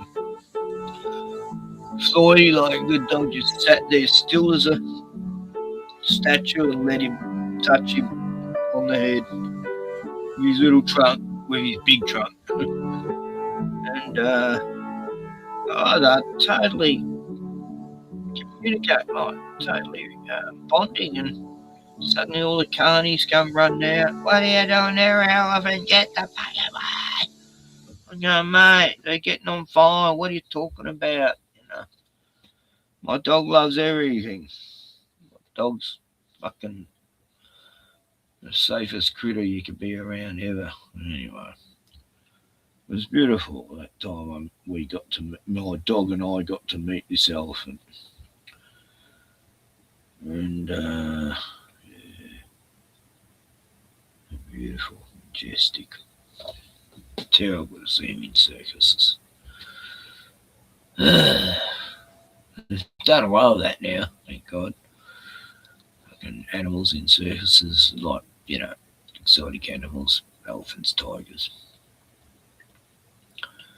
Well, Either I find something to show or I go something that's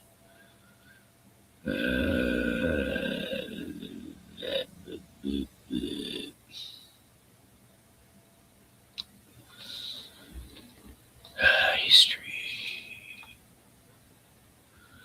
Yeah, so welcome to the new age, eh? It's the apocalypse, a slow apocalypse, very slow, softly, slow kill. But, well, it's the apocalypse, you gotta have a laugh and not let it get you down, Just enjoy the chemicals they're spraying on us. They're putting in our foods and sucking our water, air, food, soils. And now we got the data, fucking banks and shit.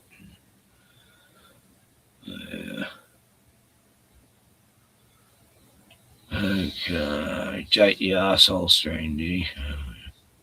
I hate his impersonations. They're terrible. I can do better Richie from Boston than him. They can, Scott does a great Richie from Boston. Hey, Bonbon. Yeah, mate. You're waking up again, eh? You want to go out?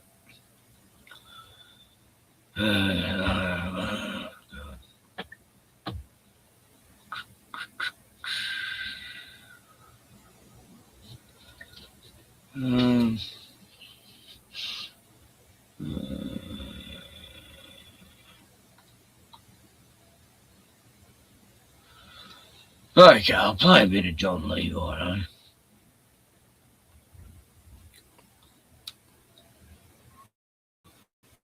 Let's relax to John Levi. I'll be back soon. I'm going to say goodnight. Okay. Experiment. Here we are. Grandkids. Here you are. Thank you. Or welcome. Today, we're going to look at this website. Oh, sweet. It took me forever to figure this out. Sorry if I'm being weird. Here we are. This website. It's been years since I looked at it. So we shall look at it together. Thank you for being here. I love you all. God bless and welcome. Welcome. Yeah, no, sleep boy.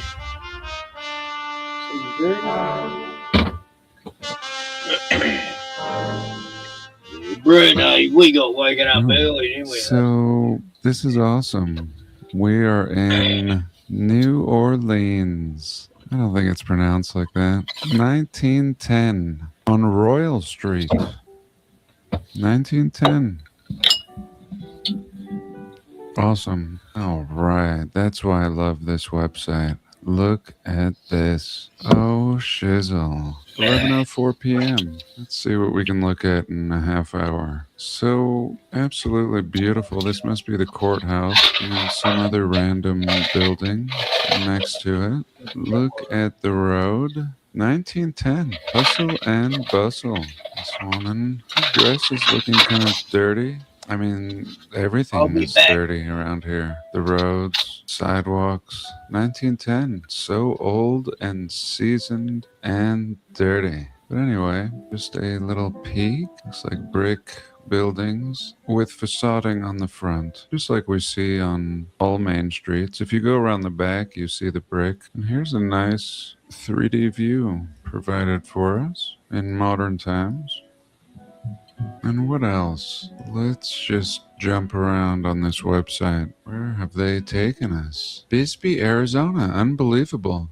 I was wanting to go here. In fact, my sister's boyfriend's mother just moved here, I think. We're in Arizona. But this is a great town. I'd love to look at some Main Street here, if that's what they're going to show us. Maybe just this one picture. Beautiful Main Street is all. Maybe they'll show us some more. Here we see Main Street, New Mexico in 1940. And here we see Burlington, Vermont in 1911. 1911 Vermont. Bustling again. brick buildings, City Trust Company right here, and just a hodgepodge. We're told this was built in 1902. So this picture is 1911.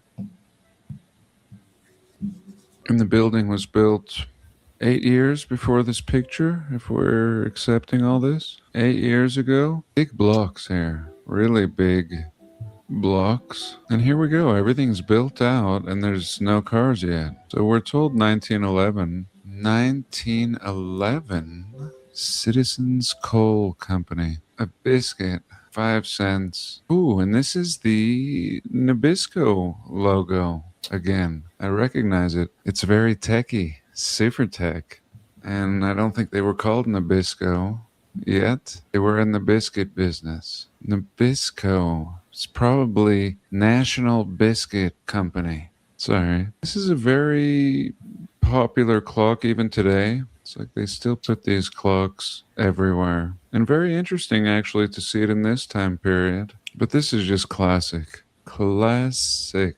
An old brick building like this. Look at this breaker. Big brick building. And then the cheapest awnings ever. I mean, like such an afterthought. So ugly. You guys know how I feel about these awnings. I always have my whole life. Even when I was a child in Atlantic City, still people using these dirty awnings. Never liked them. And now I know why. They don't belong. This is really rickety, this wood building. And then we have a breaker here. Of course, another breaker that we're just looking at. Look at these people. What are these people doing? Shopping. This person just about to step off the curb. Just one little half foot over the curb. Perhaps he saw this man coming. This man looks like he could be trouble. Kind of flexing. Of course, these ladies window shopping. Oh, shit. Look at that. We can't see any of that.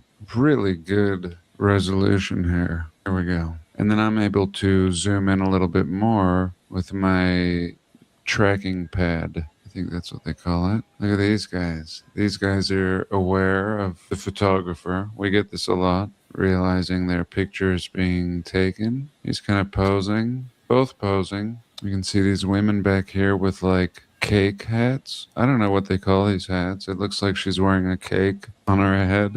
Here we see a drugstore. And here's the same view from a 1907 postcard. So thank God. Postcard is good. It's really highlighting different details. But thank God we got to see the real deal. How do we search this thing properly? This is a pretty crazy website. There's so much. I've always just jumped around. Here we are in Michigan. This kind of reminds me of the World's Fair building that I'd seen before. In Vienna, actually. And what about here? The Apollo Theater in Washington, D.C., 1920. Let's have a look. So here we go. The theater. So all this building, early time period, all this building, all this brick, this theater, it's like a sex theater, it looks like. That's what it says here. Louise Glom. Yeah, I don't think so. Look at this old tree. It's not that it's so old, but it looks like a maple. But it looks pretty established. I mean, all of this does. More brick here. What was the purpose of this building originally? You can see they've bricked up a door or window here. A lot of it looks bricked up. Here we have light bulbs, I think. 1, 2, another light bulb here. Pretty cool. I could search this properly. Oh, here we have Winona, Minnesota, 1898. Bridges over the Mississippi. Let's have a look at these bridges. Look at this. These are my mysterious blocks that are everywhere. My favorite. Super, super old world blockage. Giant. Much larger at the bottom. Then they get smaller as they go up. But in my opinion, these are concrete blocks. These are like a geopolymer block made to survive water and not deteriorate, but rather get stronger as time goes on. And we can see the seam in here. We can see these seams indicating that this is poured. We see like some houseboats, I think. I'm not sure if these homes are floating. Very young trees. Look how they're establishing a park. But look at the brick sidewalk right here. Look at that. All perfect and beautiful brick. And then we can see this blockage actually making up this wall. The coast, basically. This is pretty sick. It looks like this bridge is on a hub and actually spins, detaches, allowing for ships to pass through. This is pretty amazing in this time period. I mean, a bridge, a spinning, rotating bridge. I grew up next to a bridge that didn't spin this way, it actually went up. So, like, it folded upwards in Atlantic City. But this thing is next level. I mean, can you imagine? Let's zoom in. Look at this. With a blockage around it. I mean, just built around this. So, yeah, this is nuts. Really, really high tech. Too high tech for this time period, in my opinion. I mean, here we go. Here's our boat in comparison. Like a wooden paddle, a wooden boat, Mississippi, or Minnesota. Bridges over the Mississippi. Ooh, and I love this. What a kind website. How they show us what remains, and of course it all remains. If you live in Minnesota, maybe go check it out. Here we go. Here's New York City. Such a random website, but awesome. One day I'll figure it out. This is good. This is already really good. Here we go. We have all these cities here. Now we're talking. Now we are talking. I mean, old world central. Hardcore old world. I don't know if this is still our website. I don't think it is. Maybe it is. Here we go. So, like, New York City's always had these tours right from the get-go. Tourism. And of course tourism. I mean, if it was really a legit new city, you're not going to be like showing off the city. And this is not a new city. This is so old and beyond these people. Beyond these wooden wheels. I mean, this is pretty nice. But again, most people using outhouses, building of wood. Everything that we do see is wooden. Wooden boats, wooden houseboats, as we just saw. And this, I mean, this is so extra beautiful for no one. Details that no one will see. I mean, maybe these tourists will look up. Certainly we're enjoying them. And ultimately, this website is trying to sell us stuff, sell us prints. I mean, it's not from the good of their heart that we have all this. What should we look at? Here we have the link for castles. 249 castles. Oh, shizzle. And you see, they're not castles. They're simply like courthouses and post offices. And like, I often call everything castles, but that's really interesting that they are also calling them castles when they're not. Like here, this is the Cinderella Arsenal. And I'm sure this is an armory. Arsenal, armory. And it is a castle, though. It's stupid to even conceive that it was an armory. Look how abandoned this looks here. The mechanics hole. I mean, this whole main street just looks abandoned. I have to look at this. Look at this. Horse and buggy. Look at this beautiful and really abandoned main street. Just unbelievable. Like, let me click. Let's have a good look at this. Oh, this is amazing. All brick and stone. Mud flood windows here. Whole mud flood level. Stairs having to basically go up to the second floor. Look at this. Ivy overgrowing everything. Oh, shit. Horse and wagon back here. 1, 2. Someone pulling like a hand cart. Pretty amazing. Look at these onion domes back here with tech on top. And what year? What is this? Let's see. 1906 Boston is what that was. Abandoned Boston. Love it. Okay. Here we have an armory. A proper armory. Amazing. There's a jail in Wyoming. And I was wanting to do some boots on the ground. The jail looks like this. This is so good. Let me save this. What a absolute beauty. What is this again? An armory, 1905 in Ohio. Ohio. Look at this thing. Look at the mess. Look at the entryway. How thick and solid. Old Ohio here. Here you go. Here is your Ohio. Ohio, anyone? Yes. I'll have some Ohio. Unbelievable. Before streets, it's a gravel road, and this castle. They weren't kidding. A castle, and it is a castle. How could you even say this is an armory? How rude and stupid and wasteful. I mean, it has like cathedral elements too. It's like a castle, but these windows are very gothic, very cathedral-esque up here on the top. And yeah, an armory, if you don't know, an armory is supposed to be where you would store arms or ammunition. Pretty nuts. I'd like to look at this other one too, what they were calling the Cinderella Castle or Arsenal. Here we go. And this is in Boston, Massachusetts. The Cadet Armory. So it is. It is also an armory. 1904 Boston. Look at this baby. And really, doesn't this kind of remind you up here at the top of like an airport lookout tower? I believe that oftentimes these airport towers, not always, they still continue to build modern ones like this. But that's what we're seeing. This isn't or never was meant to be an armory. I mean, just stupid in every way. Look at the blocks. And is it just facading? Is there brick? I think the last one was brick. It looks like a facading. It actually does. It looks like a concrete made to look like blocks, just strengthening the brick underneath it. I could be wrong. I don't know. Pretty awesome. There's like 200 of these as well. This is so good. Let's take a pause.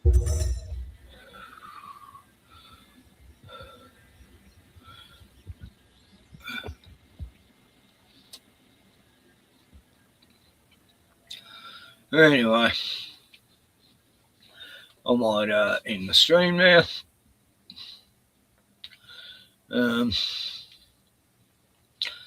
Yeah, looks like the grandkids are up for a while, so I better do priority stuff. But well, thanks for coming, and anyway, there's only one person here, so anyway, thanks for being here, Cammy, and Agent Kira, Jono, Wild Wazzy, Danya, Roger, Scotty, and Jim. And Jim Menace. I think that was it, wasn't it? Yeah. Which I wasn't expecting. I mean, I thought everyone. Yeah, I didn't know half the people knew this channel. I must have been streaming here not that long ago. But I'm just scrolling. Okay, look, let's see. Anyway, John Levi, oh, sorry, John, I just decided to shut it down. Yeah, what's happened to JGTV? Oh, that's right, they shut it down. You know? I mean, God. You know, they let him get away with so long, just like me. You know, now I'm getting all these copyrights and strikes all of a sudden if I don't take this down, that down, whatever I did fucking 6 months ago, yeah, take that down all of a sudden, and yeah, they make you think you're getting away with it, and then they just come for you all at once. Fucking morals. Anyway, what do you expect from YouTube?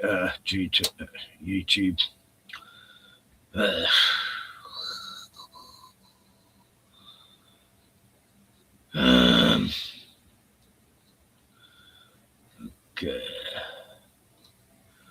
Where's the song that I won't get copy clunted for? So hard to find now. Uncopyrightable song. No. Okay, I'll finish with a tribute to King Cobra. Yeah. May rest in peace.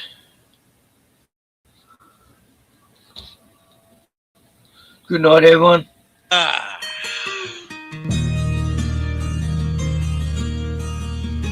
But yeah, man. I'll catch you later.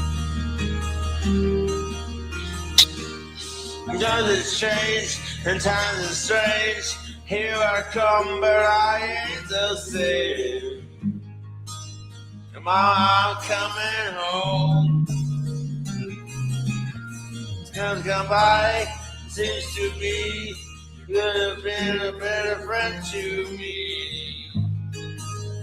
I'm coming home. Took me in and he drove me out. Yeah, you had me in the tide, yeah. Must have running around by the fire in your eyes. Made me cry, till you guys, and then you say goodbye. No, I'm coming home. To be right, I could be wrong. It's so bad, it's been so long. Mama, I'm coming home. Little fish from here, we're both alone. You like me more than all here. So I'm gonna take this hard stone of this goddamn. Oh. In your face on the time.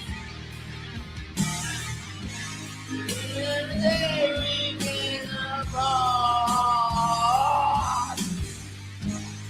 I don't care about the sunshine.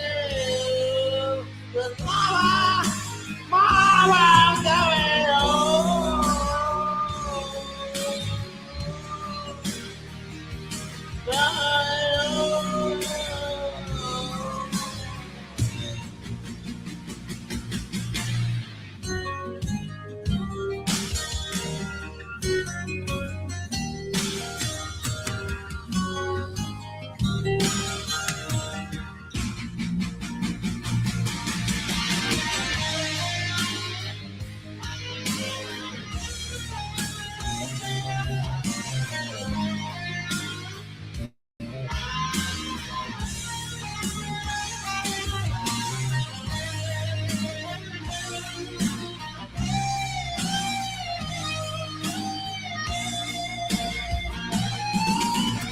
Took me in and drove me out, yeah, you had me in the tide, yeah.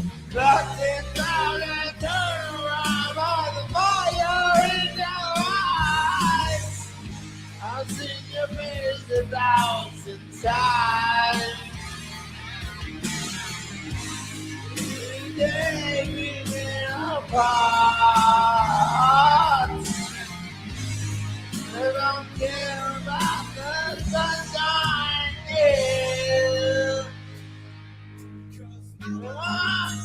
I'm coming home. I'm coming home. I'm coming home.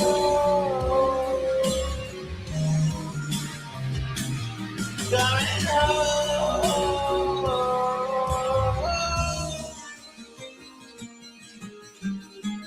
I do apologize if my voice cracks while singing.